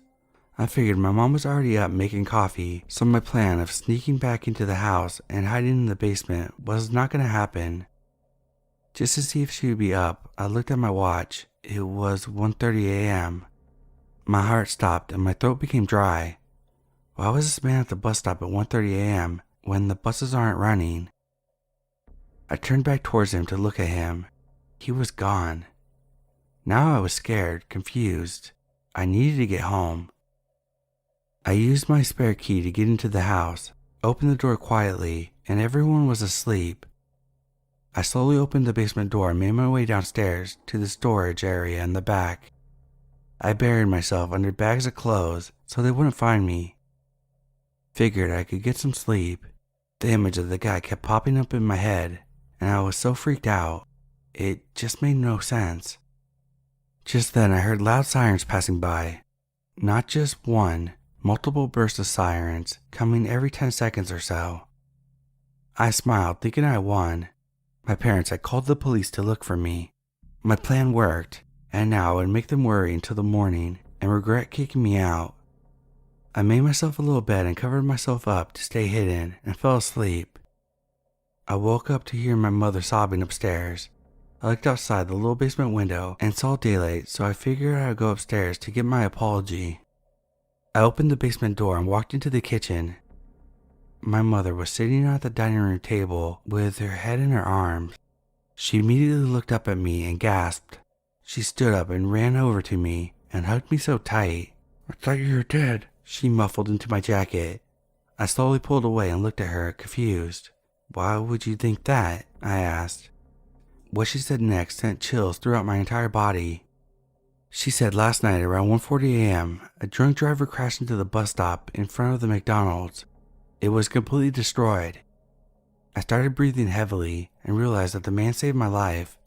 If he didn't tell me to leave when he did, I'd be sitting there and would have been killed. So many emotions were running through me and I didn't know how to handle it. So I just hugged my mother and immediately began to cry. I apologized and realized I missed the old me. I almost got myself killed for my own stubborn stupidity. I dropped those friends and got a new crowd at school, and from that point on, anytime the trash was full, I just took it out. I don't know who or what was at the bus stop, but I thank you for saving my life. Whether it was just a lucky coincidence or right place, right time kind of thing. But no matter what, all I know is, if it wasn't for him telling me to go home, I would have been sitting at that bench for the rest of the night.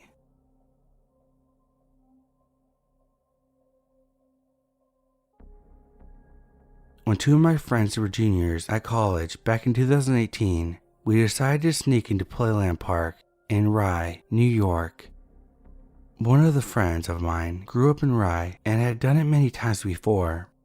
So while I was nervous about getting arrested for trespassing, I felt a bit reassured that the park wasn't really monitored at night. At 1 a.m. we drove and parked our car next to the large fence in an attempt to scale it. It was rather difficult and required us to step on each other's hands to get over, which gave me intense anxiety about how we were planning to get all three of us back over the fence on our way out. After both of my friends got over the fence, I attempted to chicken out and wait in the car, but finally decided to join. After several minutes of struggling, I made it over the fence on my own, and we began walking up while lighting up a joint. It was pitch black at this point. Almost all the lights in the park were off. We approached the water flume ride, which went up about 150 feet and then dropped into a steep slope. Alongside the ride there was a staircase for technicians and employees, which my friend decided to climb for a better view. At this point I chickened out and decided to stay at the bottom out of fear of heights. As they ascended the stairs, I looked across the park and noticed something very strange. We weren't alone in the park. Several hundred feet from us was a pond with what appeared to be a small boat or raft, and 4 people riding inside with flashlights attached to their head. What was even stranger was the fact that there were 2 dark figures swimming in the pond looking for something underneath the water. I could barely make out the silhouettes of these figures, but after a few minutes I noticed that they could see us and began mobilizing their boats in our direction. I frantically started whisper screaming to my friends, who were all the way at the top of the water ride and could barely hear me. At this point, the boat had reached the land and the little lights on their helmets were heading in our direction fast. My friends finally raced down the stairs and we began sprinting as fast as we could down the boardwalk that was dimly lit and back towards the way we came from. As we sprinted down the long, straight boardwalk, I realized that we were completely visible and started to accept the reality of being caught and arrested. We somehow rounded the corner, got back to the fence, and climbed over it safely. We hopped into our cars and dipped out immediately. I couldn't believe we didn't get caught, as the figures chasing us were no more than a few hundred feet away from us when they spotted us. Still to this day, I wonder what the hell those people were doing swimming in a pond in an amusement park at 1:30 in the morning. My friend had told me that kids had drowned in that pond before, making me wonder if they were searching for a body. I googled any article I could find to no avail. My friends and I are still totally puzzled about this experience and can't think of a very logical explanation. Just thinking about it now gives me the chills.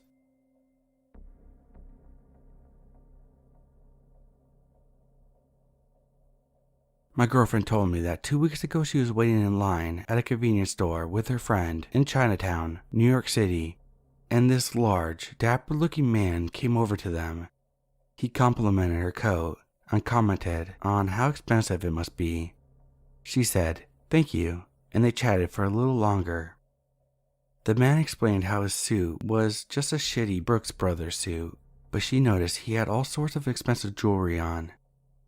When my girlfriend and her friend explained that they were students, he kept making assumptions about how they must be rich and their parents are paying for everything. My girlfriend was starting to feel uncomfortable and began trying to distance herself from him. He asked them if they had jobs, and they told him no, as they were students. After this, he went on to tell them what he does for a living, without being asked. He said, "I do all sorts of odd jobs, this and that.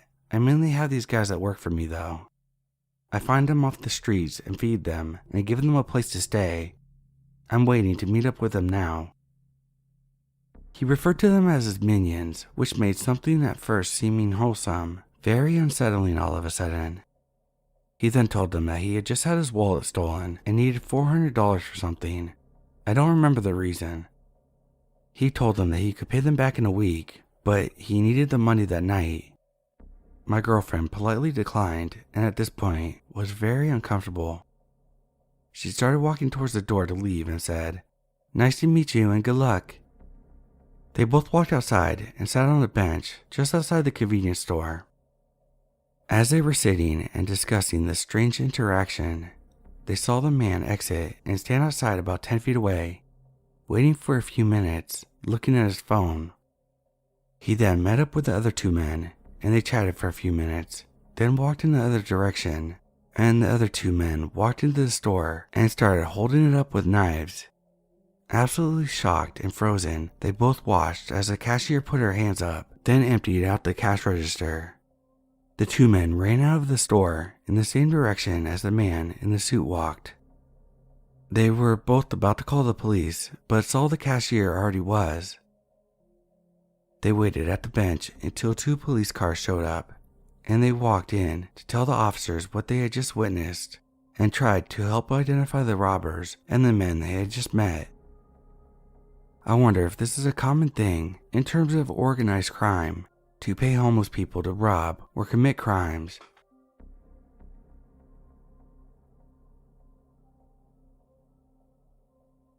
So this happened around March 2021. I was 15 and my sister was 17. My sister wanted to take some shrooms because it was nice and sunny out. I decided to tag along and just hang out with her. My sister and I went across the street because it was a big grass trail that leads to another yard, plus our family members can see us from the windows. We live in a 2-story. The left side of our house, there was actually an alleyway that's made of gravel. We were just having a regular conversation, talking about random shit. My sister is sitting in front of me, which means my back is facing the house. All of a sudden I see a man who's just standing there, staring at me. Mind you, he's like 30 to 45 feet away from me, so the chance of him seeing us from there is low because the grass is pretty overgrown. You'd really have to look and walk back and forth. I'm watching him and he starts walking towards us. It freaked me out the way he noticed me. I had seen him walking and looking forward like any other person on a walk, but he randomly stopped and he looked right at me. Like, bro, how the fuck? I look at my sister and I'm like, hey, we have to go like right now. She was so confused because she was obviously tripping. I said, there's a man coming over here. We have to go. He starts hiding behind a car that belongs to my neighbor. It's right in front of the tall grass trail. I could see his dirty ass, dusty boots, so I knew for sure that he was waiting to do something. So now at this point, he is on the grass and we are already in our gate. I ran upstairs to my aunt's room because there's a window on the left side of our house. We watched him walk down the alleyway and I noticed he had something in his hand. It was a knife. He turned around and walked towards the direction he came from. I have never seen him since. I always wonder what could have happened. Scary world.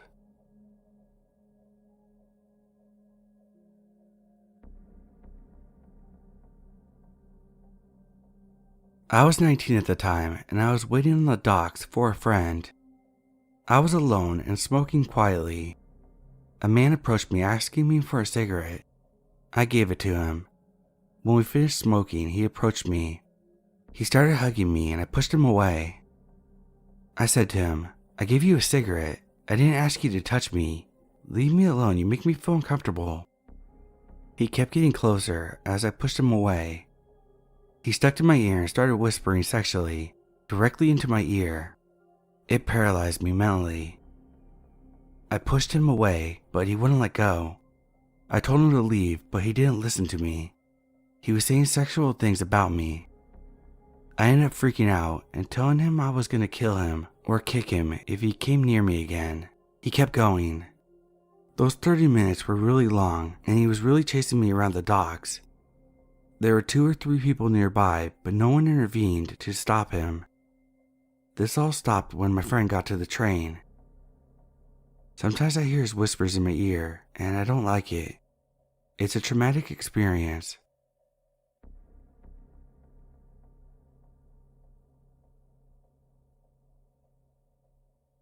This happened about 5 years ago when I was attending college in a small, rural town. I'm a female. I was 21 at the time, and I lived in a duplex with 2 roommates in a neighborhood. We had a house on both sides of us. We never really saw our neighbors much or talked to them until it was maybe 3 or 4 a.m. I was just getting home from my boyfriend's house. I pulled to the driveway and start walking up to the door when I hear, "Help me, please help me."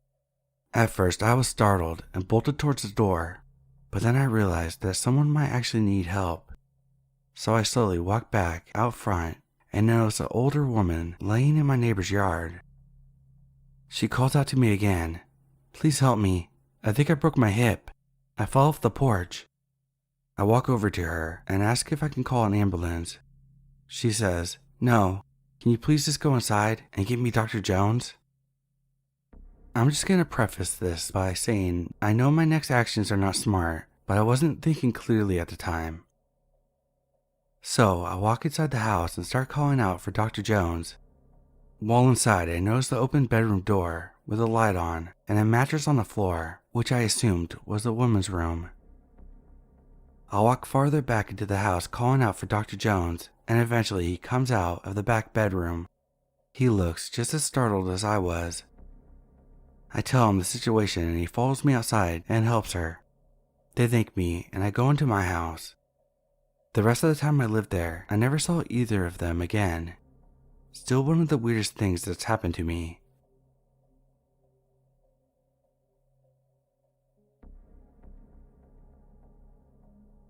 When I was 19, I was hanging out with my then best friend at her and her boyfriend's apartment. Things were getting super weird there after we smoked some weed, and we were just sitting on the couch. I don't remember my interactions, I was totally zoned out, but I remember ending up in their bedroom where my best friend and her boyfriend were trying to talk me into a threesome. Me being in a long-term and serious relationship with my now husband at the time, I was not okay with the idea, and I was really uncomfortable. I left and was crying while driving. I was literally sobbing, so I pulled into a gas station to calm down because I wasn't in the best condition to drive. I had an old Santa Fe, so my doors didn't all lock. As I was crying, someone hopped into my car with a bag of things and just stared at me for what felt like 5 minutes. Then was like, "Oh, sorry," and jumped out of the car and then went into another car. I was left confused and now crying for a totally different reason, because this stranger who I'm thinking is about to rob me or worse is staring at me while I'm slightly staring at them, wondering what the fuck I'm supposed to do in this situation, and also really uncomfortable for a whole number of reasons. Probably more funny than creepy, but creepy and uncomfortable for me in the moment.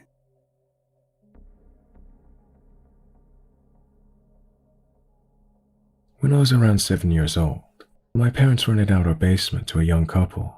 Things went smoothly for the first couple of months for the most part, save for the occasional loud party here or there. They were nice enough and would even leave their door open for my siblings and I to wander in and out of and use their basketballs, badminton rackets, and that kind of thing whenever they were home.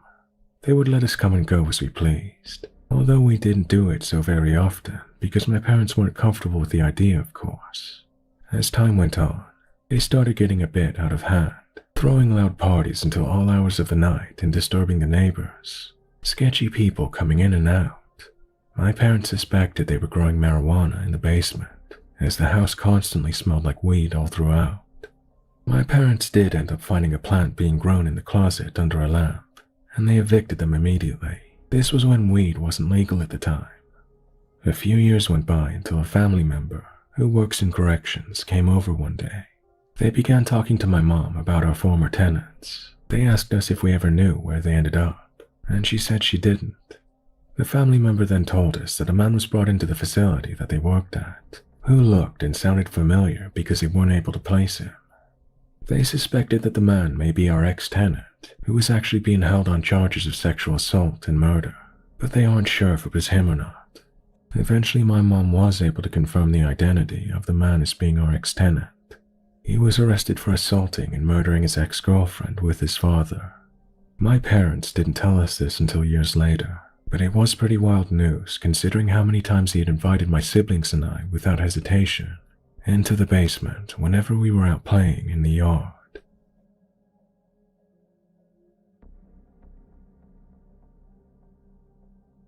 I was about 13 years old, lived in a quiet, rural lake community.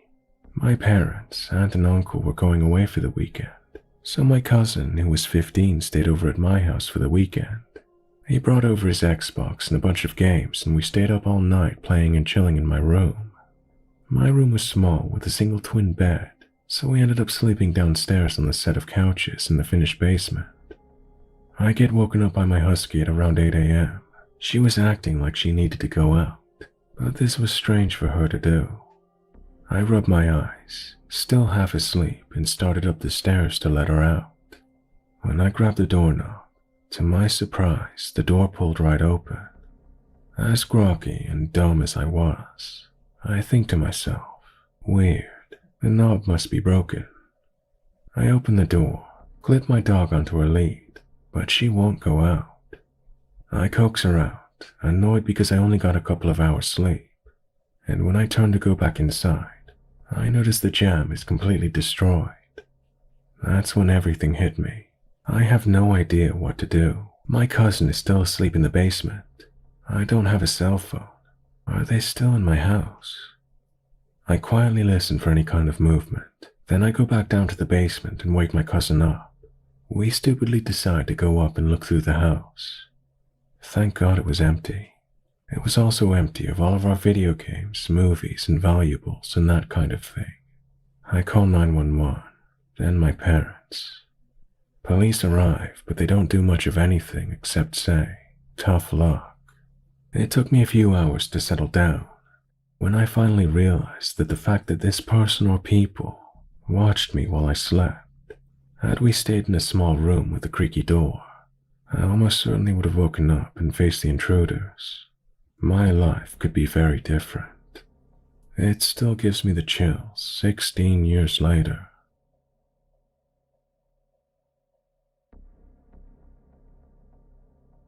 This encounter happened to a friend and a coworker of mine about 15 years ago in a suburb of Los Angeles, California. My friend, who we'll call Jody, lived with her parents and older brother in a house in a pretty nice neighborhood. They didn't really worry about crime or break-ins and that kind of thing. One night though, at about 2 a.m., Jody was woken up by loud knocking at the front door. She jumped out of bed and ran into the hallway, where her parents and brother were coming out of their own rooms. The knocking, now a pounding, continued. "Stay here," her father said, and he made his way toward the door. All of a sudden, there came a muffled male voice shouting, "Help me, help me." Jody and her mom grabbed each other in fear, and her dad looked out the peephole. "There's nobody there," he said. He looked out the front window, where you could see part of the front door and porch. He still didn't see anyone. He walked back towards his family when the loud knocking began again, this time even more frantic. Again, a voice shouted, "Help, help me." Jody's dad went to the phone and called 911, and while he was talking to the operator, her brother had walked up to the front of the house. The pounding was still going on, getting faster and faster until it was a constant banging. "Help me, help me. Oh God, help me." Jody, in tears of fright by now, looked over at her brother, who was standing in the family room, which was located to the left of the front door. His face was white. He made an arm gesture for them to join him. Jody, her mom and dad, hurried into the family room, where they immediately realized why her brother's face had gone pale. The pounding and shouting was coming from underneath the family room floor. The police arrived minutes later, and it turned out that some guy in his 20s had gotten all out of his mind on crack that night. He had somehow made his way into the opening of the crawl space under the house, located underneath the family room window. They never found out exactly what his intentions were, but they assumed he was trying to find a way into the house to rob it. He then got disoriented because he was so high, and then he freaked out, hence the pounding and shouting. The story gave me goosebumps the first time she told it to me.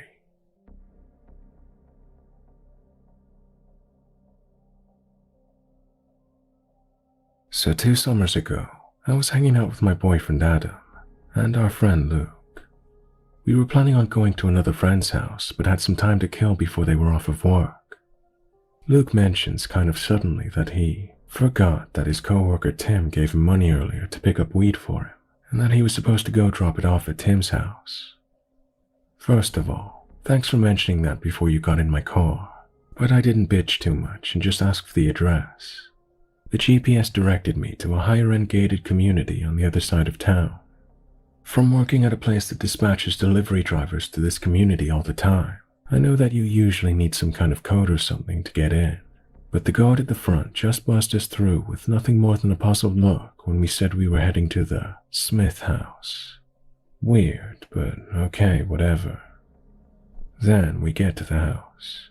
All the lights are off. There are no cars in the driveway. We triple-check the address and go to ring the doorbell. No answer. We ring again and still no answer. Luke is trying to call Tim. Adam is trying to call one of the guys Tim said he was hanging out with. I'm peering into the windows, starting to get a bit weirded out. That's when I notice there's no furniture within sight of the front window. The entryway has no coat rack or table. The kitchen at the end of the hall has no table. The sitting room off to the side didn't have any couches or anything. There were pictures hanging on the walls, but they appear to be mostly landscapes or paintings. No family pictures or anything personal.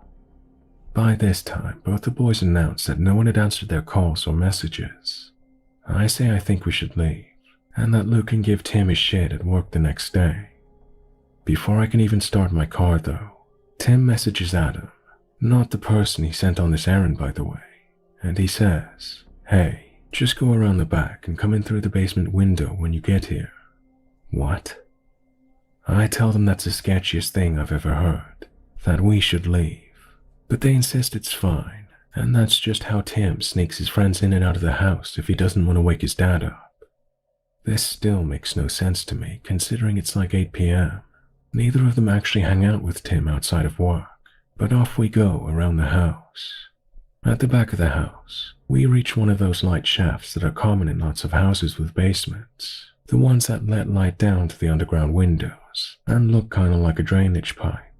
Basically, my boyfriend drops down this hole and knocks on the window. Tim answers it and says he'll be out in a minute. He then promptly closes the window. Adam climbs back out of the hole and the three of us are standing there waiting. So now, we have 3 adults standing in the dark backyard of an empty house in a gated community, trying to drop off weed to my friend's coworker. I don't like this at all, but after a minute, Tim and another boy I don't know emerge from the hole. They make the swap and then Tim reaches out to shake my hand and says, "Hey, Billy needs a ride home. You got him, right?" Again, what? Before I can argue, Adam and Luke say it won't be a problem and offer to give me gas money if I need it. So the 4 of us pile back into my car. I got a second out of earshot to ask Adam who the hell this kid was. He informs me that Billy's older brothers were 2 friends of mine at the time. That did ease my mind a bit.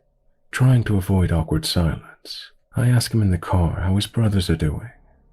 He simply said, "What?" I tried to clarify.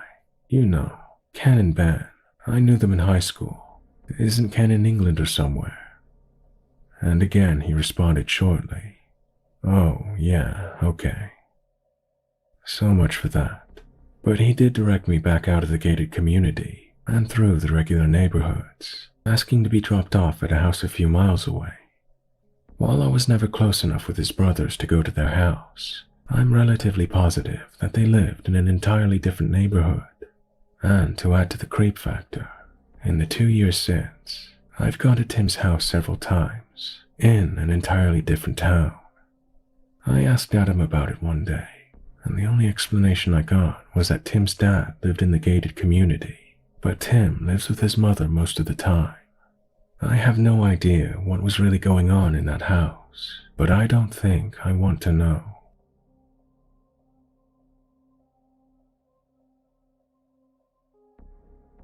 So a couple of days ago, I woke up around 4:20 to our fire alarm going off in our house. This is not a normal fire alarm either. It's a piercing, extremely loud one that even our neighbors can hear in their house 4 houses down. So I bolted awake and woke up my boyfriend to let him know as well. I went to the panel downstairs to turn it off, and I saw that it said there was smoke in the basement. Okay, no big deal. It's happened once before, and it was mostly just a false alarm that time. So I put in the code to turn it off. This all took about 5 minutes because my sleep-deprived brain couldn't remember it. So I had to look it up on my phone. I know I need to check the basement to make sure everything was okay. I grabbed a kitchen knife just in case, and because I'm a slightly paranoid person, plus being startled awake already had me on edge. So there are 2 ways to get to the basement. You can go outside and go through the cellar doors, and an additional locked door to get in, or take the elevator down in the house. Our landlord, whom we live with, put in the elevator when he bought it for his family that were in wheelchairs. It's basically the size of a closet, and has a small gate that you slide closed for a door. So I took the elevator to the basement, opened the gate, and when I went to open the door to the basement, I turned the knob, but it felt like someone was holding onto it on the other side so it wouldn't turn. I immediately let go, slammed the gate to the elevator shut, and pressed to go to the 2nd floor where our bedroom is. When I get up there, my boyfriend sees me and asks me what's wrong. I'm literally standing there with wide eyes in my bathrobe, clutching a huge knife to my chest. I told him what happened. He immediately gets up and says to stay there. Thankfully, the fire department arrived a minute later, so he and our landlord went to go talk to them. They went down to the basement, both through the elevator and through the cellar, but there was no one down there. However, our back gate was open, and we know it was closed before we had taken the trash out earlier. They didn't find anything, and the next day we went through together and made sure everything was locked. But now I'm just dealing with the fact of what could have happened if I had tried to force the door open, or if the person down there hadn't thought to grab it.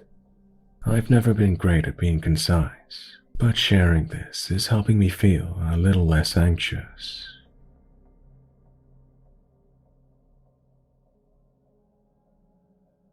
A few years ago, my mother asked if I would go to her house and let the exterminator in. She told me not to leave him alone and to follow him around the house and ask questions. I wasn't sure what kind of questions she meant, but sure, I can open a door and follow someone around the house and annoy them. So the exterminator arrives and I follow him from room to room, asking whatever questions came to mind. Stuff like, have you been getting a lot of calls for stink bugs? Did you ever need to get a rabies shot? What's the largest thing you ever had to exterminate? For an hour, I followed this man around while he patiently answered my ridiculous questions. He said he enjoyed our conversation. 2 days later, I'm watching the news, and I see that the body of a local doctor was found bound in her basement. Her corpse was lit on fire. The very next day, the news flashes a photo of the man arrested for the murder. He looks very familiar to me, and then I get a full-body chill. It turns out the doctor was having an issue with mice and called an exterminator, the same one my mother called. The day after I asked this man, what's the largest thing you ever had to exterminate? He apparently snapped because the doctor was rude. She asked too many questions and talked down to him.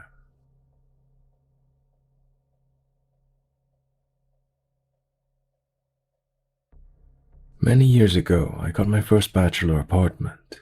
It was a basement unit in a 2-story walk-up on the edge of my town's campus. So naturally, it was an eclectic mix of wealth and poverty.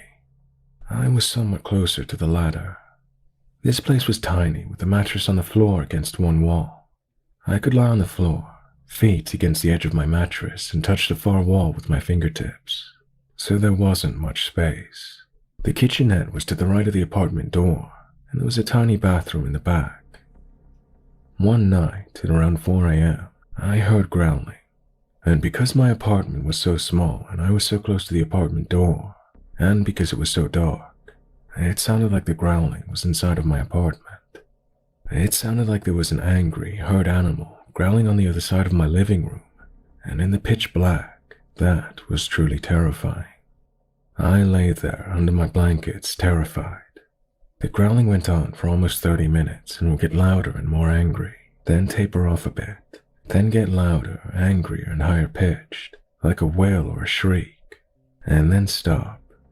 Finally, I heard the scratching on my door and the growling stopped. There was nobody in my apartment. Never was. It was my next-door neighbor, and apparently she believed she was possessed. She did this a few more times. She would lie on the floor outside my apartment door in the hallway, out of sight from my peephole so I couldn't see her. I could only hear her growling and speaking something that wasn't English. It was always well into the night. I had no phone, and ours were the only apartments in the basement, as the rest of it was for the furnace and water heaters and storage. So when I wanted to go out, I had to pass her apartment, which started becoming a bad time. Every time I needed to leave home, it got to the point where I had to tiptoe past her door, because if she heard me, she would rush to her front door and start banging on it, shrieking and cursing until I was far enough away that I could not hear her. I spoke with the landlord about it, and he said she was fine. She was a lovely, quiet woman who mostly kept to herself. Of course, because we were the only tenants on that floor, nobody else heard what was going on, so it was her word against mine. About a month after speaking with the landlord about her, she set fire to her apartment cooking toast. She just put bread on the burner and forgot about it and set a small fire. Nobody was badly hurt. The building was evacuated and she went to the hospital with smoke inhalation, but she was released the next day. When they went in to assess the damage, they discovered that she'd written on every square inch of her apartment walls in small, neatly written cursive handwriting, vaguely religious scripture-style verses, apparently in an attempt to keep the demons contained. I moved out at the end of that month and never looked back. I heard through a friend that she was diagnosed with a severe schizophrenic disorder. She was put on a heavy course of medication to deal with it. To this day, I wouldn't know her if I passed her in the street. I never once saw the woman who became feral and laying on the ground shrieking outside my apartment door. I only heard her, and she scared the living shit out of me.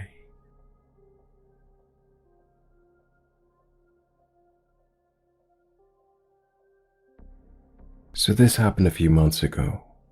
I'm a sophomore in college and was traveling down to my hometown over break.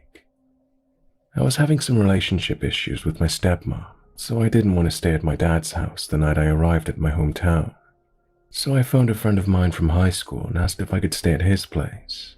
I knew from social media that he was still in town, and I have stayed at his place before, so I knew there would be a place for me to stay if they would allow it. My friend, who we'll call Z, seemed like a pretty normal guy. We weren't best friends or anything, but we got pretty close by the time we graduated. We would occasionally text or hang out if I was in town and catch up, reminisce on the times we spent in orchestra or in English class. When I called, he seemed extremely enthusiastic. Z's a normally upbeat guy, but this time it seemed like he was getting a brand new car. I didn't think about it at the time. He said I could sleep in the guest room, so I headed over. When I got to his house, he was just as excited as he was on the phone. He was bringing up stuff to do, like getting high and watching weird movies or playing video games. Z's parents weren't home, so he really wanted the opportunity to smoke. I was pretty tired from the drive, but since we rarely see each other, I thought a bit of bonding couldn't hurt. We played Smash Bros, smoked some weed, and just chatted for hours. It was longer than I wanted, but I was having fun, so whatever, right? By the time it was getting late, at around 2 a.m., he started asking some pretty weird questions, like if I ever wondered what it was like to kill someone, or if I thought anyone would miss me if I was gone. This, along with some pretty normal questions, like if I had a boyfriend or how my parents are doing, or if I'm making any friends at school, gave me such a weird feeling. I was confused in the moment, but it didn't hit me until after that Z could be assessing me for something bad. The weirdness of it all made me just want to go to bed. We stopped the game and both went into the basement where his room and the guest room were. We say goodnight. I go to my room and get ready for bed. I'm having trouble sleeping, just insomnia that I've had for a while, so I stay awake for around an hour until I hear some movement outside my room. The walls were pretty thin, so I could hear footsteps walking past my door and up the stairs to the main floor, then back down quickly after. What struck me as odd was that I didn't hear the basement door open. It creaks when it opens. The light didn't turn on, so I was confused what Z was doing. I heard him go back to his room, but I had this odd feeling just ever since I met him this night. He seemed a lot different than he's ever been. I decided to look him up on social media and Google to see anything out of the ordinary. Everything seemed normal, until I found his Tumblr. It was linked to his inactive Twitter account that I found on my Twitter contact list. His Tumblr was, well, disturbing.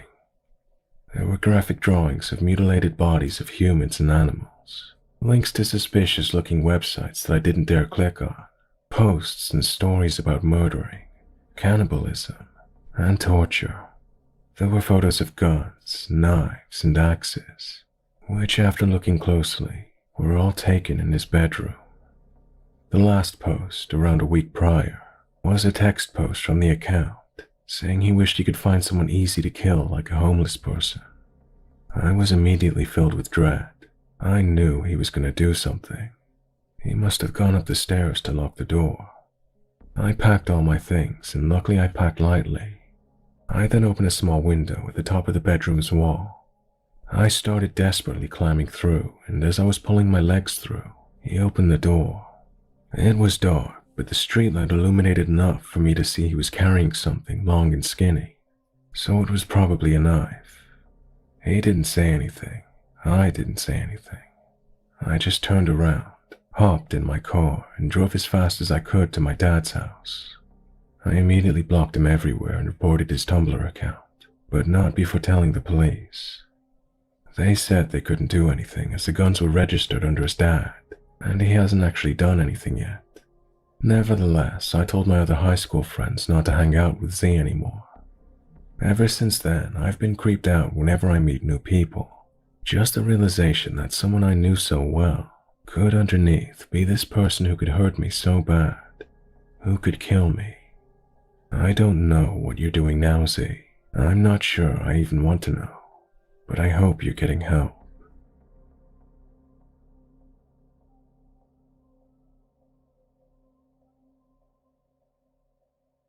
In 2019, me, my boyfriend, my best friend and her partner, stayed at an Airbnb in Sandusky, Ohio for a convention. There were several red flags about the place, but it was much cheaper than a hotel near the convention hall, so we opted for there. The first red flag happened as soon as we arrived. The owner greeted us and made a point to tell us that his house was directly next door, as in, if there weren't any trees, he would have been able to see into the windows of where we were staying. Okay, so he had a few houses on his property. No big deal, right? Wrong. It only got worse from here. Per instruction, we were forbidden to go into the basement under any circumstances, unless there was a tornado. Being the curious young adults we are, we opened the door anyway and we were going to investigate. We stopped in our tracks as soon as we saw the direction the stairs were facing, directly towards the owner's home. In the darkness, there was a faint electronic glow. We quickly shut the door and barricaded it with luggage. Again, the owner's home was so close, there could have easily been something connecting his house to the basement. A little weirded out at this point, we went and looked at the rest of the house. It was a nice and spacious place with a narrow staircase to the second floor, where our bedrooms would be. We selected our rooms and began to unwind after the long drive. In my boyfriend and I's room, there was a single random sprinkler in the middle of the ceiling. It looked out of place. We were tired from the trip, so I didn't think much of it back then, but looking back now, there's a high chance it was a hidden camera. Things only got weirder from here. We were gone most of the day at the convention, and when we returned, one of the outside doors that was definitely locked was unlocked, and it was slightly ajar. My friends and I collectively shared a look of panic and closed and locked the door. My best friend's partner suggested that maybe the owner needed to get something out of there while we were gone, and it's possible he didn't close the door completely on the way out. We made sure all of our things were still there, and then we soon forgot about it because we discovered something more pressing. The locks on both bedroom doors were now ineffective. We told ourselves that they were already like that, and we just didn't notice it, but I'm not sure if I believe that. On our second to last night, my boyfriend and I were both restless over what had been happening at the Airbnb and the day's activities, so we decided to try to find something to watch on TV to take our minds off of it. We were flipping through the channels of the TV, when suddenly we came across a Windows 10 lock screen, and no computer in sight. I opened the cabinets and looked around trying to find a computer. The dress that the TV was on was too heavy to move to look behind, but seeing where the wires were positioned, they could have very well gone through the wall and into the basement. We were too frightened to see the basement for ourselves to confirm or deny our suspicions of surveillance, and the owner's interference, and who knows what else. Needless to say, we left as quickly as possible the last day there, and we did not look back.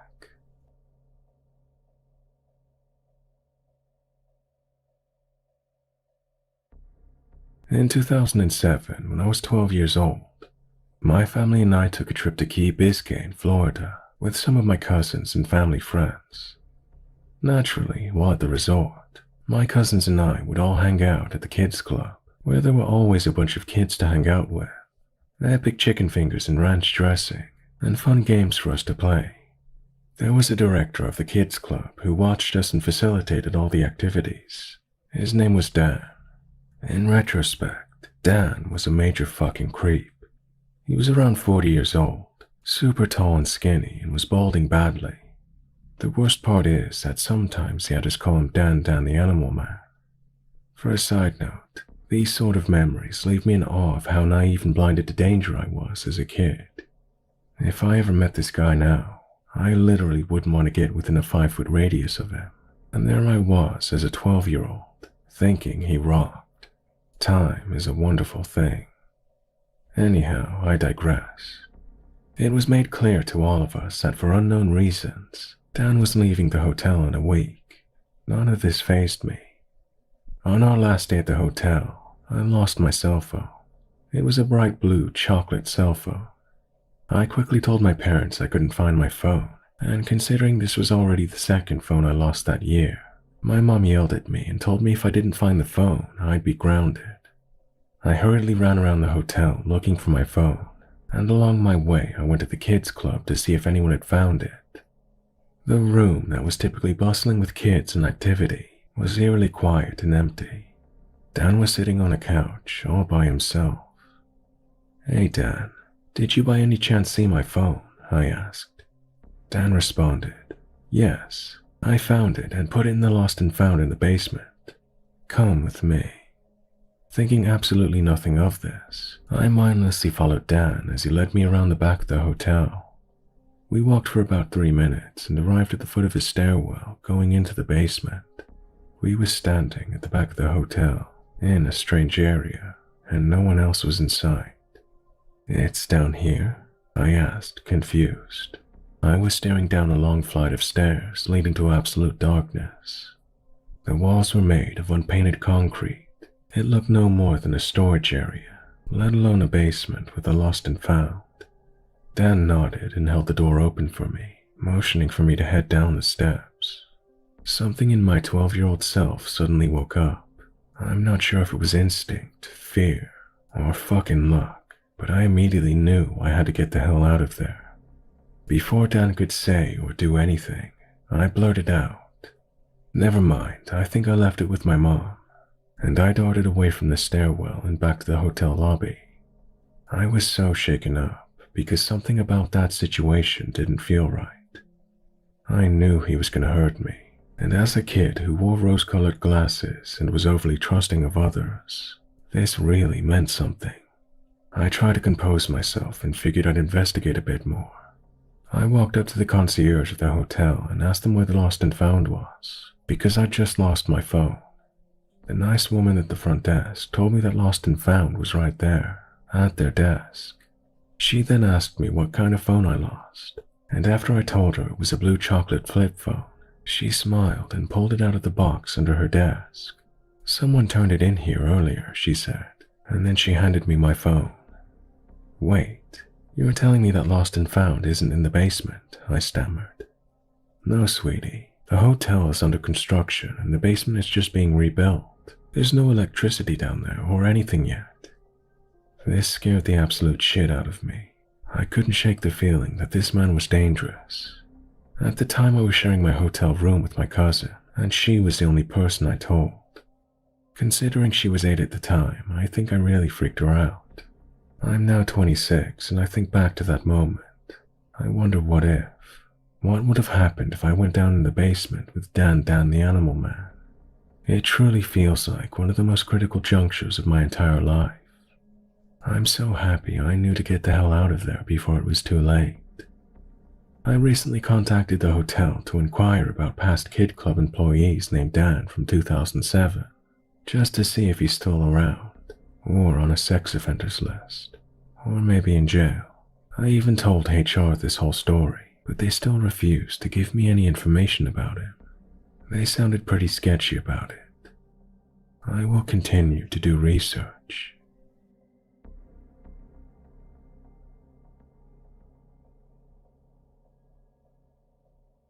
You've Googled yourself at some point or another. Admit it. There's nothing shameful about it. It's not worse than what I did. I searched my name on the dark web.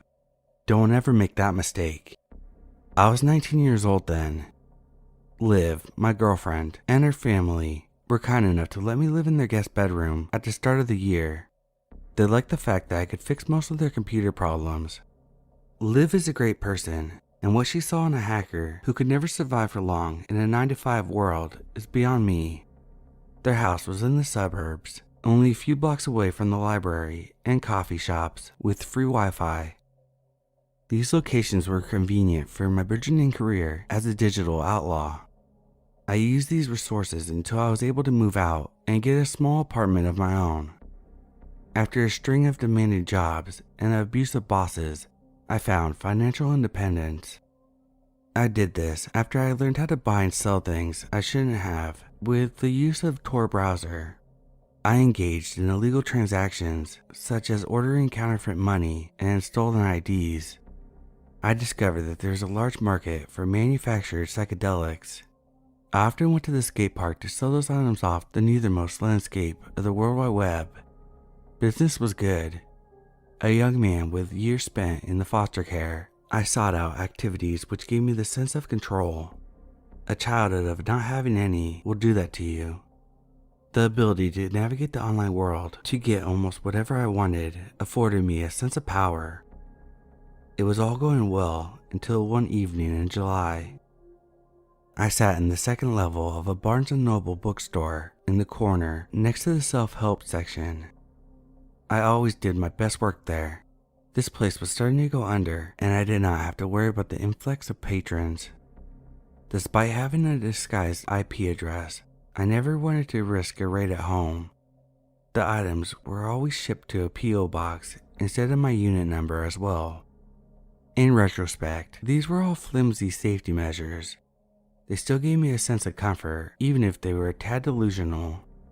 I made sure there were no cameras mounted where I sat. It was a small place out of the way of the general public. Hiding in plain sight was always my preferred method. I drank strong coffee out of an oversized styrofoam cup. After 15 minutes of searching, I grew bored. I typed in my name, Joshua Wells. An input of my identity on that part of the web should be an indicator of how successful and arrogant I had become. I did not expect Wikipedia to be among the results, but it was. The third link down. The first one involved a ghost tour in New Jersey. The guide had a similar name. The second one was a gore website I was not interested in. While I may have been a thrill seeker, I was not out to consume media which capitalized on hurting others. I clicked on the third article link because of the title. It was about a television show. It read, The Short Life of Joshua Wells. At first, the title didn't startle me, since there are plenty of other people with that same name. Recaps of 10 episodes were on the page. The first paragraph illustrated that the series did not continue past one season. I read the summary of the first episode for the sake of passing time. Episode 1. Joshua's father is a known and feared gang member. His mother is a helpless addict. She attempts to use her own son as a drug mule on a plane flight from Boston to California. She has hopes of making a profit by dealing narcotics to a major criminal enterprise on landing. The authorities intercept them. Their son goes to CPS. He goes to a safe harbor for kids. The synopsis struck me as very close to home. Who wrote it or directed the show was not listed, but it did state an air date. The month and year matched the era which an identical set of circumstances had befallen me. The name of the center I went to was even called Safe Harbor. I was too young to remember much, but the facts were precise. I gulped and tried to shrug it off as an unusual coincidence. I read the second story summary. Episode 2. We follow Joshua on his 15th birthday. He goes to a juvenile detention facility for the first time after he attacks his teacher by throwing a desk at him. Although he missed, the instructor still presses charges since he didn't like that student much. He befriends a troublemaker on the inside named Ian. They escape, but not before a massive brawl with the other teens ensue inside of the facility. It ends with the two captured. I felt the hairs on my arm stand up. It was uncanny on how similar these events were to my own experiences. A slight dizziness overtook me, but I went on to the third, unable to keep my eyes from skimming. Episode 3. Joshua is free. Joshua decides to break and enter an old man's upper-class home after scouting the place out for days. His goal is to take as many Rolex watches from the top drawer of the old man's dresser. When he enters the house, Joshua discovers how the owner did not take his vacation cruise trip as planned. The man was asleep in his bedroom until Joshua wakes the victim by accident. Joshua runs away, and he gets chased by the homeowner outside, where the elderly man dies from a heart attack in the street. I felt my chest tighten. It was all true, but I've never shared that story with anyone before. It was one of my most guilt-ridden memories. I read the next two. Episode 4. Joshua has nightmares of the old man crawling out of the ditch and choking him to death. He complains about the night terrors to one of his counselors, who recommended a doctor. He ends up selling anti-anxiety pills after he doesn't like the way it makes him feel. A girl he asked out overdoses and goes to the hospital. While she survives, he feels terrible, but not enough to stop dealing. He takes his earnings and buys a PC. He takes lessons on how to breach other people's privacy from a group of credit card thieves he met in the mall. Episode 5. Joshua discovers a dark web. He uses it to hustle low-level street drugs at first. He later reads headlines about some of his accomplices getting arrested.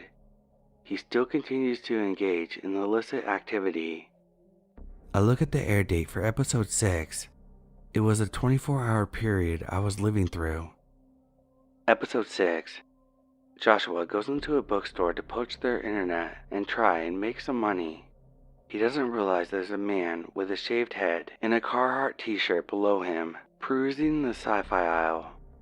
That stranger is actually an undercover FBI agent. The government worker has a microphone and a camera attached beneath his shirt. He is surveying for the perpetrator, even though he has not singled out who he is looking for yet. An arrest commences where they tackle, punch, and taser Joshua. They place him in handcuffs. My hands shook. I stood, gripped an Eckhart Tolle volume to appear less suspicious, and opened it. I leaned my head over the railing to stare at the ground floor below me. A man who matched the description given by the article was there.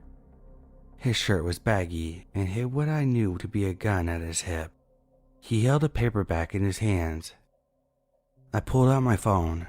I pretended to have a conversation with an imaginary business associate about stocks. I folded the laptop with my free hand and went down the escalator. I strolled to the back where there were stacks of hardcover tomes on history. I found an unsecured door and walked through it. I was in the warehouse. Unopened boxes were stacked all around. I did not spot any workers and made a run for the rear entrance. I sprinted down the wide alleyway between the building and rows of motels. I passed an art gallery and liquor store before my heartbeat slowed. Along the way, I found this closed vegan restaurant. The place was black on the inside, but the neon sign still glowed. A picnic table sat on the lawn out front. I stationed myself there. I opened my laptop again and connected to the free Wi-Fi without issue. I scanned the rest. The remaining episodes were all future time periods. I wiped the perspiration away from my forehead as I read the rundown of the next episode. Episode 7. Labeled a dark net market operator in the media. 3 of the 7 charges thrown at him led to convictions. This includes conspiracy to traffic narcotics. He gets out early after he agrees to cooperate with different agencies. He becomes a consultant for cybersecurity awareness and a social engineering expert. Following a keynote speech given out of town, he comes home. His girlfriend Olivia and her family have been murdered. My eyes strained and I felt my breath grow shallower. Episode 8. Joshua navigates her house. The walls have dried blood. Every corner is vandalized. Olivia's throat is slit. Her body is over the couch in the living area. Her parents had socks stuffed in their mouths and deep stab wounds on their stomachs. Joshua calls the police. He's treated as the #1 suspect in the media for days on end. He is finally cleared, but the psychological damage is too much to bear. I pondered the words. Though I was still young, it is true that life meant everything to me. Episode 9. Joshua goes to a psychiatric ward. He stares at the padded walls as though they were going to converse with him. Detectives do visit him with the hopes of gleaning some kind of further information. They tell him they know that the aftermath of the massacre he stumbled upon was the work of an active serial killer. The murderer has remained unidentified. Episode 10. Joshua leaps out of the window. He breaks his ankle. An adrenaline dump allows him to move across the field onto the nearest highway. He goes out into traffic. A long-haul truck caroms around him and takes out a line of vehicles. He goes to the nearest lake, where he weighs his own pockets down with stones. He waits until nightfall and walks out into the abyss. The last image we see is his hand breaking the surface of the water. Starlight glints on the skin before his fingers submerge below the surface. His last few swallows of water creates pockets of bubbles which rise to the top. I absorb what the rest of my existence would look like. 4 black SUVs pull up and circle around me in the parking lot. Men in black suits and the undercover agent from the bookstore. They run right at me. Even though I do not resist, they still throw me on the ground. They dislocate my shoulder and kick me in the jaw a handful of times before they cuffed me. I did get time reduced in prison after I agreed to cooperate to catch people like me. After my release date, I have tried to revisit the link without luck. I fail to understand how the article existed in the first place. I have read how high-level stress can open the insights and portals into the unknown. I would bank on the latter, though sometimes I think it isn't for me to know. I do not want to give into what the destiny has written for me. My escape from the bookstore has given me the confidence that I can change the outcome of the dark web prophecy, even if only for a little while. Or did I only extend the inevitable for a fraction of time? Fate, especially in regards to our stories as individuals, is not written in stone. It is malleable, I tell myself. This positive thought is the only thing which keeps me going. I should visit Liv's house now. She has not answered my text all morning.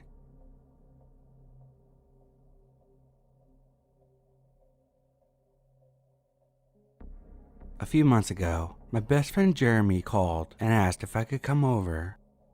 He told me about this crazy new side of the internet that he had found.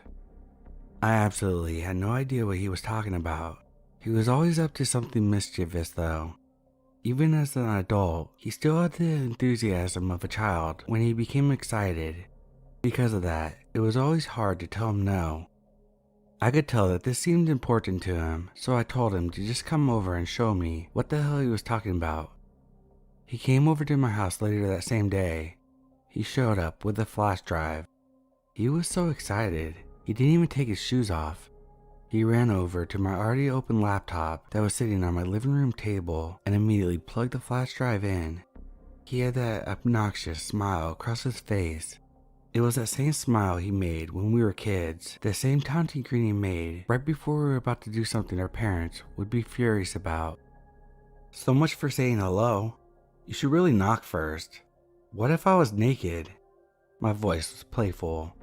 Shut up and come sit down. Oh, and I'm sorry for just barging in like that, he said just as playfully. Whatever, you're definitely not sorry.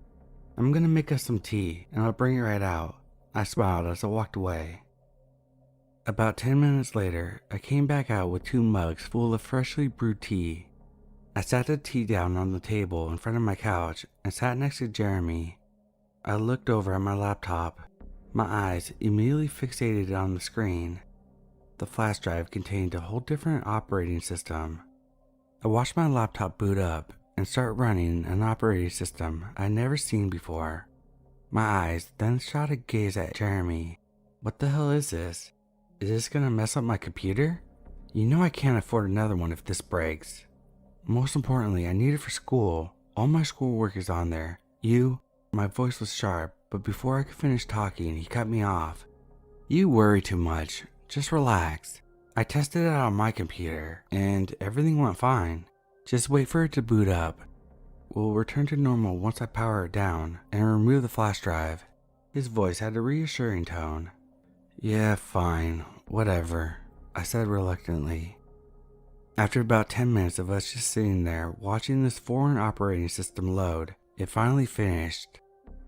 The home screen was a solid shade of blue, and there were only two icons. One was a web browser, the other was some sort of VPN. In the corner was the search bar. I tried typing all kinds of words in it, but nothing came up. Eventually, I was done clicking around, and Jeremy just took over the controls. He opened up the web browser. It was a search engine I had never seen before. Actually, it was a search engine I had never even heard of. I watched him manically type in random numbers and letters into the search engine. Before I could even ask him what he was doing, he hit enter and a wiki page popped up. Towards the middle of the page was a list of links. They all had different names. The credit card company, Guns Are Great, and the one-stop shop were the names of some of the links. Most links had extremely illegal titles and definitely led to illegal activities. Some of them were just downright disgusting and disturbing. I'd rather not go into details about those links. Jeremy quickly identified what he was looking for. It was a link called The Gore Store. He was always into that kind of stuff. I never understood why. Gore was just really fascinating to him.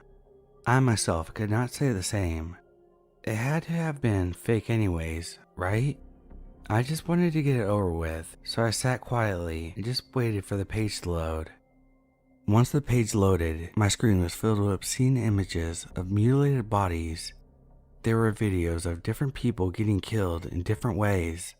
It was insanely graphic. He showed me two 30-second clips before I had to run to the bathroom. I could hear Jeremy's laughter as I viciously gagged over my toilet. When I came out of the bathroom, the gore page was gone, and he went back to the wiki page. I watched his eyes dart around the screen. It looked like he was trying to find something in particular. Before I could even ask what he was doing, he let out a, "Aha!" "What is it? I'm not sure this whole dark web thing is for me. Maybe we should just turn it off." Before I could even finish my sentence, he cut me off again. "Look what I found. It's pretty cool. I think you'll actually like it." I reluctantly agreed and sat back down on the couch beside him. The computer cursor was hovered over a link simply named Eyes. I was convinced it was about to be the most nauseating thing in the world. I pictured dangling eyeballs or blood-filled eye sockets. It had to be something along those lines.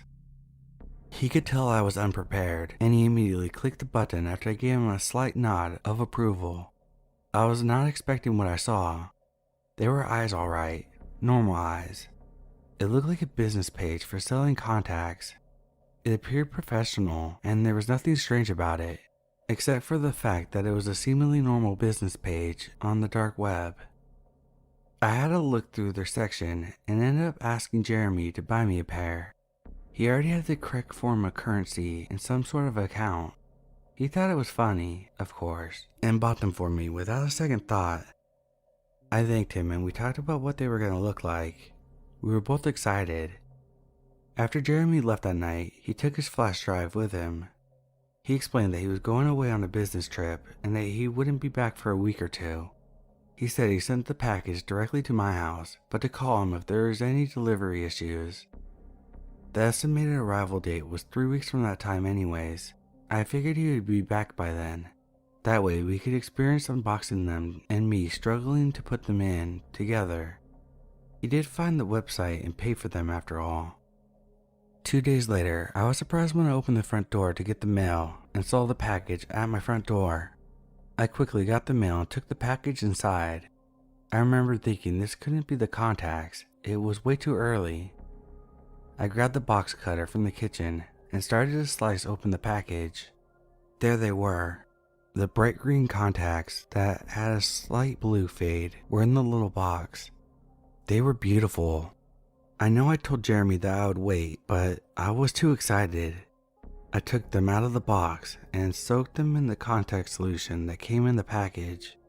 I looked in the mirror at my dark brown eyes while the contacts sat in the solution. I smiled at the fact that my eyes were about to be a completely different color, even if they were only temporary. I always wanted brighter eyes. I had never put in contacts before, so I expected them to be quite tricky for my first try. To my surprise, I put them both in with quite ease. It's safe to say I gave myself a pat on the back. I was thoroughly impressed. It was like I had been doing it all my life. They slid right into place and didn't budge or slide at all. After looking in the mirror for who knows how long, I decided to call Jeremy and tell him about it. He didn't answer. I figured he was probably working and that he would eventually call me back. I looked back into the mirror, stunned by my new eye color.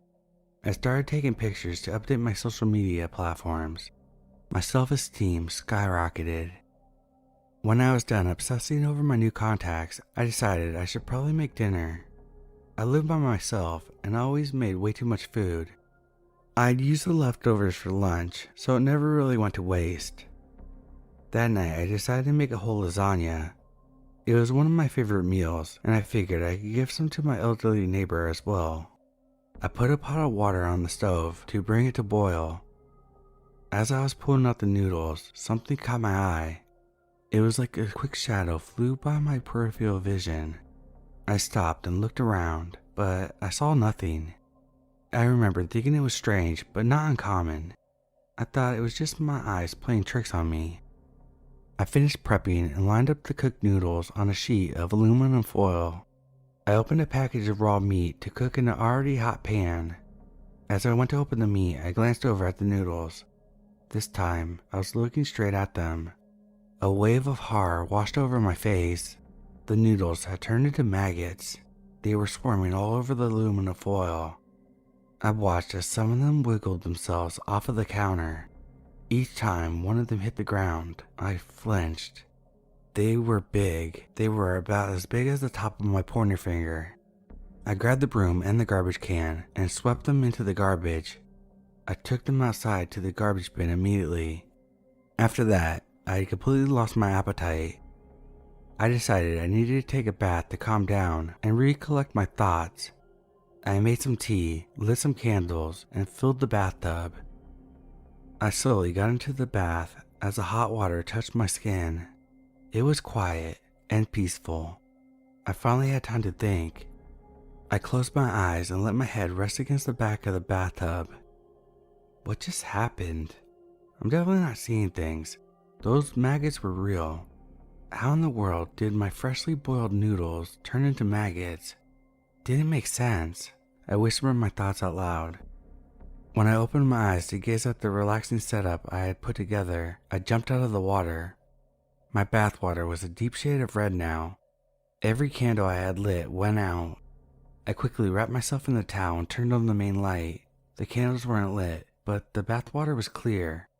I didn't care. I wasn't going back in there. I dried myself off and put on some fresh clothes and went back into the bathroom to brush my teeth and hair before going to bed. I turned on the sink and grabbed my toothbrush.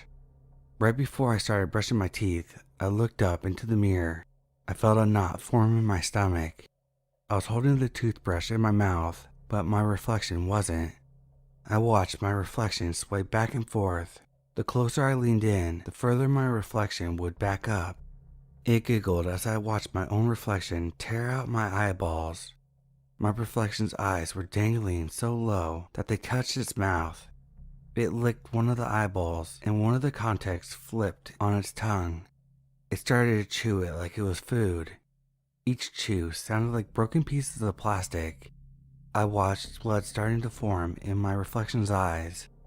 I couldn't take it anymore. I washed out my mouth and ran back into my bedroom. I sat down at my vanity and tried to take out my contacts without looking into the mirror.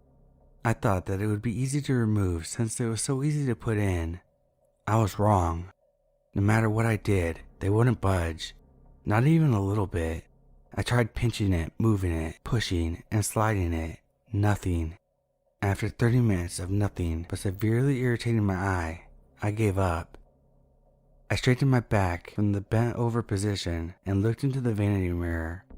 My reflection was laughing at me. I covered all the mirrors in my house until I could figure out some way to get the things out of my eyes. They were a pretty natural color, so if I went out in public, no one would even notice that I had contacts stuck in my eyes. I was also skeptical to call a doctor at the time, considering I received the contacts from the dark web. I decided to try to rationalize things. I realized I sure didn't want to sleep with them in, so I'd have to stay awake as long as possible until I found a solution. I went into my living room to watch TV. It was the only place in my house where I couldn't see myself in some way. My house looked slightly abandoned, all the blankets draped over everything that could cause a reflection. I leaned forward to grab the remote that had fallen on the floor.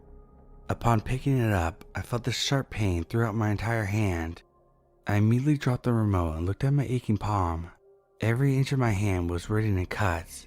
I watched blood drip from my hand onto the floor. I looked down to find the remote on the ground still. The buttons stuck out and came to a sharp point. They were sharper than a newly opened razor. I kicked the remote as hard as I could. I heard it crash against the wall and hit the floor. With my hands in my head, I heard the TV turn on. It was playing a show I couldn't recognize.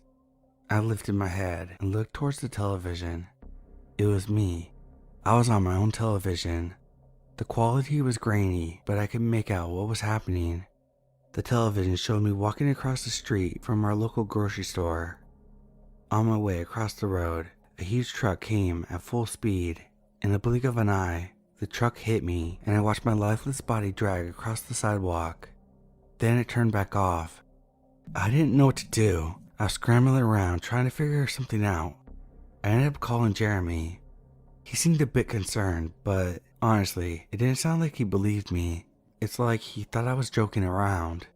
He ended up just hanging up on me, thinking I was pranking him. When I hung up my phone, I slammed it down on my hallway floor. I had been sitting there since the television situation. Tears filled my eyes and I heard my phone vibrate against the wooden floor. I picked up my phone and saw a text message from an unknown number. "Go outside," is all it read. I tried calling the number back. Of course, it didn't work, considering there was no number to begin with. The caller ID just said, unknown. At this point, I was trying everything. What more did I have to lose? I walked past my kitchen and glanced over at a bowl of fruit I kept on the counter. They were all black and rotten.